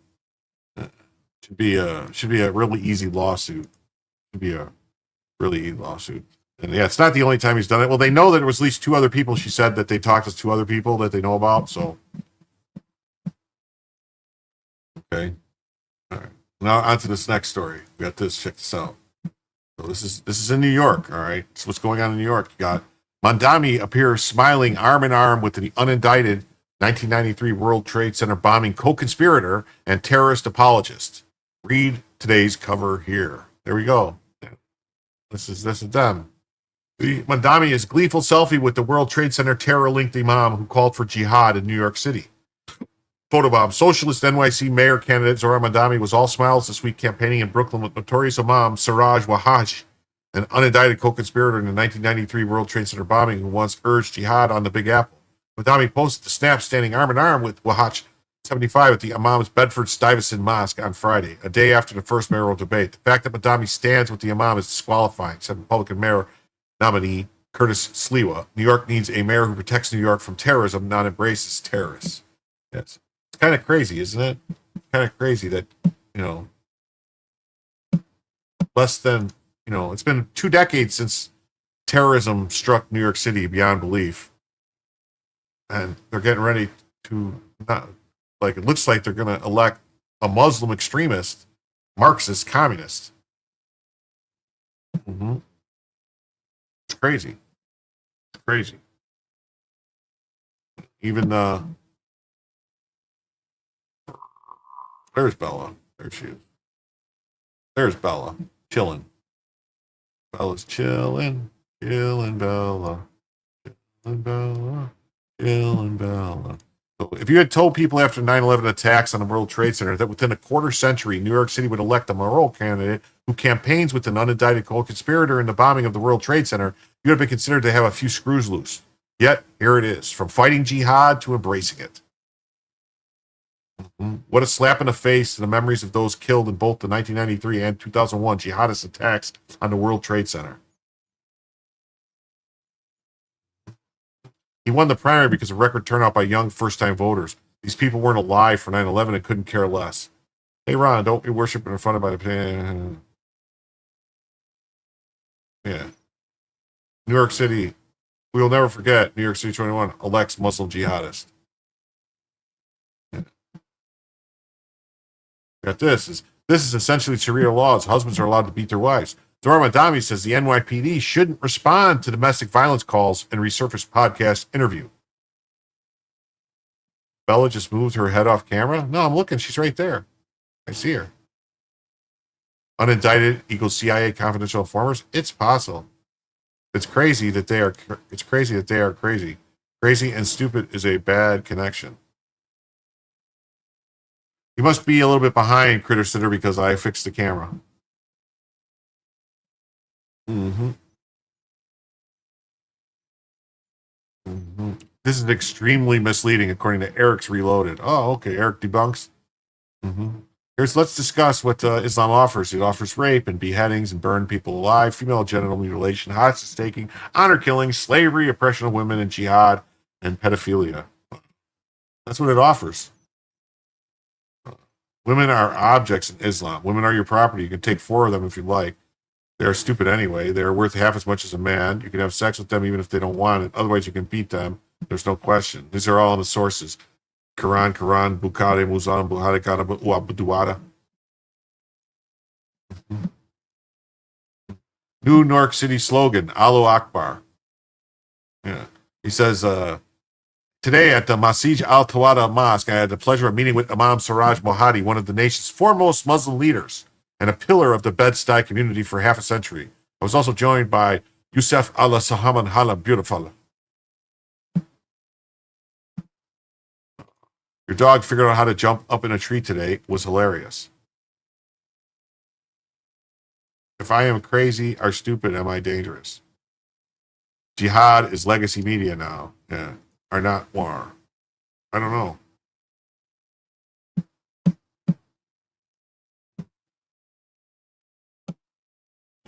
This is an interesting one. Yeah. Duran Madani, Eric Adams. Imagine voting for the second plane.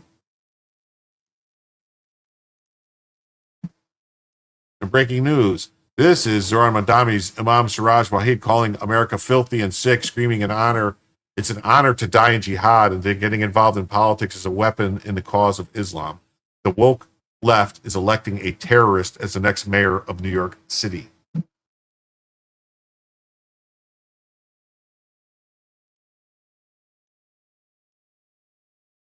You don't get involved because it's the American thing. You get involved in politics because politics can be a weapon to use in the cause of Islam. It is an honor to die in jihad.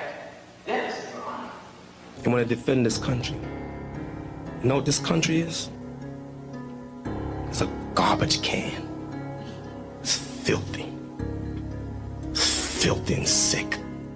Every day they will go to school and they put an American flag in front of these little babies, Muslim babies. I pledge allegiance to the flag of the United States of America and to the republic for which it stands. Bullshit.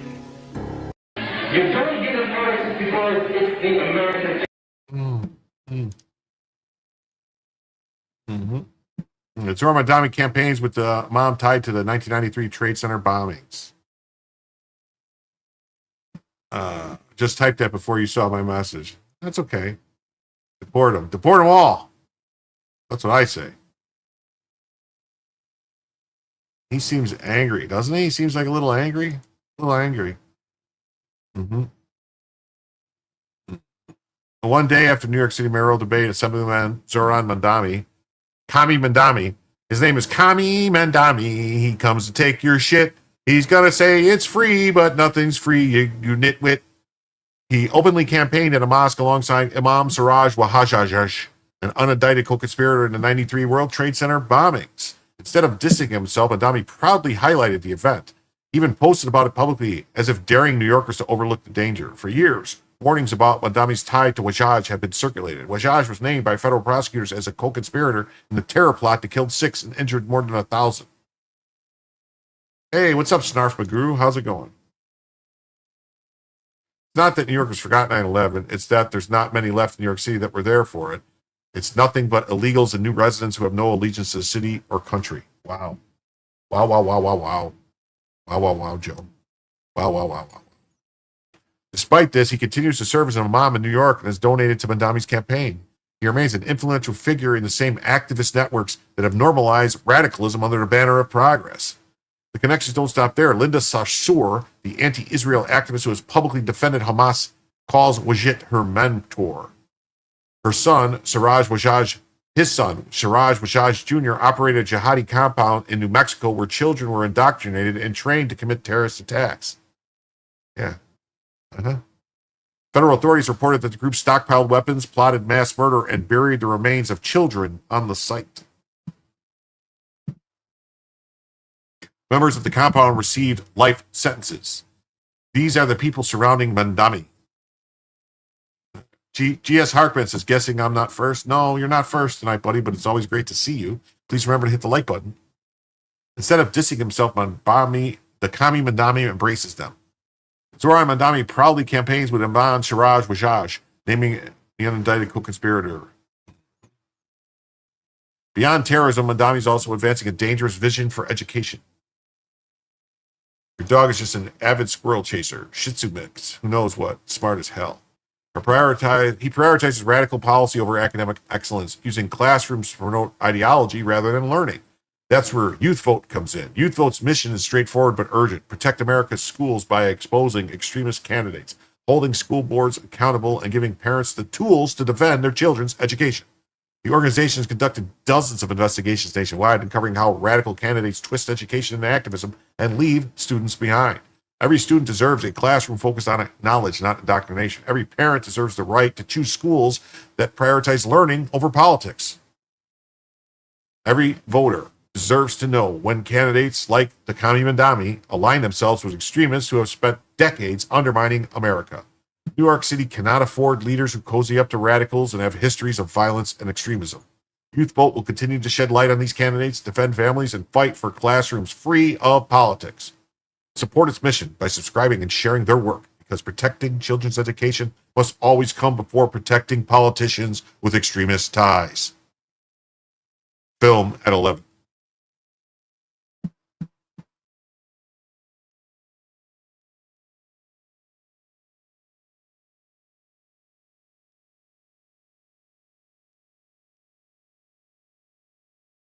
And here's the Post story.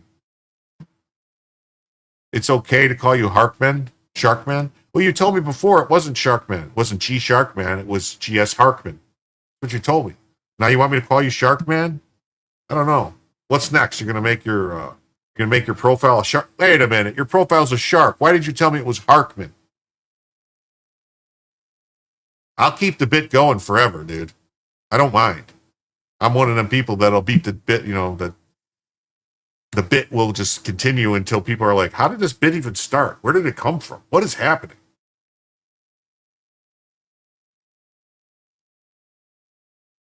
Mandami appears smiling arm in arm with unindicted co-conspirator.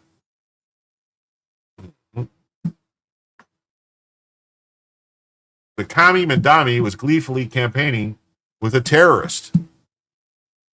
The notorious gay-hating Brooklyn imam, who's so now they're saying he hates the gays. Look up Punishment of the Hooks by Alexandre Gabriel de Camp's artwork depicting how Islam builds walls. So you got Councilman Yusuf Salam of Manhattan and a member of the Central Park Five who was elected in November is also in the photo. What do you know? Miranda Devine, Zora Mandami's smiling meeting with terror-linked imam is just the latest full embrace of radical Islam.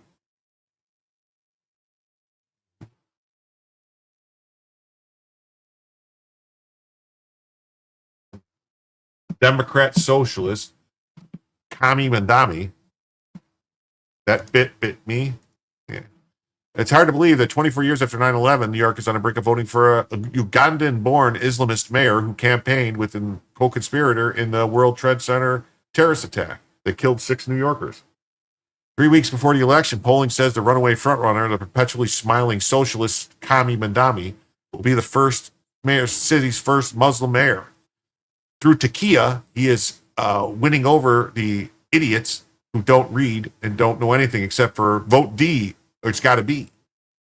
But an unapologetic Islamo-Marxist who seems to have been carefully constructed for the electoral success is in the same political laboratory as Barack Obama.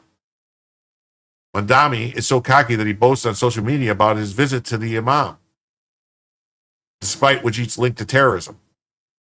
He's a pillar of the Bed-Stuy community. Yeah.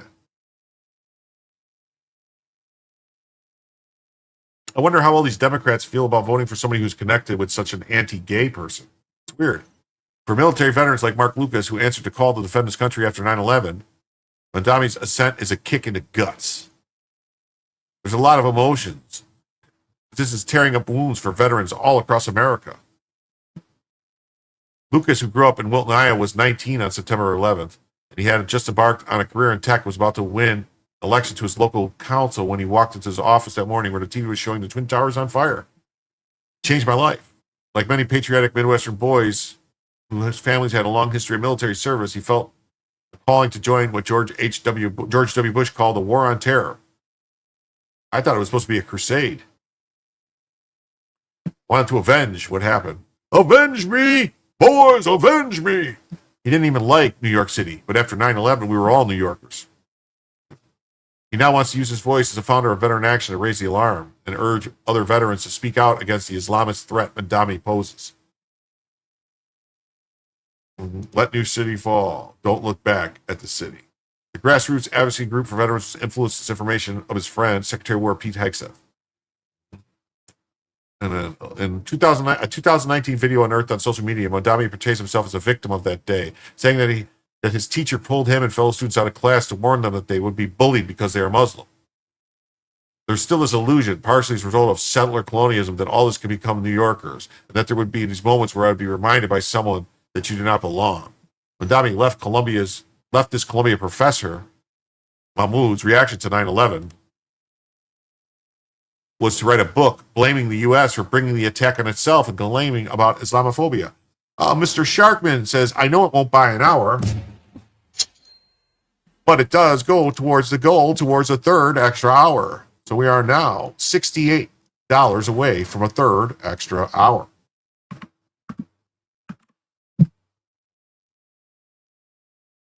Thank you very much. Why does New York deserve to be saved from becoming Detroit? It doesn't. It doesn't. All we can do is point and laugh at this point, I guess. His motto was affordability, but the subtext is Islam. How to harness the latent electoral muscle of the fastest growing Muslim population of the city, whose banking on can be mobilized to the polls by Imam Wajaj. Shaka Khan, Shaka Khan, Shaka Khan, let me rock it, Shaka Khan. We know what the Muslims want to do. That's what they want to do. They want to throw rocks, stone you. Chaka Khan. Escape from New York City. That's right. We need Snake Plissken to go in there and save it. The Kami Mandami was persuaded to run for mayor last year at a Yemeni coffee shop called Koya House in Astoria that served as local hideout and unofficial scheming headquarters just blocks from his apartment.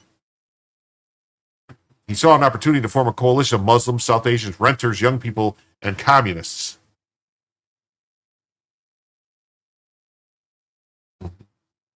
That's why Mandami is sticking to his absurd vow to arrest Benjamin Netanyahu next time the Israeli prime minister comes to New York. That's why he's tried to resist entreaties to say that Hamas should lay down its weapons. That's why in the mayoral debate, Kami Mandami berated a curiously meek Cuomo for not visiting more mosques. It took Cuomo being beaten by a Muslim candidate in a Democrat primary for him to set foot in a mosque. He had more than 10 years. He couldn't name a single mosque. Hey, I've never been in a mosque. And I don't ever plan on going to a mosque. I have no reason to go to a mosque. I'm not a Muslim.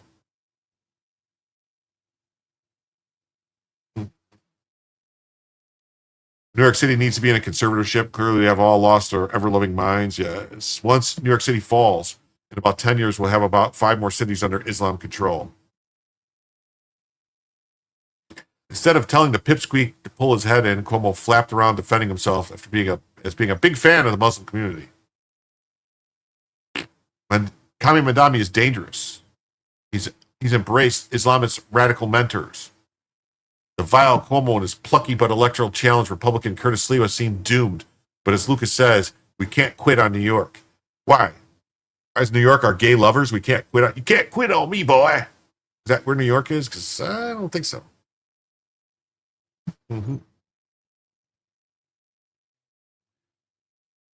Charlie Sheen levies a stunning allegation against Bill Clinton. Kimberly Guilfoyle has become totally unrecognizable. I don't know. She looks like Kimberly Guilfoyle. I don't know what they're talking about.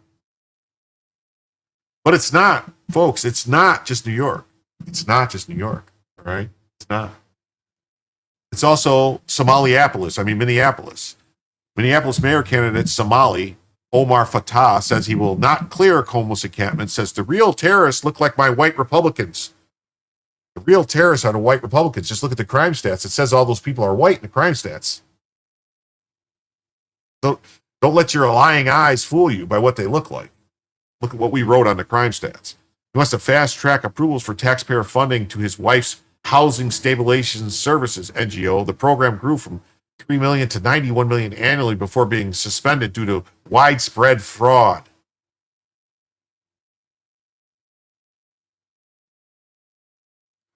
I heard Hamas smells like dirty feet and farts. Yeah. Get past all the BO. Fatah downplayed his relationship with a man convicted of perjury in a federal case involving pandemic aid fraud. A Minnesota state ethics panel investigated Fatah on 2 counts related to the alleged lies and fraudulent activities, including campaign finance violations. A judge ruled that Fatah's mayoral campaign may have broken Minnesota state law, potentially involving improper financial disclosures or other regulatory breaches. And shawarma. Yeah, shawarma.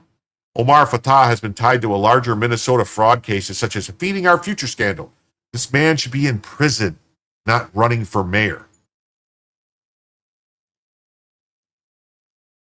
Look at this guy who's trying to be the next mayor of Minneapolis. I'm sorry, but he looks like the guy who played the pirate in Captain Phillips. Like, I'm the captain now. I'm the captain. Except it's like, I'm the mayor now. He recently held a rally where there wasn't a single American flag, and they never spoke English the entire time. Ilhan Omar endorsed him, naturally. As we know, she likes to keep it in the family. His platform includes not clearing homeless encampments. Oh, and on the state Senate floor, he recently said, the real terrorists look like my white Republican colleagues. I'm sorry, but was it white Republicans who flew into the Twin Towers? Was it white Republicans who kidnapped Captain Phillips? Yeah, I don't think so. Look at this guy who's trying to... Oh, she's very, so Muslim Brotherhood was banned in the UAE. Why not in America?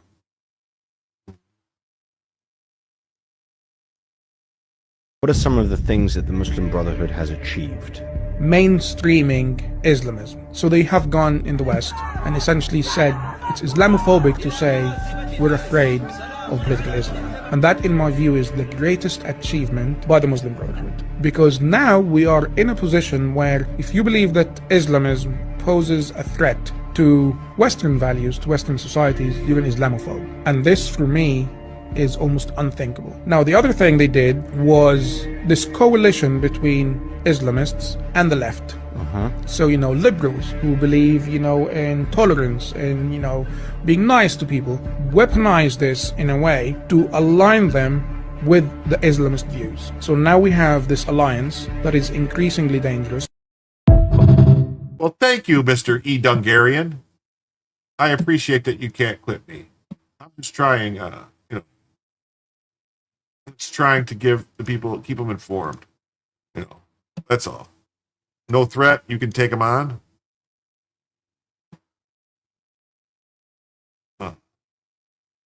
No, Joe is not an Islamic.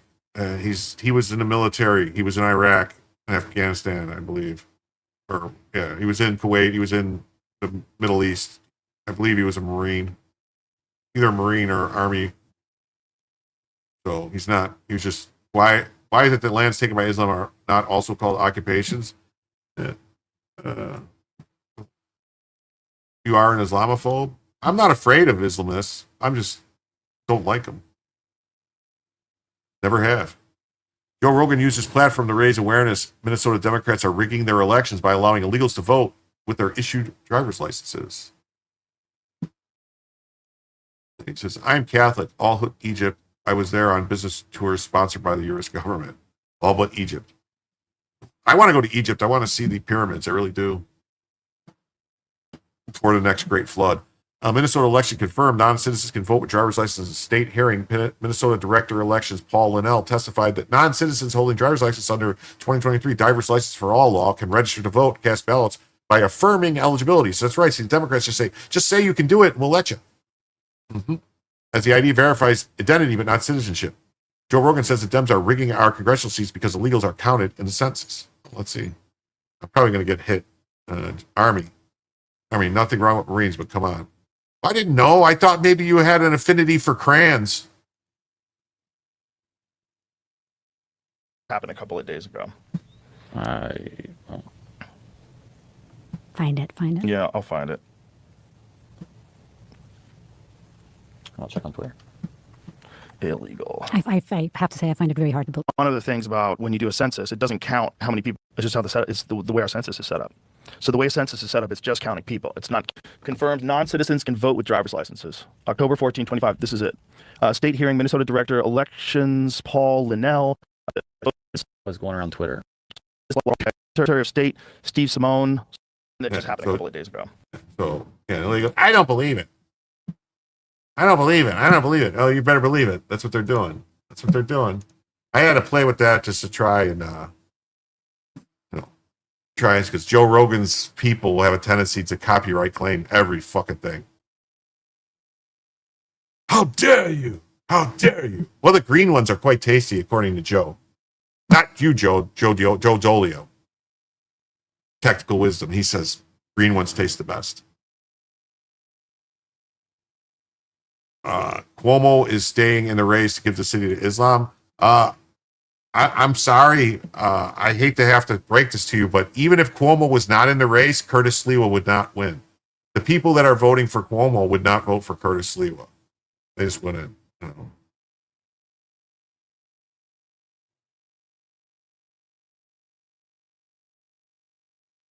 That's just the way it is. Sliwa's a nut job. He really is.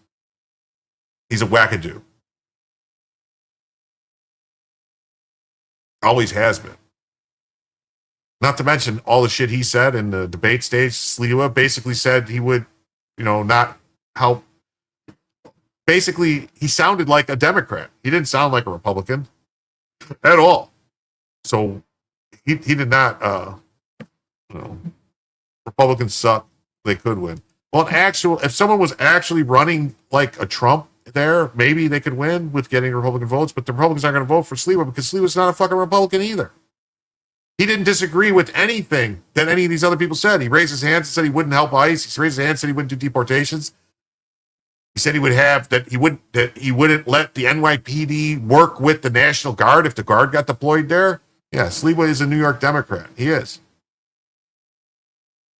He's just running as a Republican. So this is not the Middle East. This is Las Vegas, Nevada. Allahu Akbar, we are turning Sin City into Halal City. The Muslim population in Nevada is growing rapidly, seeing a 250% increase from 2004 to 2023. Expansions in mosques due to the growth of Islam are being made. This is Sin City, baby.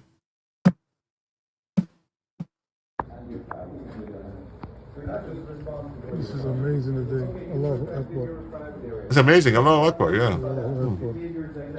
You refrain from idle thought with your family, your spouse, your children. They didn't do any of that. And you didn't warn them, you didn't try to fix them. You're also responsible for them as well. May Allah subhanahu wa ta'ala make us amongst the khashi'een. May Allah subhanahu wa ta'ala make us amongst the musallin, the people who establish the prayer. So it's happening everywhere. They don't assimilate, they aggregate, infiltrate, and conquer. That's their plan. Just remember. Just remember. It's all part of the invasion plan for the West. Just remember. Okay, this is how the Islamist psychology works in a nutshell. The psyche of the Islamist operates under 3 stages. The first stage is vulnerability and victimization. The second stage is silent jihad and dissemination. The third and final stage is violent jihad. The first stage takes place when the Islamist is a weak and vulnerable minority. So they will victimize themselves as much as practicably possible. So terms such as Islamophobia are used as a tool and as a weapon such that you, the Western liberal, will fall and succumb to their bullshit and will never ever criticize Islamist ideology because that will make you somehow racist or a xenophobe. But that's a false dichotomy. The second stage is silent jihad and dissemination. And this is probably the most critical stage because this is where it entails all sorts of PR stunts, propaganda, ideological indoctrination through religious institutions, schools, changing legislation, and the list goes on. But here's the tricky and really, really dangerous part that you all need to be wary of. Islamists are prepared to change stages and revert back when the circumstance fits. So what do I mean by that? If, let's say, a society starts calling them out on their bullshit, they are prepared to go back and revert to stage one, and that is vulnerability and victimization. The moment you call out Islamists for trying to take over the corresponding society which they are within, they will go back to victimizing themselves. And what will they do? They will start to call you an Islamophobe. And it is your responsibility not to fall for that bullshit. And it is their responsibility to stop living this life of trying to victimize themselves, but rather actually assimilate within the values and the culture of the society that has taken them in. So be wary that they are prepared to shapeshift and change stages Shapeshifters. whenever They're the circumstance shapeshifters. fits. And then we have the third stage, violent jihad. Do I really need to go through that one? Wow. They're shapeshifters, people. Remember, Islamists' only mission is to conquer, never to assimilate, since they are superior, and we not need them to change. We, not them, need to change. I got that out of an Islamist mouth in all the Islamist countries I've been in. Yes, don't lecture me on eliminate the enemy. Sharia trash. Yes, yes, yes. I believe him. I do. I do. Mhm. So we got this. It says, so when this filth, Mehdi Hassan, he received his U.S. citizenship at the U.S. District Court, District of Columbia in 2020, U.S. citizenship courts began allowing Muslims to waive part of the oath because it conflicts with their beliefs. He requested to waive the portion of the oath specifically and the laws of the United States of America against all enemies, foreign and domestic, that will bear true faith and allegiance to the same, that will bear arms on behalf of the United States when required by law, and I will perform non-combatant service in the armed forces of the United States when required by law, that I will perform work of national importance under civil direction when required. Below is a full oath that you have to take. I hereby declare an oath, and I renounce whatever, so blah, blah, blah, blah, blah. I renounce and abjure all allegiance of fidelity to foreign prince, potentate, state, or sovereignty. The oath codified in the Immigration and National Act.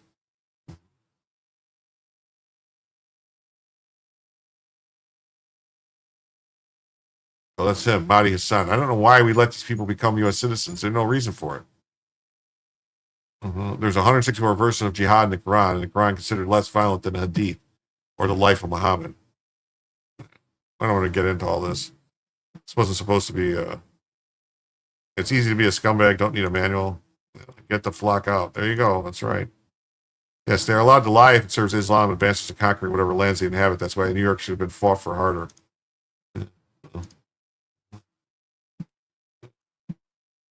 And you got to stay aware, people, because here we go. Here's a Muslim at a park, and a woman's just trying to have her lunch. No, I don't need to talk to you. I'm minding my own fucking business. I'm minding my own fucking business, but you're not minding your own fucking business. You can get the fuck out of my face, dude. Get out of my face. Why are you recording? Leave me alone. Leave me alone. Leave me alone. Walk away. Fuck you. If you record me, I'm gonna break your phone. You better not touch me, dude. I'm gonna break your phone. You better not fucking touch me. Get away. No, why are you being racist? Get away. You get away. Dude. What? Get away from me. You're ridiculous. Always be armed.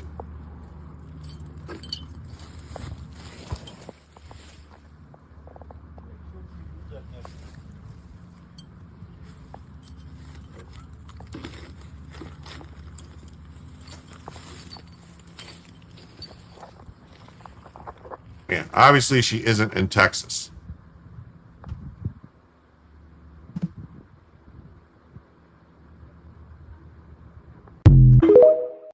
Yeah, so be wary, women.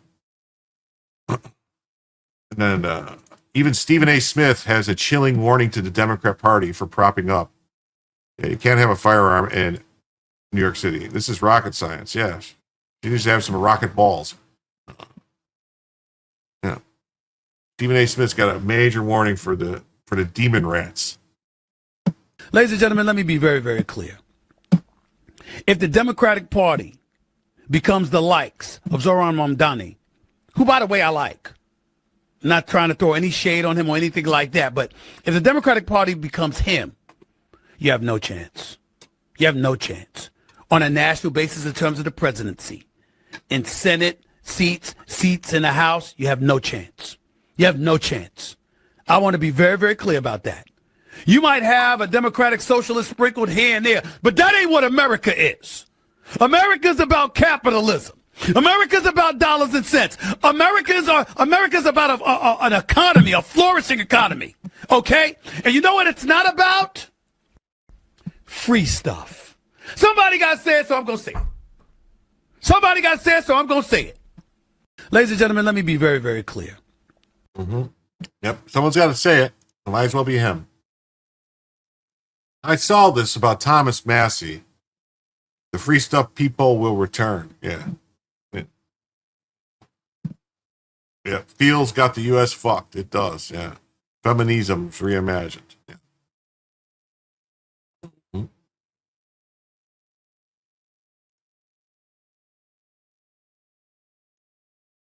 Mm-hmm. Mm-hmm.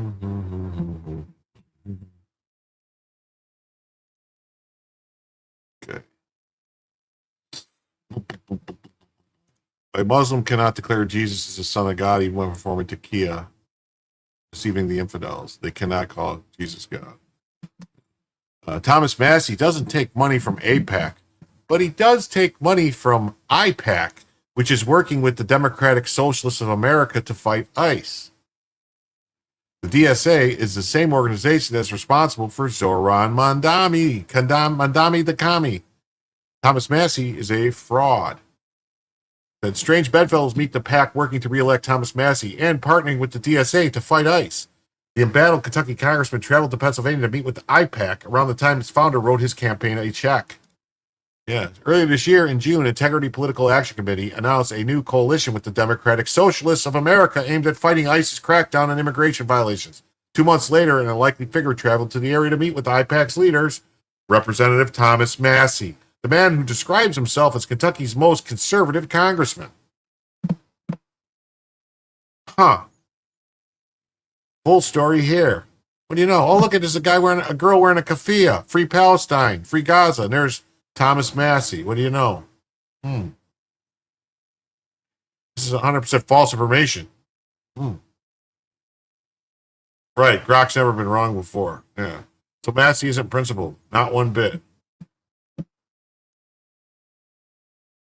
Here's the story from the Washington Free Beacon.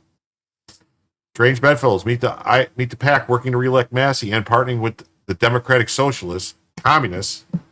Did you say conservative congressman or communist? I think something broke him. All right. Make America great again. Yeah. What's up, cool man? Cool man, Coffee Dan. What's up? I have a feeling. Yeah. River to the sea. DC can't be principled. Maybe that's the problem. His wife died recently, and I think something broke in his brain. I don't know. Maybe he's got a new piece of ass or something. I don't know, and it's affecting him.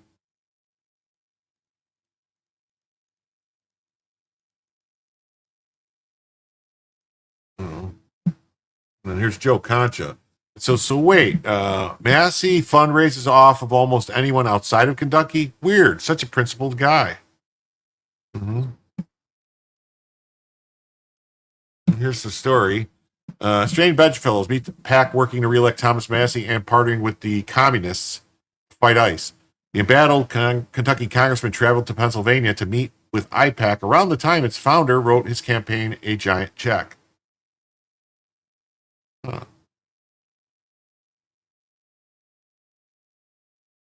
Earlier this year in June, the IPAC announced, which I think should stand, instead of Integrity Political Action Committee, it probably should stand for the Iranian Political Action Committee. Just saying. It's this new coalition with the Democratic Socialists of America, which is just the Communist Party rebranded. Smash the Fash, bash the Fash, whatever, or refusefascism.org or whatever. That's all them. Bella migrated north. She did. Uh-oh. Let me fix that.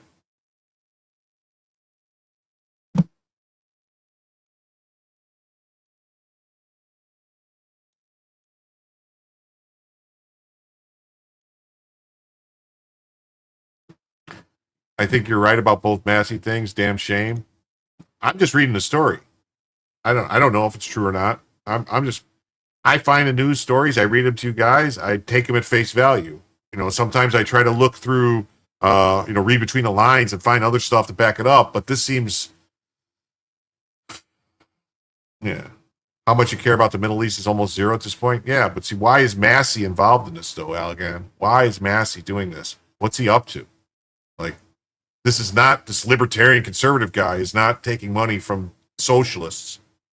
Is he? Because, I always was very suspect of a lot of the fucking people who claim to be libertarians who were really just fucking socialists or communists that were trying to subvert the Libertarian Party. Like if you remember, like they had the candidate running back in 2016, I think it was, who said that, the 2020 that would back the lockdowns and all that shit. And we're all for it. Yeah. Oh, wow. Look at this. John Mosley coming in with 20. Says, thank you.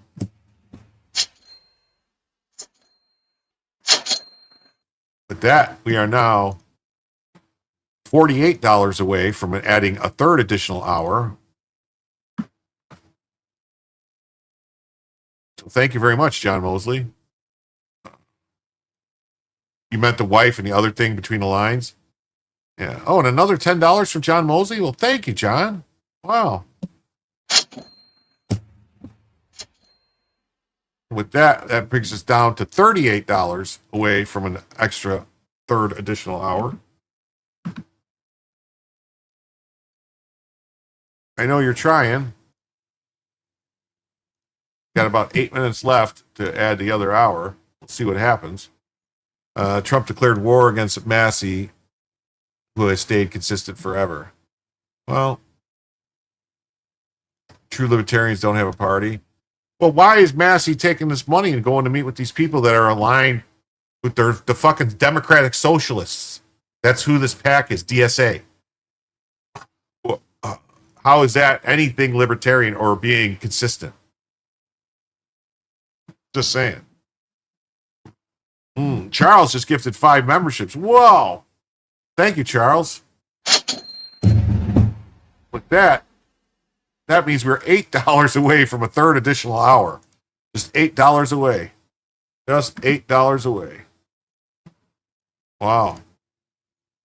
Look up the history of libertarianism. It started with the literal French communists. Oh, yeah, I'm pretty sure it did. Excellent. Let's see who got those real quick. So we got Checker Charles, Kobe Tiger, Medi, Guy Vermectin, KD, JT, Matt McGee, all got gifted memberships from Charles. Well, thank you, Charles. That was just great of you. That was really great of you. Ron Swanson, definitely. True libertarians at BLM is an idea. Yeah. I know. Well, thank you guys. That's great. We're getting there. Trump pushed him out rather than just say he voted normal way. He allowed roads for others to take his vote. Well, we'll see what happens. I don't think him going with these people though, and aligning with these socialists, communists, it's going to be a problem for him in Eastern Kentucky. It is. Because those Hill people don't cotton to no commies. So, social media post shows Massey smiling alongside IPAC chairman Rafed Al-Jabdouri in what appears to be a private home in Dunmore, Pennsylvania. Al-Jabdouri contributed $500 to Massey's campaign, according to a finance disclosure. Al-Jabdouri spoke at a press conference where IPAC launched its partnership with the DSA and compared ICE agents to Nazis. So Massey's hanging out with people that said ICE agents are Nazis. Yeah. WF gave BLM a chair in 2019. BLM was elevated to eclipse the libertarians. It may be a problem for him in the end, but Trump did start the battle. Oh, Trump started the battle with him, yeah, because Trump wanted him to vote a certain way and he wouldn't do it, and he needed to vote, and it was because there was a tight vote and whatever, but it is what it is. It's like Elizabeth Warren and Rand Paul and them. Look at this. No human is illegal. This is them. I wonder how all those people that lost their coal mining jobs feel about this, Massey. They stand with Thomas Massey and support his re-election. Because he's against AIPAC and their influence on our demonic and foreign policies. So he thinks our policies are demonic. Huh. It's an interesting pairing given that Massey has said if you enter this country illegally, you broke the law and you should be deported. IPAC nonetheless says that he stands with Thomas Massey. Yeah. The endorsement section of the group's website, meanwhile, lists only Massey and includes a link to donate to his campaign.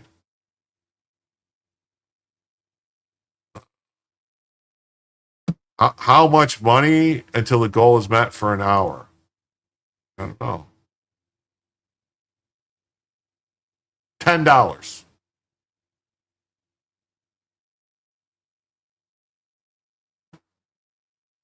At the event, I said I would have said publicly is that I'm against the war in Gaza. America should not fund the war. Too many innocent people have died. America's not funding the war in Gaza.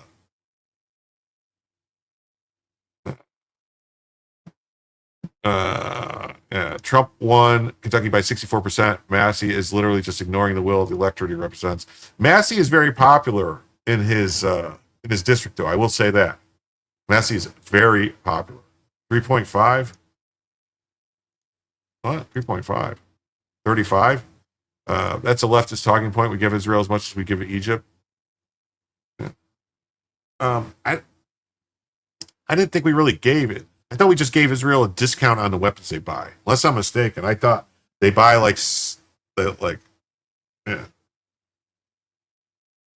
yeah. Massey won his district by more than Trump won. Yes, he did. He's popular. He's very popular in his district. Massey's trip to Pennsylvania came as President Trump's political operation launched a campaign to defeat Massey in the primary. The GOP legislator routinely votes against legislation the White House supports. We give Israel a couple billion a year in foreign aid, but it's not more than we give other countries. I don't know why we give anybody any money. I don't want to give anybody any money. I really don't. I think we should not give any foreign country any money. Oh, look at Charles just gifted another membership. Thank you, Charles. Let's see who got that.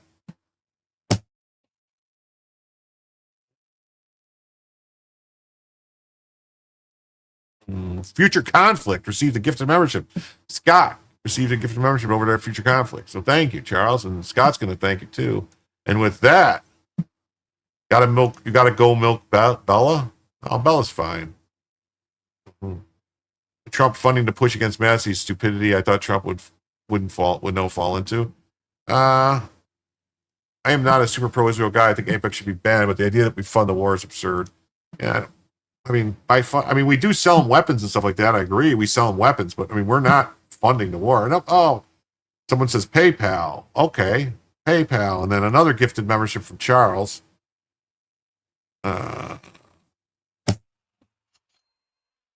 Okay, it looks like Trump should never go on public against Massey. He will make him look bad when he wins at 26 again. We'll see what happens in the primary. I don't know if they get a good candidate to run against him. Maybe he does, maybe he doesn't. I don't know. We'll see. So with that, we are now 8-12. So we're now 71 away from a fourth. We did tactical assessment. Red Chinese victory. Impossible. America will never fall to communist invasion. Communism is the very definition of failure.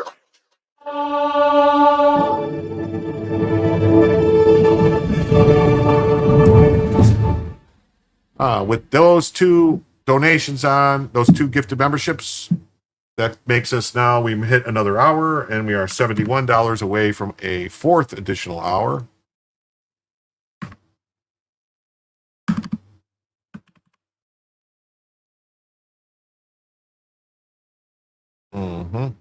The Communist Party is backing Massey, he will lose his seat. Yeah, if that's the thing, it could be a problem. Thanks, Jim Somniacs. Yes, so let's see. And someone said check PayPal. So let me check PayPal. Take a second here. PayPal.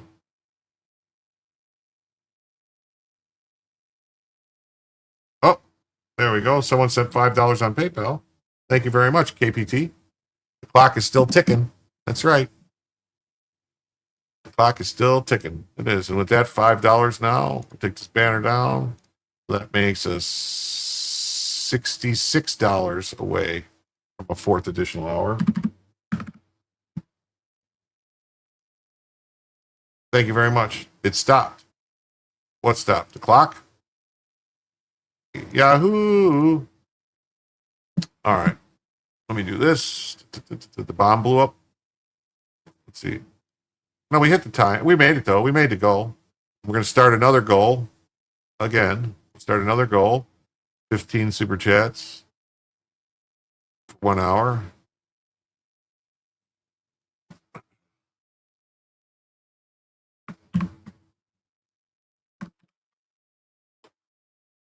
And we are...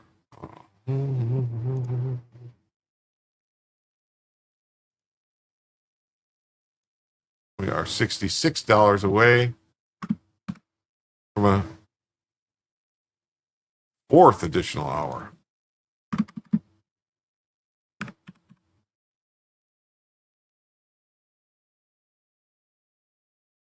Okay. Thank you. YouTube playing mind games. Yeah, no, it's fine. We hit it, though. Algon News, Massey will lose with the Communist Party's backing him. Kentuckians are not for communism. They're red-blooded Americans. That will be the problem. Congrats on the membership. Thanks, Charles and Company, and everyone else. KPT, yes, thank you. The goal doesn't count memberships. Yeah, the goal up there doesn't count memberships. I count memberships. I count memberships. I count gifted memberships. I count PayPal, Cash App. I count Rumble Rants, Rumble memberships, locals, coins, you know, and even Twitch memberships I'll count. Subscriptions or whatever is on Twitch. They're like $5 each or something.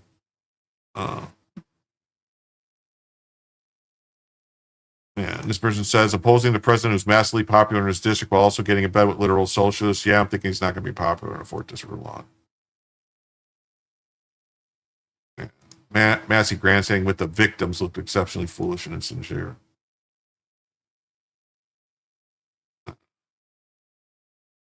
Says his district voted 3% more for Trump than the state as a whole did. I think he won, though. I think, if I'm not mistaken, I think he outperformed. I think he outperformed Trump in his district, but I'm not 100% sure on that. But thank you, everyone. Massey was particularly critical of Trump's decision to strike Iranian nuclear facilities.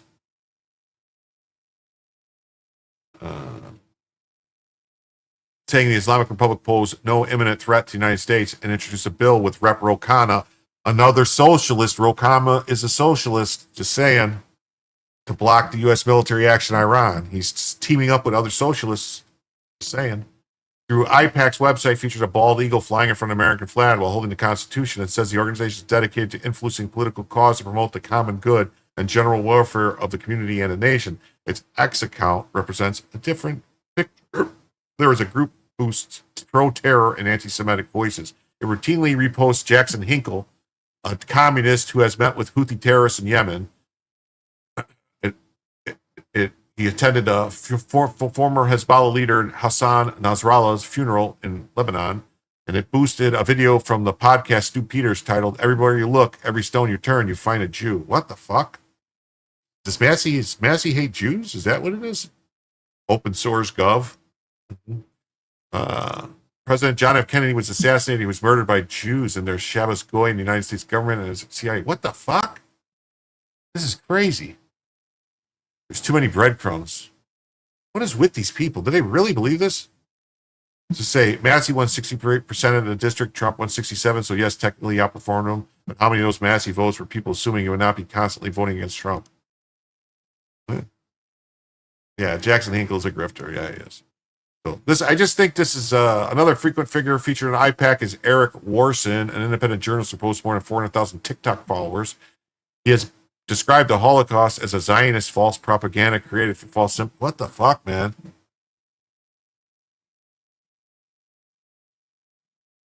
Yes, Massey hates the Jews.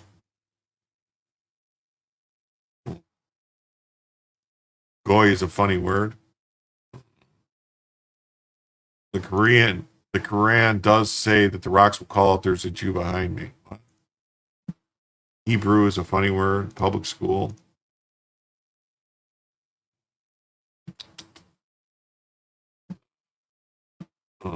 Trump start the war with Massey. He could end it. Trump pushed him away. He fell into the anti-Israel grift. This is dumb of Massey to do and will fail. I mean, Get behind me, Satan. What? Are you talking to me? Talking to me? And he offered praise for the man who pleaded guilty to arson attack on a Pennsylvania governor's mansion, calling him a pro-Palestinian activist who stands for humanity. What? Why would anyone say that the guy tried to burn down the governor's mansion? This is just nuts. This guy, what is this? Did they get eliminated? How did this get? This is a story about this. How did this? Jim is always streaming. Yes, I'm always streaming. A Bible quote. I'm okay. This is nuts. It's such a pleasure to meet Congressman Massey, he wrote. He stands against AIPAC and against Israeli dual citizens working in U.S. Congress. What about the dual citizens from other countries? I think we should get rid of all dual citizens, my personal belief. Get rid of all dual citizens. They are. I made pierogies for everyone. Well, I want some fucking pierogies now.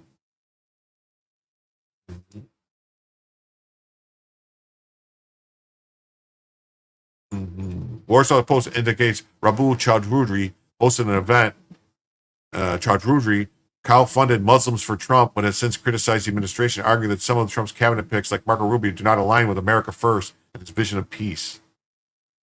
What? Chaudhry contributed 3,500 max to Massey's primary campaign. His only other federal campaign contributions went to Bernie Sanders. So this guy who supposedly is Trump-oriented, never gave any money to Trump or anything, just gave money to Bernie Sanders and Massey. And Rep. Summer Lee's re-election campaign, another Democrat. Massey, with the help of donor like Chaudhry's, IPAC, Abba Dujuri, and Washington, D.C.-based law firm Covington Burling, raised $768,000, the best front-end quarter of his year. Yeah, definitely get rid of dual citizens in all our government. Yeah, I think that's an easy one.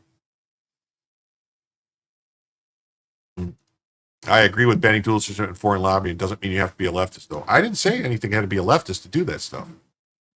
I just think there's no reason for it. It says only 4% of Massey's money came from inside Kentucky. That's a problem. That's a problem. And then on to other news. We have, just in, Oklahoma candidate for governor, Getner Drummond's wife donated $1,000 to the anti-Trump Lincoln Project, also known as the Pedo Project. Getner didn't endorse Trump in 2024, and he declined to say if Trump should have been impeached. Thanks, Laura. So the guy that wants to be governor of Oklahoma hates Trump. He's a Trump hater. So I guess the Rhino is the front runner. He's dropping, but it's important people find out about it. Oklahoma recovers are requiring loyalty tests now. How sad. See that for people like Laura Loomer entitled without nuance. She reported on it. I call credit where credit is due. What about the children of troops who have their kids overseas? They're dual citizens. You don't have to be a dual citizen, Joe. You can renounce the citizenship to the other country. I'm referring to Massey getting in bed with DSA when I say it doesn't mean you have to be a leftist, not you. Oh, okay. All right. Okay, yeah. You still have to grease that mouse wheel. I just got this mouse. I don't know what to do. Look, it's a...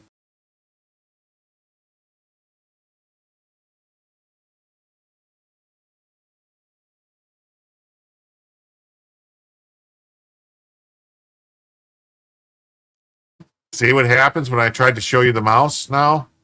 It screwed everything up. See, I was trying to show you the mouse and I hit the side button and it basically backed me out. This was the first non-boomer night. I had gone almost 5 hours without a boomer moment, and boom, there goes a boomer moment.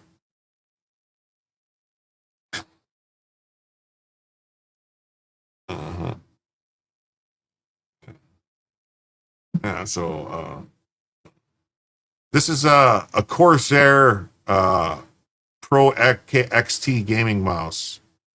So it was like $100. Yeah, no, I like corded mouses and stuff because I don't like the I don't like the wireless stuff. I have a problem with it. Never seen worse. Rashid Tlaib is a dual citizen too, isn't she? People only focus on Israeli dual citizens, but have plenty of other countries too. That's what I'm saying. If it's a razor, you can install the software and disable the buttons you don't use. Oh, that would be great if I could disable the side buttons. I hate them. I'm constantly bumping them. Those are shit mice. Well, tell me a better one. I don't know. I got it because it's Corsair, and I have a Corsair computer, so everything, works together, the software to change colors and stuff, make it change colors. Yeah, Boomer can't get a wireless mouse to work. No, I have wireless mouses to work. It's just they're constantly like an issue, like with batteries and stuff. Never saw a mouse without a tail. All right. You don't know if they have decent drivers. I'd back up before trying it out. All right. Let me share the screen again.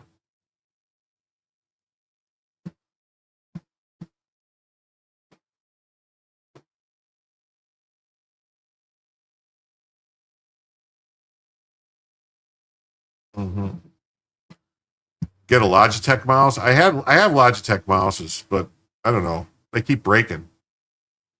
My grandson likes to throw them. Oh. So yes, we got this. Then let's go. Here's Laura Loomer's report. We'll just talk about it briefly. This is not really my thing. Wife of Oklahoma Attorney General and current gubernatorial candidate Gentner Drummond donated to the anti-Trump pedophile-affiliated Lincoln Project. Attorney General and GOP gubernatorial primary candidate's wife donated to the anti-Trump Lincoln Project PAC. On September 16, 2020, during the China virus scamdemic and immediately before the stolen 2020 election, Attorney General Gentner Drummond's wife contributed to the Lincoln Project, group founded in 2019 with the primary goal of opposing President Trump. Logitech or Razor for mice. Yeah. You hate their drivers. Yeah, wireless has a lag. It does. Co-founded by notorious figures George Conway, John Weaver, Rick Wilson, the Lincoln Project is known for its strong anti-Trump stance association with pedophiles. Welcome to Jim Tells You His PC tech specs. Well, unless you see on Microsoft and Telemouse 3.1, then buy that shit on site.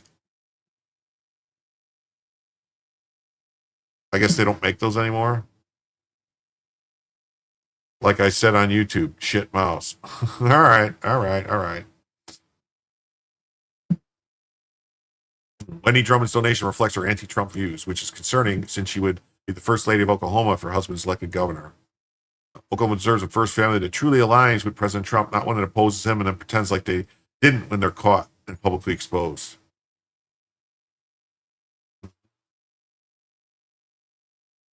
Yeah. Young man accused Lincoln Project co-founder of harassment.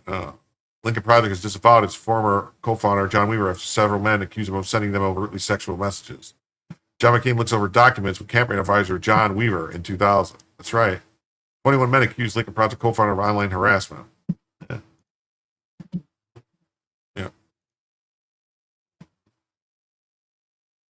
I got to open some more tabs. Just give me a second here.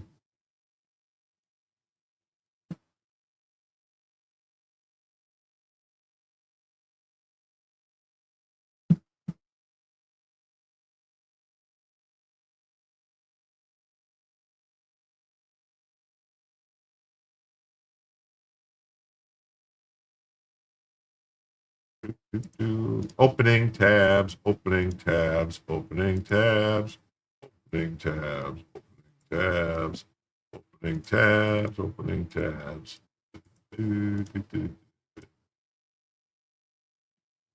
Hey, it's been a good night. We're probably going to make it through everything I had for tonight. Maybe getting some stuff from the other days. Let's go here. No.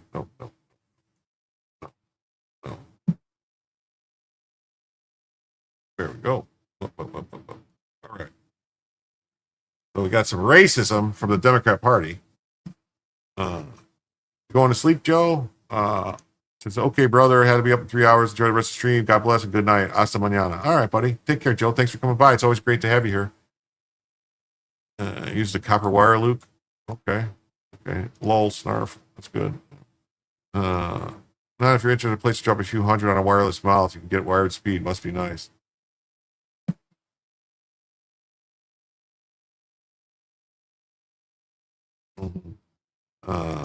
I'm from a state that voted massively in Trump's favor. I would expect my state's representative state government to not be opposed to the man at the very least. Glad I live in Alabama. Yeah, right?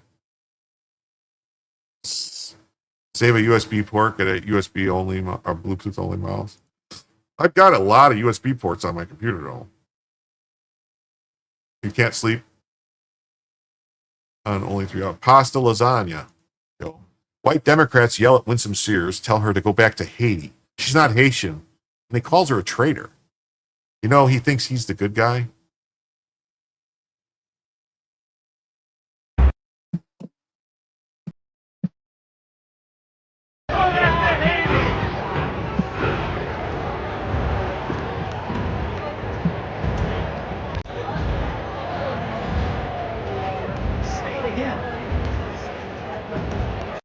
So yeah, go back to Haiti, this guy says. Like Carol Swain, PhD, says, white racism is tolerated by Democrats as long as black conservatives are the target. You're watching on both platforms? Well, that's awesome. Now I got to try to figure out.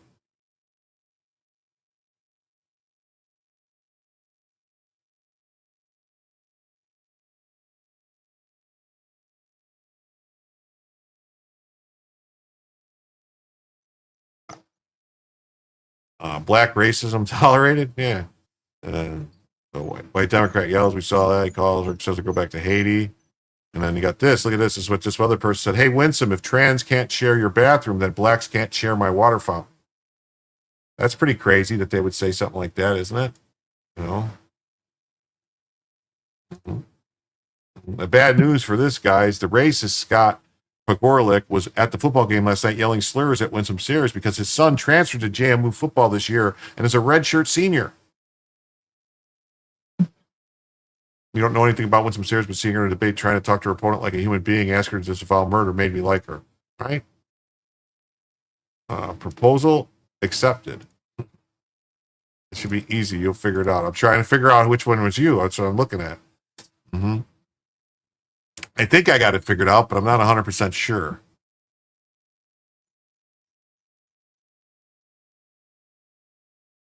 Yeah, okay. Now I know who you are. I got you now. Grip. RJW, W9UB. Wait, no, is that a ham radio thing? WU9UB? So this guy's a redshirt senior, offensive lineman, his dad's a racist. What do you know? Winsome Sears sends you too many spam texts. Well, go back to Haiti, traitor. That's crazy to say that. Just crazy to say that to someone who served his country. This is Ryan Rutherford is mocking racist slurs at the lieutenant governor. Ryan is a grad sportcaster, news assistant for The River. He broadcasts Virginia high school football.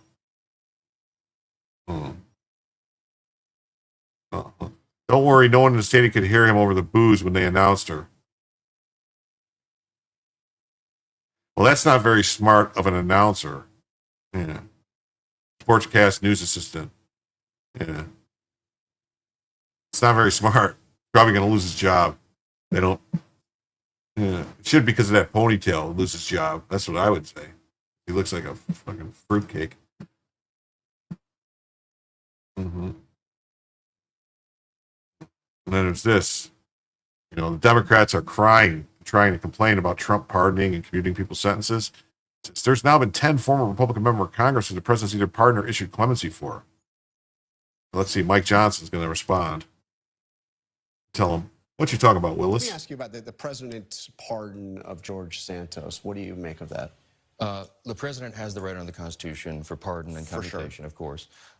We believe in redemption. This is a personal belief of mine, and I hope Mr. Santos makes the most of his second chance. I mean, but how about the fact that the president, in issuing the pardon, or it's clemency, the clemency, he said at least Santos had the courage, conviction, and intelligence to always vote Republican. I looked through this.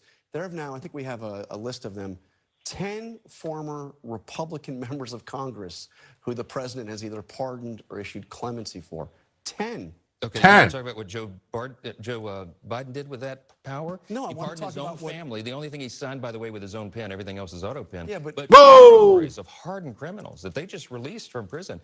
At least President Trump is fully transparent. He goes Can't out get and a haircut explains on an his EBT original card? Say they, essentially, I'm pardoning somebody because they always had the Oh, I courage, now hate her. conviction, and intelligence to always vote Republican. That's one snippet of what he said among many things about George Santos. But should that and be a others. factor in pardoning somebody? Did they No, vote and Republican? I don't think or it was. clemency? No, I don't think it was. I just think he's talking about this individual and his past, and at least he's open and transparent about it. Joe Biden never told us anything, and frankly, we're not even sure he knew who he's pardoning on any of those things.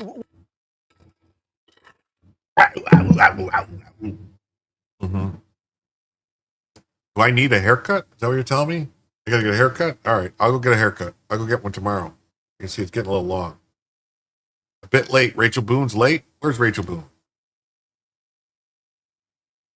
Yeah, they're so desperately trying to make it sound like a crime that the president uses Article 2 powers. Meanwhile, utter silence when Biden pardoned his entire family and people on the J6 committee. Yeah, Biden pardoned thousands of people.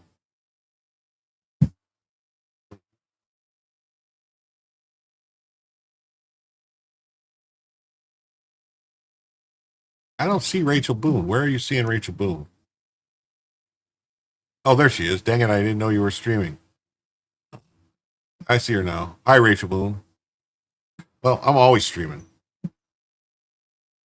Oh, the ponytail guy. Haircuts are expensive. Okay. All right. I was going to say. Yeah. See, they want to hyperventilate about pardons. They should take a look at what President Autopen signed off on. A new scoop from Axios reveals that in the final days of the Biden administration, there was a mad dash by the White House staff to find thousands of pardons and commutations, all signed with AutoPen, without giving DOJ lawyers time to vet any of them. See? Biden officials raised concern with how he issued pardons. January 17th, just 3 days before leaving office, Biden granted 2,490 commutations, the most ever by a president on a single day. Yeah. Unfortunately, despite repeated requests and warnings, we were not afforded a reasonable opportunity to vet and provide input on those you were considering. We proceeded to list some of those with violent crime records to whom Biden had given clemency, including a man who pled guilty to charges related to a murder after killing a woman and her 2-year-old daughter. Yeah. Included 10 death row inmates who hadn't filed for clemency. So that's who Biden, but they're going to talk about Trump letting Santos out because Santos got railroaded, basically. Not railroad, but too much time, you know. The reason the deep state weasel, Jonathan Karl, how do you expect to sign all those pardons in between naps? Didn't want to talk about the Biden's AutoPen pardons is briefly explained in this video. You wonder how many pardons Biden had gave money to pay? Oh, probably all of them. Quite a few. Not all of them, but quite a few. Okay, so no matter how you feel about this, let's stack up this decision by the president to the previous administration. And we're just going to take a few examples, and you guys let me know in the comment section which one is the worst. Let's start with Hunter Biden's pardon. I don't think I need to go any further. All right. The second one, Michael Conahan's commutation. This is the Kids for Cash judge. This guy was a total scammer. I mean, whatever George Santos did, this guy put George Santos to shame. They both committed crimes. There's no doubt about that. But the level of crime that this judge was doing is insane. Okay, let's keep going. Preemptive pardons for high-profile political figures. We know the whole January 6th January 6th committee. And finally, the former Illinois comptroller who embezzled over $53 million from a small city. She was commuted too. So again, I don't want to hear the tears, the cries, and the surprise that this happened. Okay, I think that's enough with all of that. Definitely. On to the next story. We got government contracts update.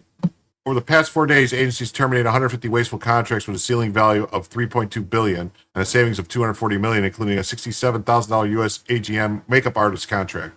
$107,000 Department of War services contract for a group fitness instructor. Why would they need a group fitness instructor for the Department of War? Don't they just all do fucking exercises? A $5.2 million contract for professional support services in South Africa. A a $270,000 US GM broadcast contract for Armenian radio. Wow.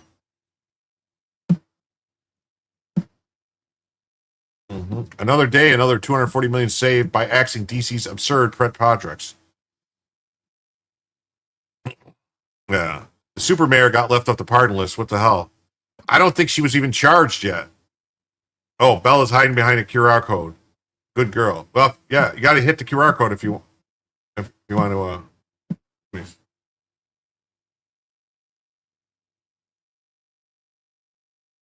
Yabiing.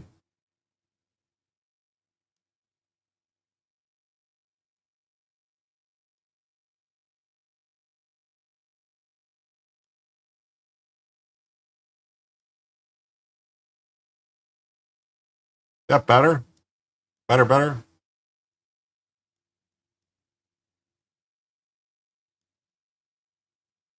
Okay. More QR codes? I need some more QR codes. QR code is no good on a phone? Well, if it's on a screen, somebody can take a picture of it with their phone, I guess, and that's how they use it. I'm not sure how that works exactly. Sweet Bella, yeah.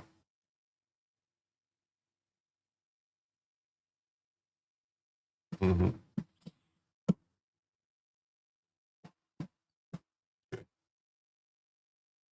So, sorry about that. Mm-hmm.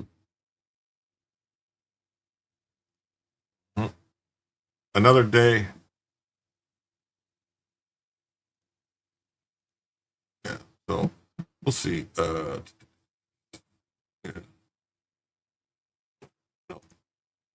No, what happened here? So another day, another $240 million saved by axing DC's absurd pet projects. A makeup artist for a U.S. AGM, a group fitness instructor billed as professional services, South Africans consulting gigs while American cities decay. This is the swamp in its purest form, burning taxpayers' cash on vanity contracts and globalist handouts. You can't tap the QR code. I fell for that once. Well, no, you got to use it. Like, I think you need to use it to take like a picture of it or something. I do have the screenshot and clip. I don't know. But you can take, the QR code, if you take your phone and like hold it up to the screen or something, I guess it works like on your TV. It's for QR code is for the boomers watching on their TV. If you are on a phone, look for description and a link. Yeah, there's a link. It's pinned. You can click if you're on, otherwise if you're on your phone and the pinned comment has both the link for the Cash App and for PayPal. Anyway, I don't know. So the 3.2 billion ceiling value slash proves bureaucrats treat your money like monopoly cash. HHS dumped millions overseas while veterans wait for care. Priorities twisted beyond recognition. The real question is, why did these scams ever get funded in the first place? You don't want to do the QR code. Okay. Don't worry about it. Just click the link. Click the link. Yeah. Here we go. Next story. Criminals broke into the Louvre Museum in Paris and stole jewelry belonging to Napoleon and the former French royal family. That's why I PayPal. I'm not a boomer, but my sister is. I have Cash App too. I also have Zelle, but I don't have that listed or anything like that because in Venmo. Yeah, the QR code sends you to the Cash App. Yeah, it does. Yeah. Well, there's two QR codes. There's a QR code for Cash App, then there's a QR code for the PayPal tip thing. So they reportedly fled on scooters, which seems like a terrible idea if you don't want to be caught, but what do I know?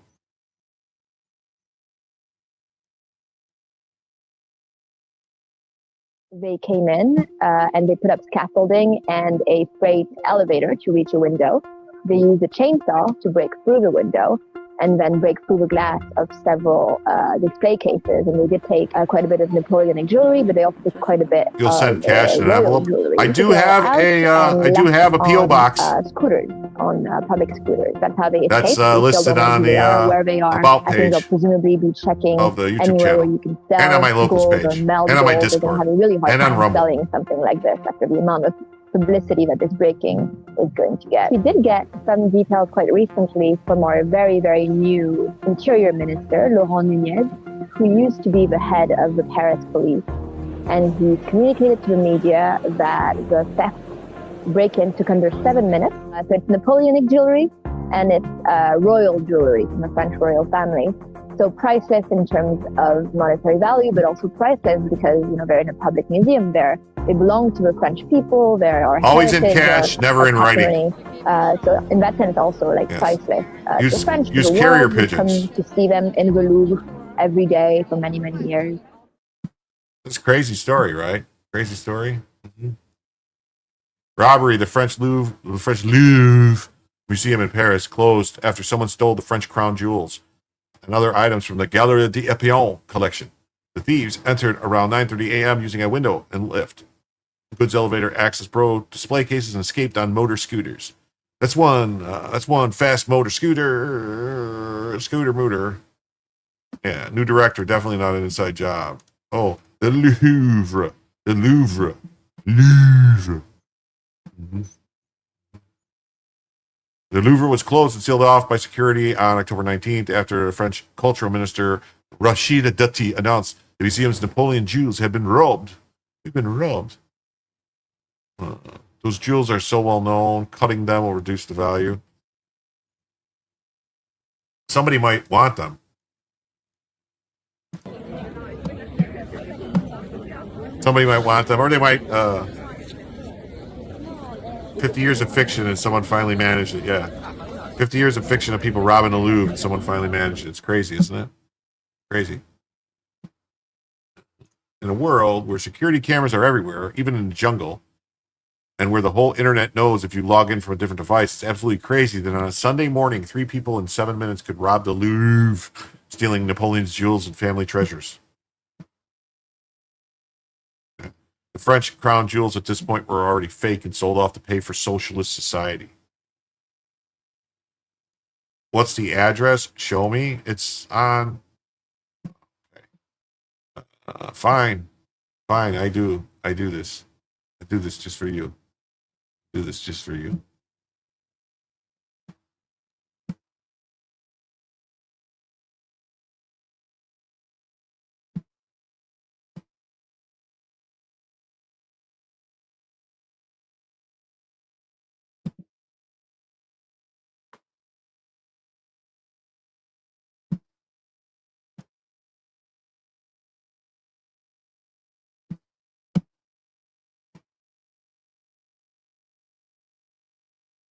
All right, you ready? Here it is, right here. See?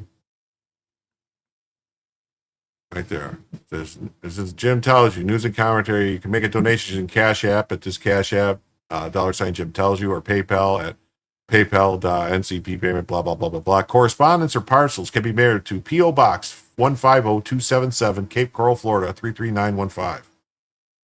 Okay? Getting pen. All right. 1, 2, 3, 4. Send me cash. Yes. MAO. MOA. Getting pen. All right. TikTok video comes out showing the jewels are fake. Yeah, maybe. So there it is right there. All right. Getting pen. 3, 2, 1. It's coming down. Because you can always rewind it, you know what I'm saying, if you want to see more. See more butts. They walked into the Louvre Museum at 9:30 a.m. using a crane, smashed the window, stole the French crown jewels in 4 minutes. No violence, just precision. A world-famous museum can be robbed in broad daylight. What does that say about guardians of culture? I don't know. What does it say about guardians of culture? What does that mean?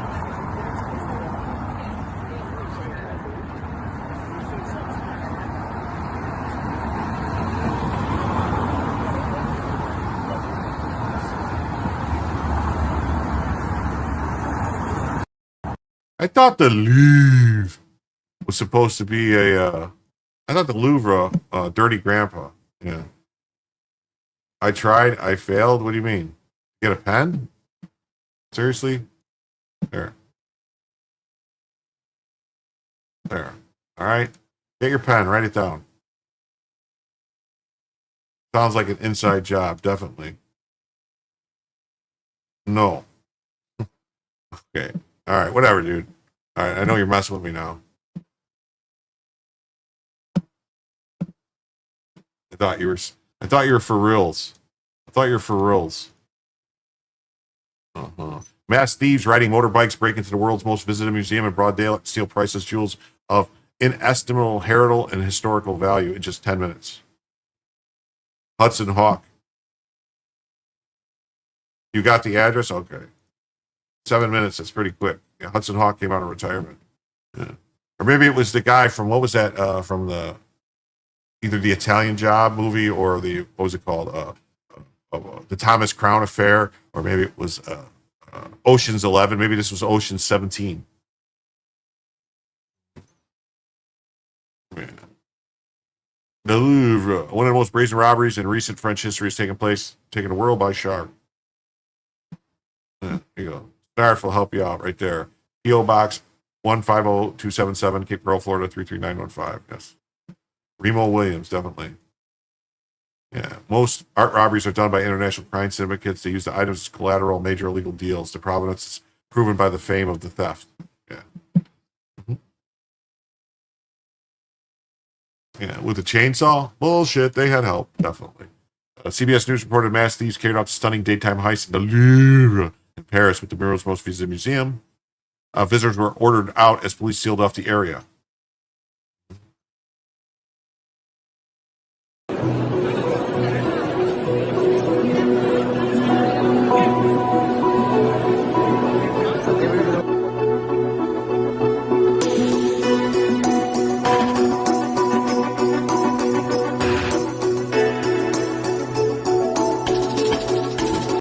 Crazy. Thankfully, no visitors were harmed. A museum spokesman told Fox News in a statement, CBS News, in a statement, that the theft occurred around 9:30 a.m.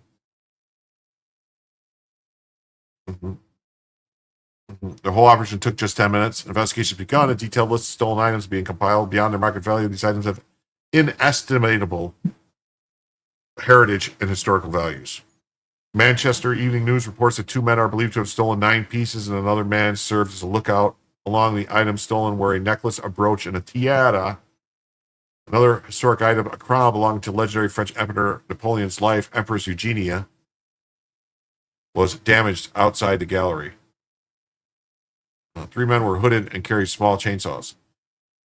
Jordan Bardella, a politician with the Populist National Rally Party and likely 2027 French candidate for the president, called the heist intolerable humiliation. They dropped Eugenia's crown as they left in a broke. Okay. If I were a security company, I'd be really pissed off. Was your security a potato? Well, here's Potato Biden. It says, provenance of criminals taking priceless jewels, honor amongst thieves. Oh, shit, that reminds me. I need to sharpen my chainsaw. The Louvre is a global symbol of culture. The heist, which allowed thieves to steal the crown jewels, is an intolerable humility for our country. The Louvre welcomes around 8.7 million visitors every year and attracts roughly 30,000 per day. It's the home to some of the world's most famous works of art, including Leonardo da Vinci's Mona Lisa. Mona Lisa, Mona Lisa, won't you be so Mona Lisa?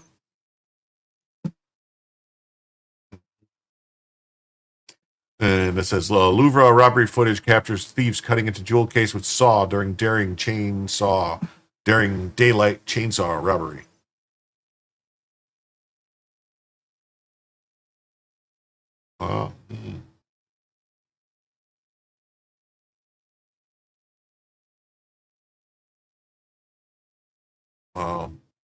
Where was Nicolas Cage? Yeah. Maybe they had some secret stuff written on the bottom.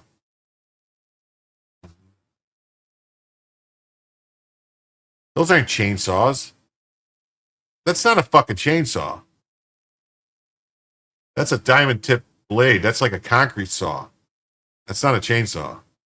I mean, maybe there's a chain there, but that's not what's called a chainsaw.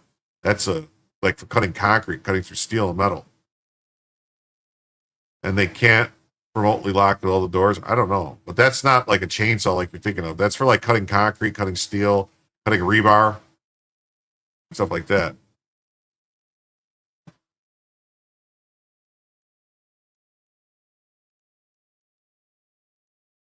So I think they're overselling it when they say it's a chainsaw.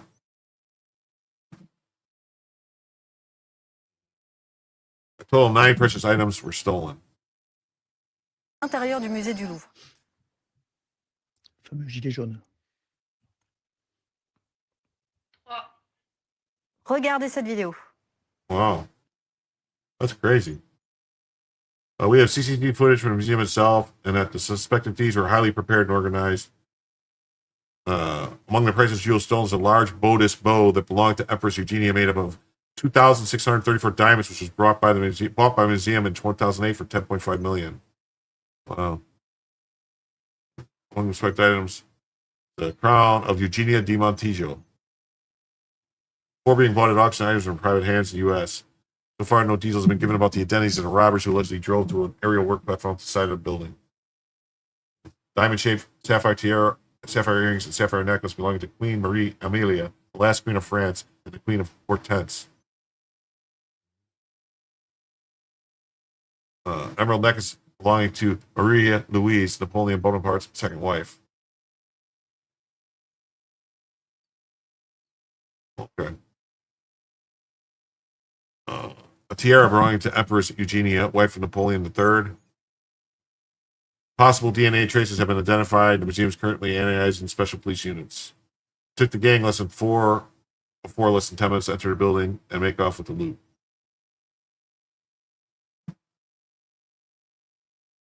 Oh, that's crazy, right? That's some crazy shit.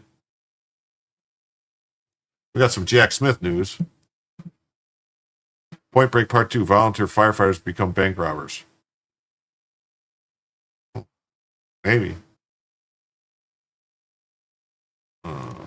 Much less mini, they were talking like it was one of those cheapo drill saws. Yeah, no, it's an ad. It's an ad for what? That's a stone blade. That's what I thought. I thought it was like for cutting concrete. That's a masonry saw. Yeah. Like masonry saw for, they also use those. Well, they usually use like a grind, where they have like a grinding wheel on those, like to cut steel, like for cutting rebar and stuff. They'll have like a grinding blade, like to cut rebar stuff. But the court information network utilized by Jack Smith propaganda network in Kosovo, Serbia, where the dude spent many years, played an influence operation funded by Switzerland. Kosovo Socialist Specialist Chambers welcomed 15 civil society NGOs from Kosovo and Serbia. The Registrar of Kosovo Specialist Chambers, prosecutor Jack Smith, met with participants in court. So Jack Smith is involved with the deep state, like big time. He's a hatchet man. He has been. They also produce propaganda, informational videos, and broadcasts in Kosovo, Albania, and other stuff.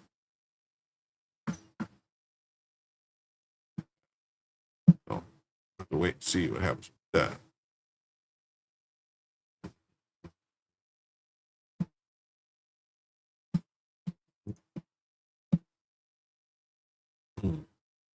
Got this. Check this out. We got a huge group of African illegal immigrants are operating a black market on the corner of Broadway and Canal Street in New York City. The entire sidewalk is filled with illegals who state they are from Senegal, and I watched as they fled the police. Yeah. Firefighters also use that type of saw to cut people out of car crashes. Yeah, they do. Yeah. The museum was doing work on the fascia of that building. They wore yellow vests and carried tools. People thought they were construction workers. Oh, well, there you go. The corner looks exactly like the street of Paris. The migrants even became angry and tried to tell me I couldn't film, similar to Paris. As I was reporting, the migrants began scrambling to pick up their items before fleeing into vehicles or on foot due to police presence. One of the migrants explained to me that they're operating without a license, and if police catch them, they'll confiscate all their items. There were at least 20 to 30 illegals in the area conducting business, and they know is against the law. However, they seem to be a common occurrence on the street. Business is booming. Perhaps ICE should come check this corner out.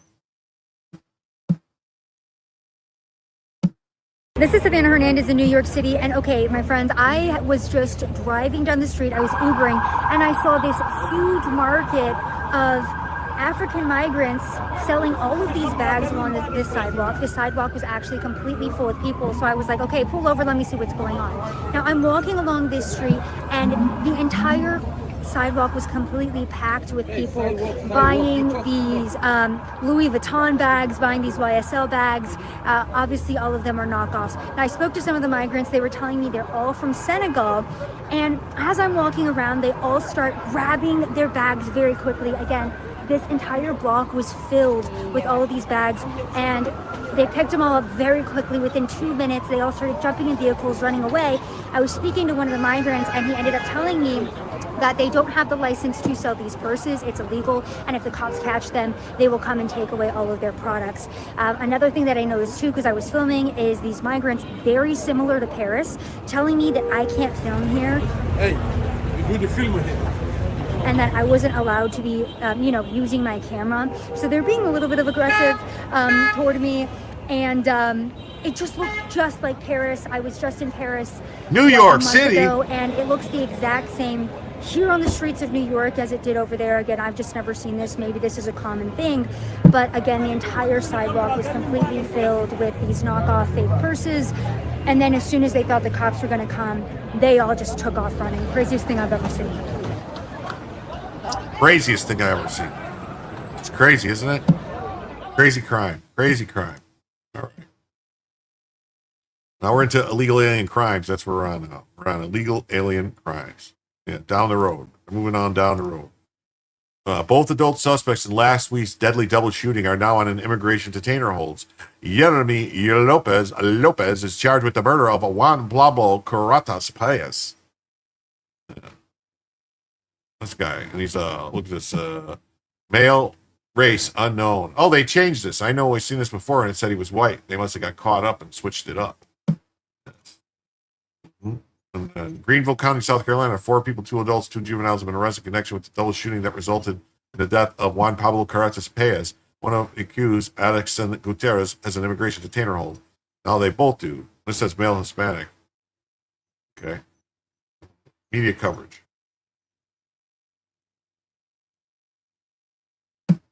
Bond was denied for 21-year-old Jeremy Lopez. 19-year-old Adixon Gutierrez Martinez was already denied bond.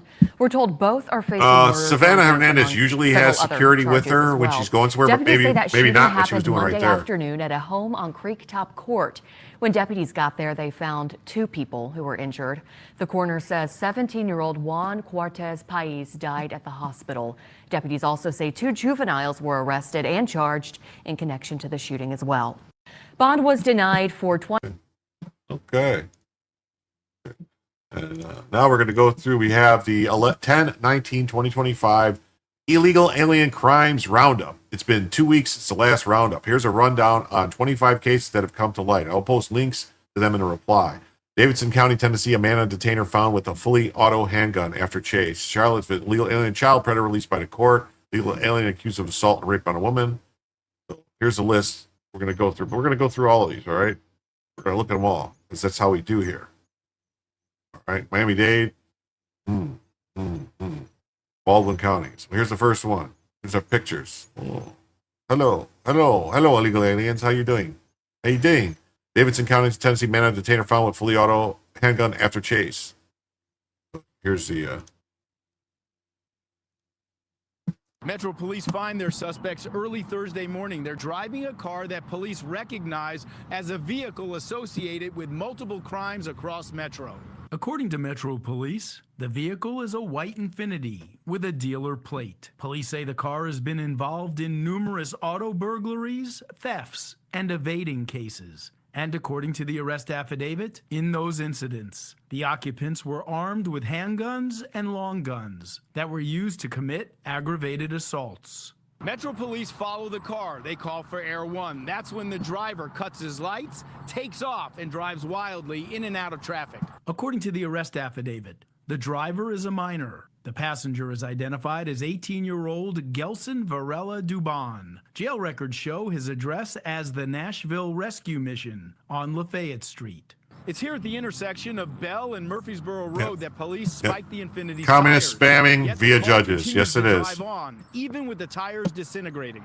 Some 6 miles later, the tires finally give out. The car spins. The teens run. They're quickly apprehended. When police search the car, they find all this. According to the arrest affidavit, there are 3 handguns, one of which is stolen, and police say another has a switch that renders the pistol automatic. Officers also seize a rifle, as well as a key fob programmer and some pot. The 18-year-old is currently charged with 6 crimes, including prohibited weapon and evading arrest. There's currently an ICE hold on the young man. What do you know? All right. That's that one. Then we got Charlottesville, Virginia, illegal alien child predator released by the court. ICE arrests a previously deported child sex predator after a judge suspends his entire prison sentences and releases him back into the streets of Charlottesville, Virginia. Can you believe this? A judge just is like, hey, we're gonna suspend your sentence. Get out of here so the ICE can't get you.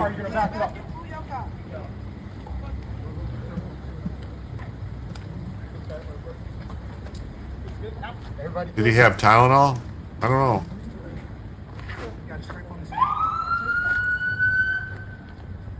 I got property bags right in the car too. Don't send him up yet. Give me legs. Give me legs real quick. No, legs on the... Okay, let's get him in the car real quick. Alright, let's go. I don't care. Use the crosswalk. You're not in the area. You parked in the street. No, I work for the court. I work for the court. It's not fine. Move on. Move the fuck on. Damn. That's how I do. That's how we do. That's how we do here. Yeah. And then in Chicago, the illegal alien accused of assault and rape of a woman. New court documents reveal that it was a 21-year-old illegal alien from Nicaragua, later Aruzo Medina, who strangled and then brutally raped a female on August 31st in Chicago Park. The Nicaraguan was being harbored by Prickster and Chicago County Mayor Johnson. Accused in a sexual assault on Chicago's Northwest Side will remain in jail while he awaits trial. And the details get back to coming cleaning light the toilets. weeks after the violent attack. WGN's Courtney Spinelli is near Black Hawk Park in the Belmont-Cragen neighborhood, where investigators say the assault happened. This attack was believed to be random. The 54-year-old victim walking home when she was allegedly grabbed by the 21-year-old suspect who ran out of this park. It makes me feel really scary because I walked in the morning by myself. Some concerned residents now learning of a violent attack on August 31st. Prosecutors say it happened at the hands of this man, 21-year-old Later Araz Medina, just before 3 in the morning. According to court documents, Araz Medina first pulled the woman to the ground by her hair before forcing her up and across the street. Private surveillance video picked up the sounds of her screams. The suspect allegedly forced her into an alleyway off Laverne, threw her to the ground, and undressed her before dragging her further. That was caught on pod cameras, investigators say. The suspect then strangled her and grabbed her by the hair, slamming her head into the concrete repeatedly, according to a court proffer. The victim told detectives she lost consciousness, but when she came to, tried to fight off the suspect, who again slammed her to the ground and continued his sexual assault. The suspect was spooked and ran when a car approached. To walk out of your house and not feel safe around your neighborhood it's terrible, honestly. Prosecutors say it was workers at a nearby food truck that were able to help the woman and call 911. Staff at LS Teca say they were about done for the night when the woman ran into the truck, one worker still inside there. They say she was frantic and explaining what happened. Another worker was able to bring her a towel and get the help needed, including an ambulance that took her to the hospital. The extent of her injuries not known. Some people won't even try to help anymore because they're too scared. So it makes me feel good that, at least someone was out there to help her. Court documents show the victim was able to give a good description of the suspect, who was caught nearby. Araz Medina allegedly told detectives he took cocaine, went to the park, and saw the victim. He admitted he wanted to, quote, do a bunch of other things, and described the attack in detail. Wow. That's crazy, ain't it?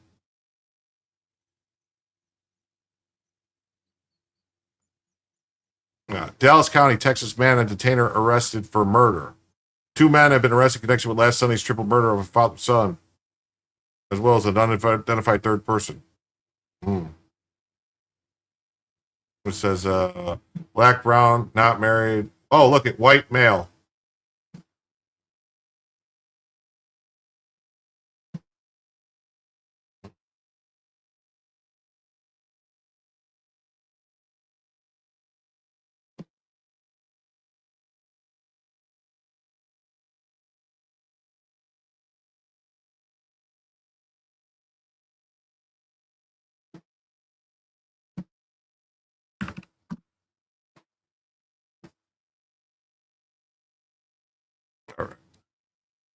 Oh, this guy, yeah.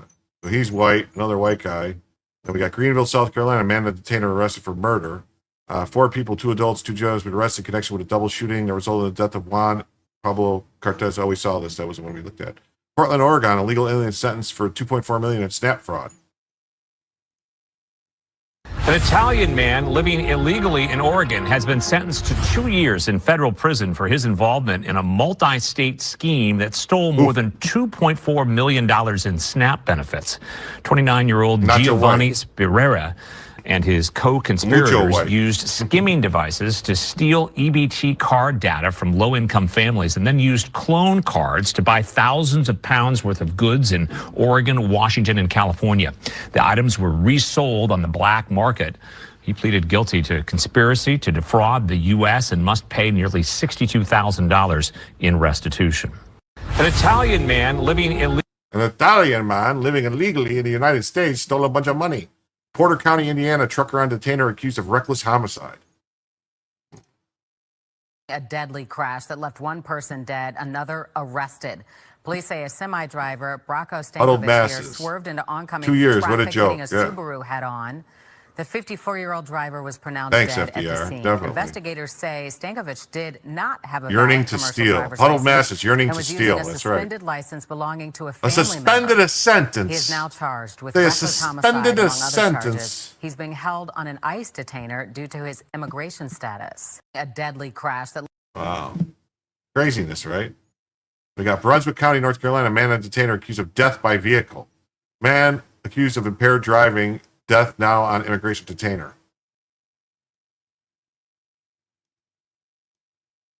Deadly car crash. Jose Lagos was arrested on Tuesday and remains in jail tonight. Now, details are slim on what happened.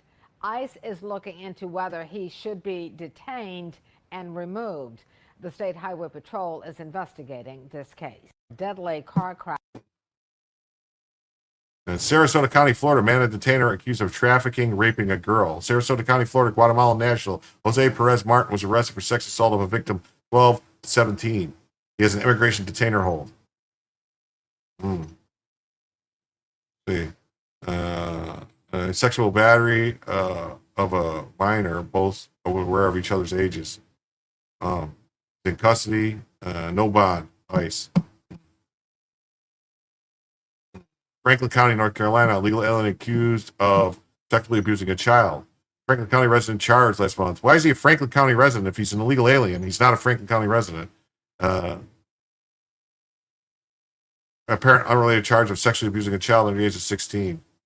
Nicholas Martinez, arrested October 15, 2025 by Franklin County Sheriff's Office. What do you know? You got Duplin County, North Carolina, legal alien pleads to DWI death. Felony death by motor vehicle, Elmer Dexter Emmons, which occurred last year. So this guy killed this guy. Elkhart County, Indiana, man and detainer arrested for running over a woman. Oh, wow. Police have arrested and charged a man as well who they say ran over a woman multiple times. This is the suspect there, Christian Gonzalez, on your screen. This happened last Friday in the 100 block of Lusher Avenue. Now, just after 10 Friday night, a 42-year-old woman called police saying she had been run over multiple times by a man she knew. She was treated for serious and potentially life-threatening injuries as well. Investigators found the vehicle a short time later and arrested Gonzalez. He allegedly was in a relationship with the woman involved, according to investigators. He's been charged with several felonies, including aggravated battery and battery by means of a deadly weapon. His bond is set at $1 million. Police have arrested and charged a man as well who they say ran. What's it say? Immigration detainer hold. Where will he serve his sentence? Is he set free in his own country? Generally speaking, what they do for immigration detainer hold is like they'll charge him. They'll deport them. A lot of times they'll deport them rather than even deal with the crime here. And then just basically they send them to their home country. They tell their home country. Sometimes the home country say we don't want the people because they're criminals. We're like, we don't want them back. They're criminals. We don't want them back. Don't send them here. Put them in jail there. And then we'll send them to a third country like Uganda or Guyana. Something like that. Maybe socialism and communism undermine Christian morality. It's possible. Yeah, I think that's part of the problem, too, is the last couple popes have been straight up fucking communists. So You know, that's the Catholic Church, fucking communists. San Luis Obispo County, California, 2 men on detainers arrested for murder. ICE issues detainers on these 2 illegal aliens harbored by Gavin Newscomb for brutally murdering a mother and then setting her vehicle on fire in San Luis Obispo County. Wow. I wonder if they're listed as white. Breaking news.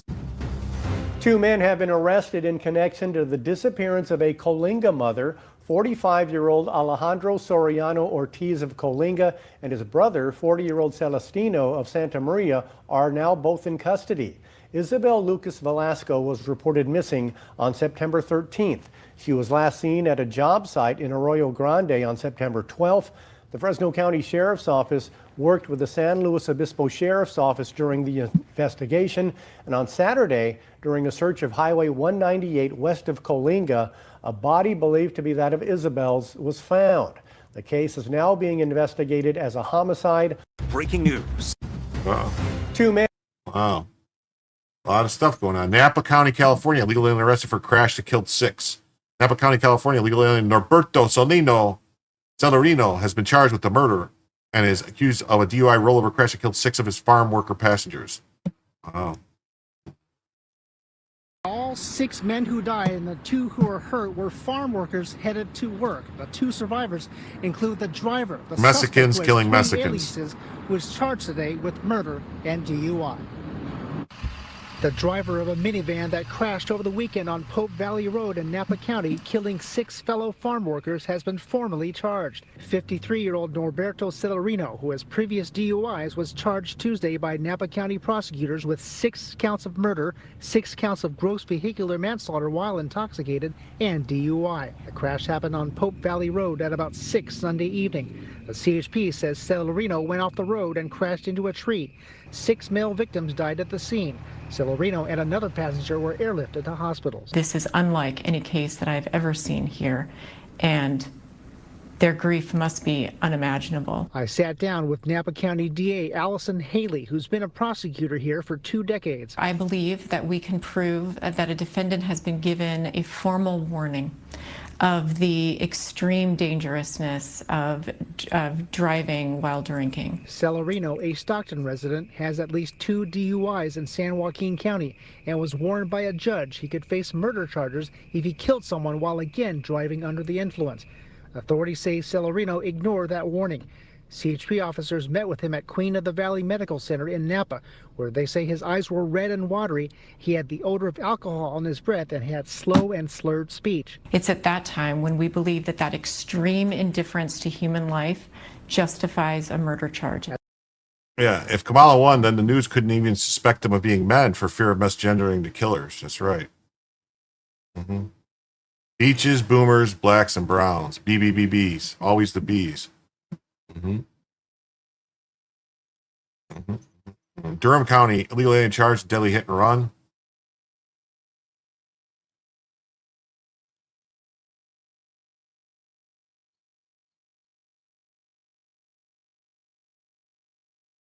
Wait, what happened? How did I lose this?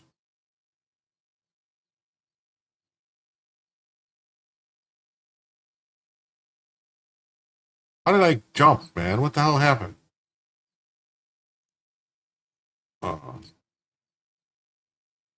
Durham County, charged with deadly hit and run. How did this jump on me? What is going on? Why does it keep jumping? Had just gotten off. This is where that hit and run happened, here on Chalk Level Road. Richard Ferguson's family says he had just gotten off the bus to head home. For many reasons, they feel like this crash never should have happened. My brother was a wonderful person. Speaking to me by Zoom from out of town. I don't think they care about the DUIs down there. I don't think they even check people for DWIs. They just drink and drive. 2 of the 11 surviving siblings of Richard Ferguson Jr. described him as a loving person and hard worker. He was in his 26th year working for the Durham Housing Authority. Around 11 p.m. September 13th, family says he had just stepped off the bus on his way home from his second job at Dollar General. Police say 30-year-old Wilmer Mejia ran off the road, hit 2 signs, and then hit Ferguson. He didn't deserve to get hit. killed and leave this early. He didn't deserve none of this. Police say Mejia was driving with a revoked license. He's charged with that, hit and run, and involuntary manslaughter. WRAL was the only media there when he appeared in court by video earlier this month. Driving with license revoked, impaired of vacation? It was there, the prosecutor said, Mejia has been deported twice. ICE confirms he's in the country illegally. Court records show Mejia had a DWI charge out of Wake County in 2020, but he was let out without a bond and then did not show up for court. If they had never got out on bond, my brother would be alive today. Yeah. And we wouldn't. See, this is a prime example, people, of if they didn't have these fucking sanctuary policies, they would have notified the federal government that this guy was arrested for DUI again, and that, oh shit, he was already deported once, so he's a felon because he re-entered. So they should have held him, and ICE should have been able to grab him, but they didn't, and so they let him go. And then he did it again, and he killed someone. This was 100% preventable death. 100% preventable death. Yeah, we had it too good. They're driving us to the third world standard. Yes, they are. They want.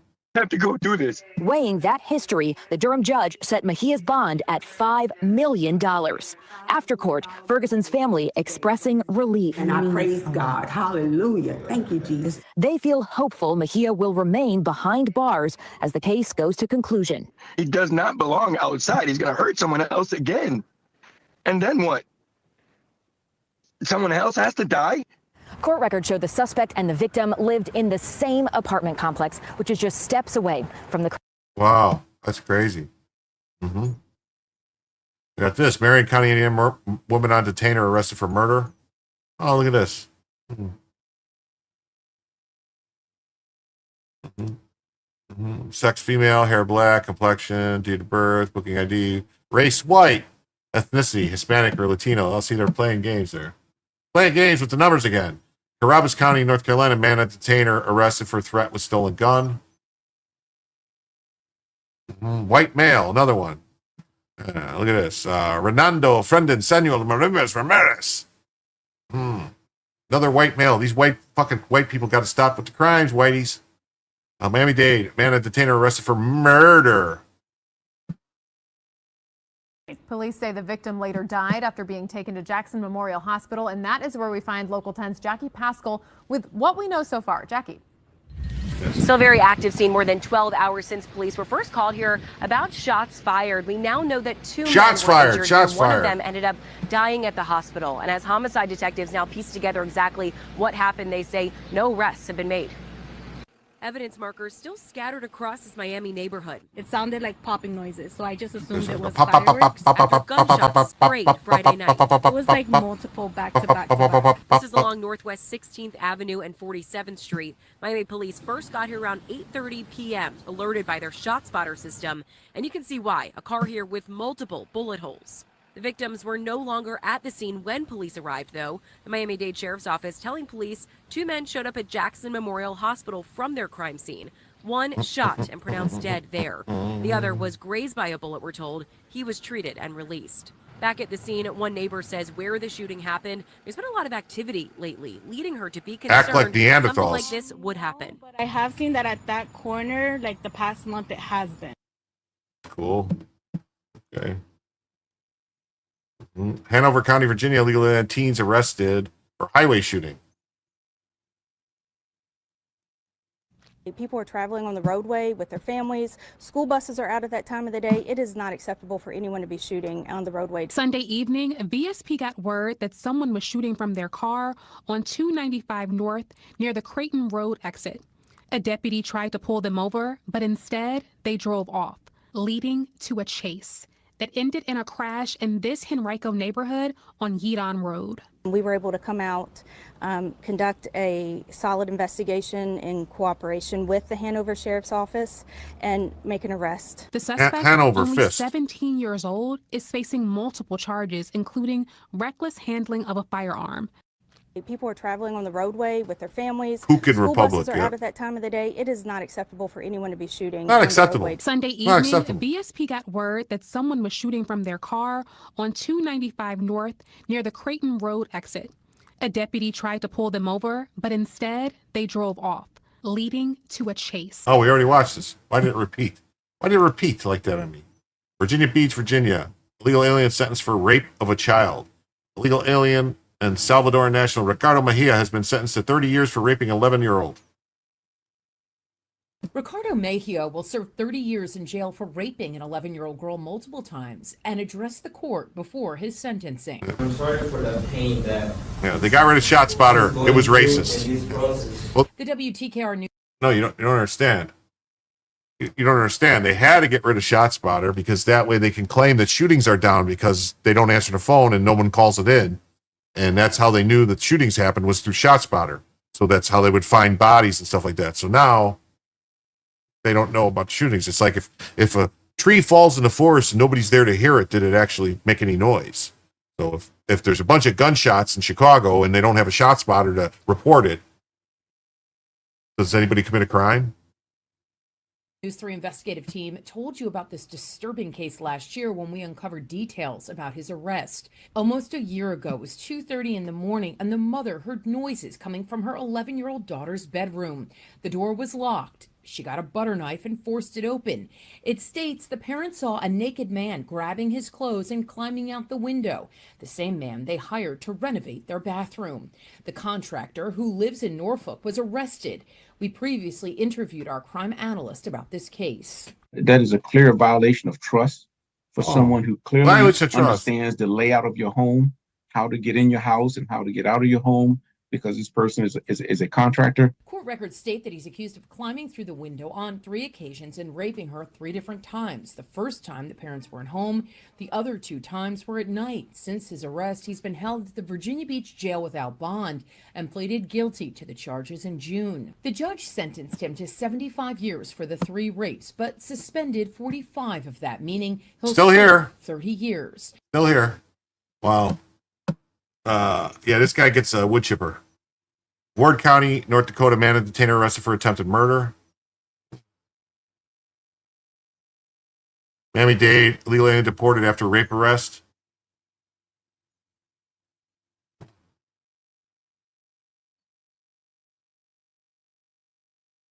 Victoria County, Texas, Los Angeles, and California, illegal alien arrested for 2 murders. What do you know? 2 murders. Oh. Fresno County, man and detainer arrested for murder. Kumar and 31-year-old Vishal were arrested and charged each with murder. 33-year-old Kuvar Kumar was shot to death at State Street and Acacia Avenue on July 21st. Detectives say he was gunned down while arriving home in the evening. Investigators believe the victim knew the suspects and there was a business conflict between them that led to the shooting. It was discovered neither of the suspects live in Fresno. Several potential witnesses were located that we interviewed around the state of California. We authored numerous search warrants in this case, and as I said, the case did take us not just across the state of California, but actually across the nation as well. Search warrants were conducted at the suspects' homes in Bakersfield and Victorville. That's right. Snarf, I hope you're I hope you are joking around because she was 11 years old. 11-year-old can't consent to anything, dude. Come on. Gun down, you better take care. That's right. Gun down, you better take care, because I would be smoking them coming through my window. Baldwin County, Alabama, legal alien arrested for sex assault of 2 children. Accused of sex crimes against 2 children, has been in the U.S. illegally for more than 20 years. Wow. Mario Rosas Geronimo was living in Summerdale and arrested and charged late last week on child sex abuse and sodomy. Investigators at the Baldwin County Sheriff's Office say they believe the alleged abuse happened over a period of time and at least with 2 victims. Deputies say the first report was made to Summerdale Police, who then asked the Baldwin County Sheriff's Child Sex Crimes Unit to lead the investigation. Investigators say the sexual contact with the first victim happened more than 10 years ago, while the alleged crimes against the second happened last month. The deputies say Geronimo admitted to the crimes. He was given a bond, but even if he makes that, there's an ICE hold on him. The Baldwin County Sheriff investigators say there's an ICE hold on him. But California probably wouldn't even tell him. The previous edition of the Roundup was last week. So if you guys want to go check this out, go ahead. But I think that is going to be. I think that's going to be it for us tonight, there, folks. But I think that's where we're at. I'm going to say thank to everybody who's here. 117 people still here. It's been 6 hours. All right. I want to tell you all thank you. I'll see you all tomorrow, Monday night. Tonight, actually, Monday night, and roughly, what is this? It's 18 hours from 10 o'clock Eastern time. It's morning. It's 4 a.m. here, but you don't have to go home, but you can't stay here. I'm going to send you over to see this guy, Pat Dixon. He plays and does a bunch of stuff on the keyboards and everything and talks to people. So tell him I said hi, and, I'll see you all tonight at 10. Peace. If you want to rate it out, go ahead, Neuro, or whoever in there, rate it out.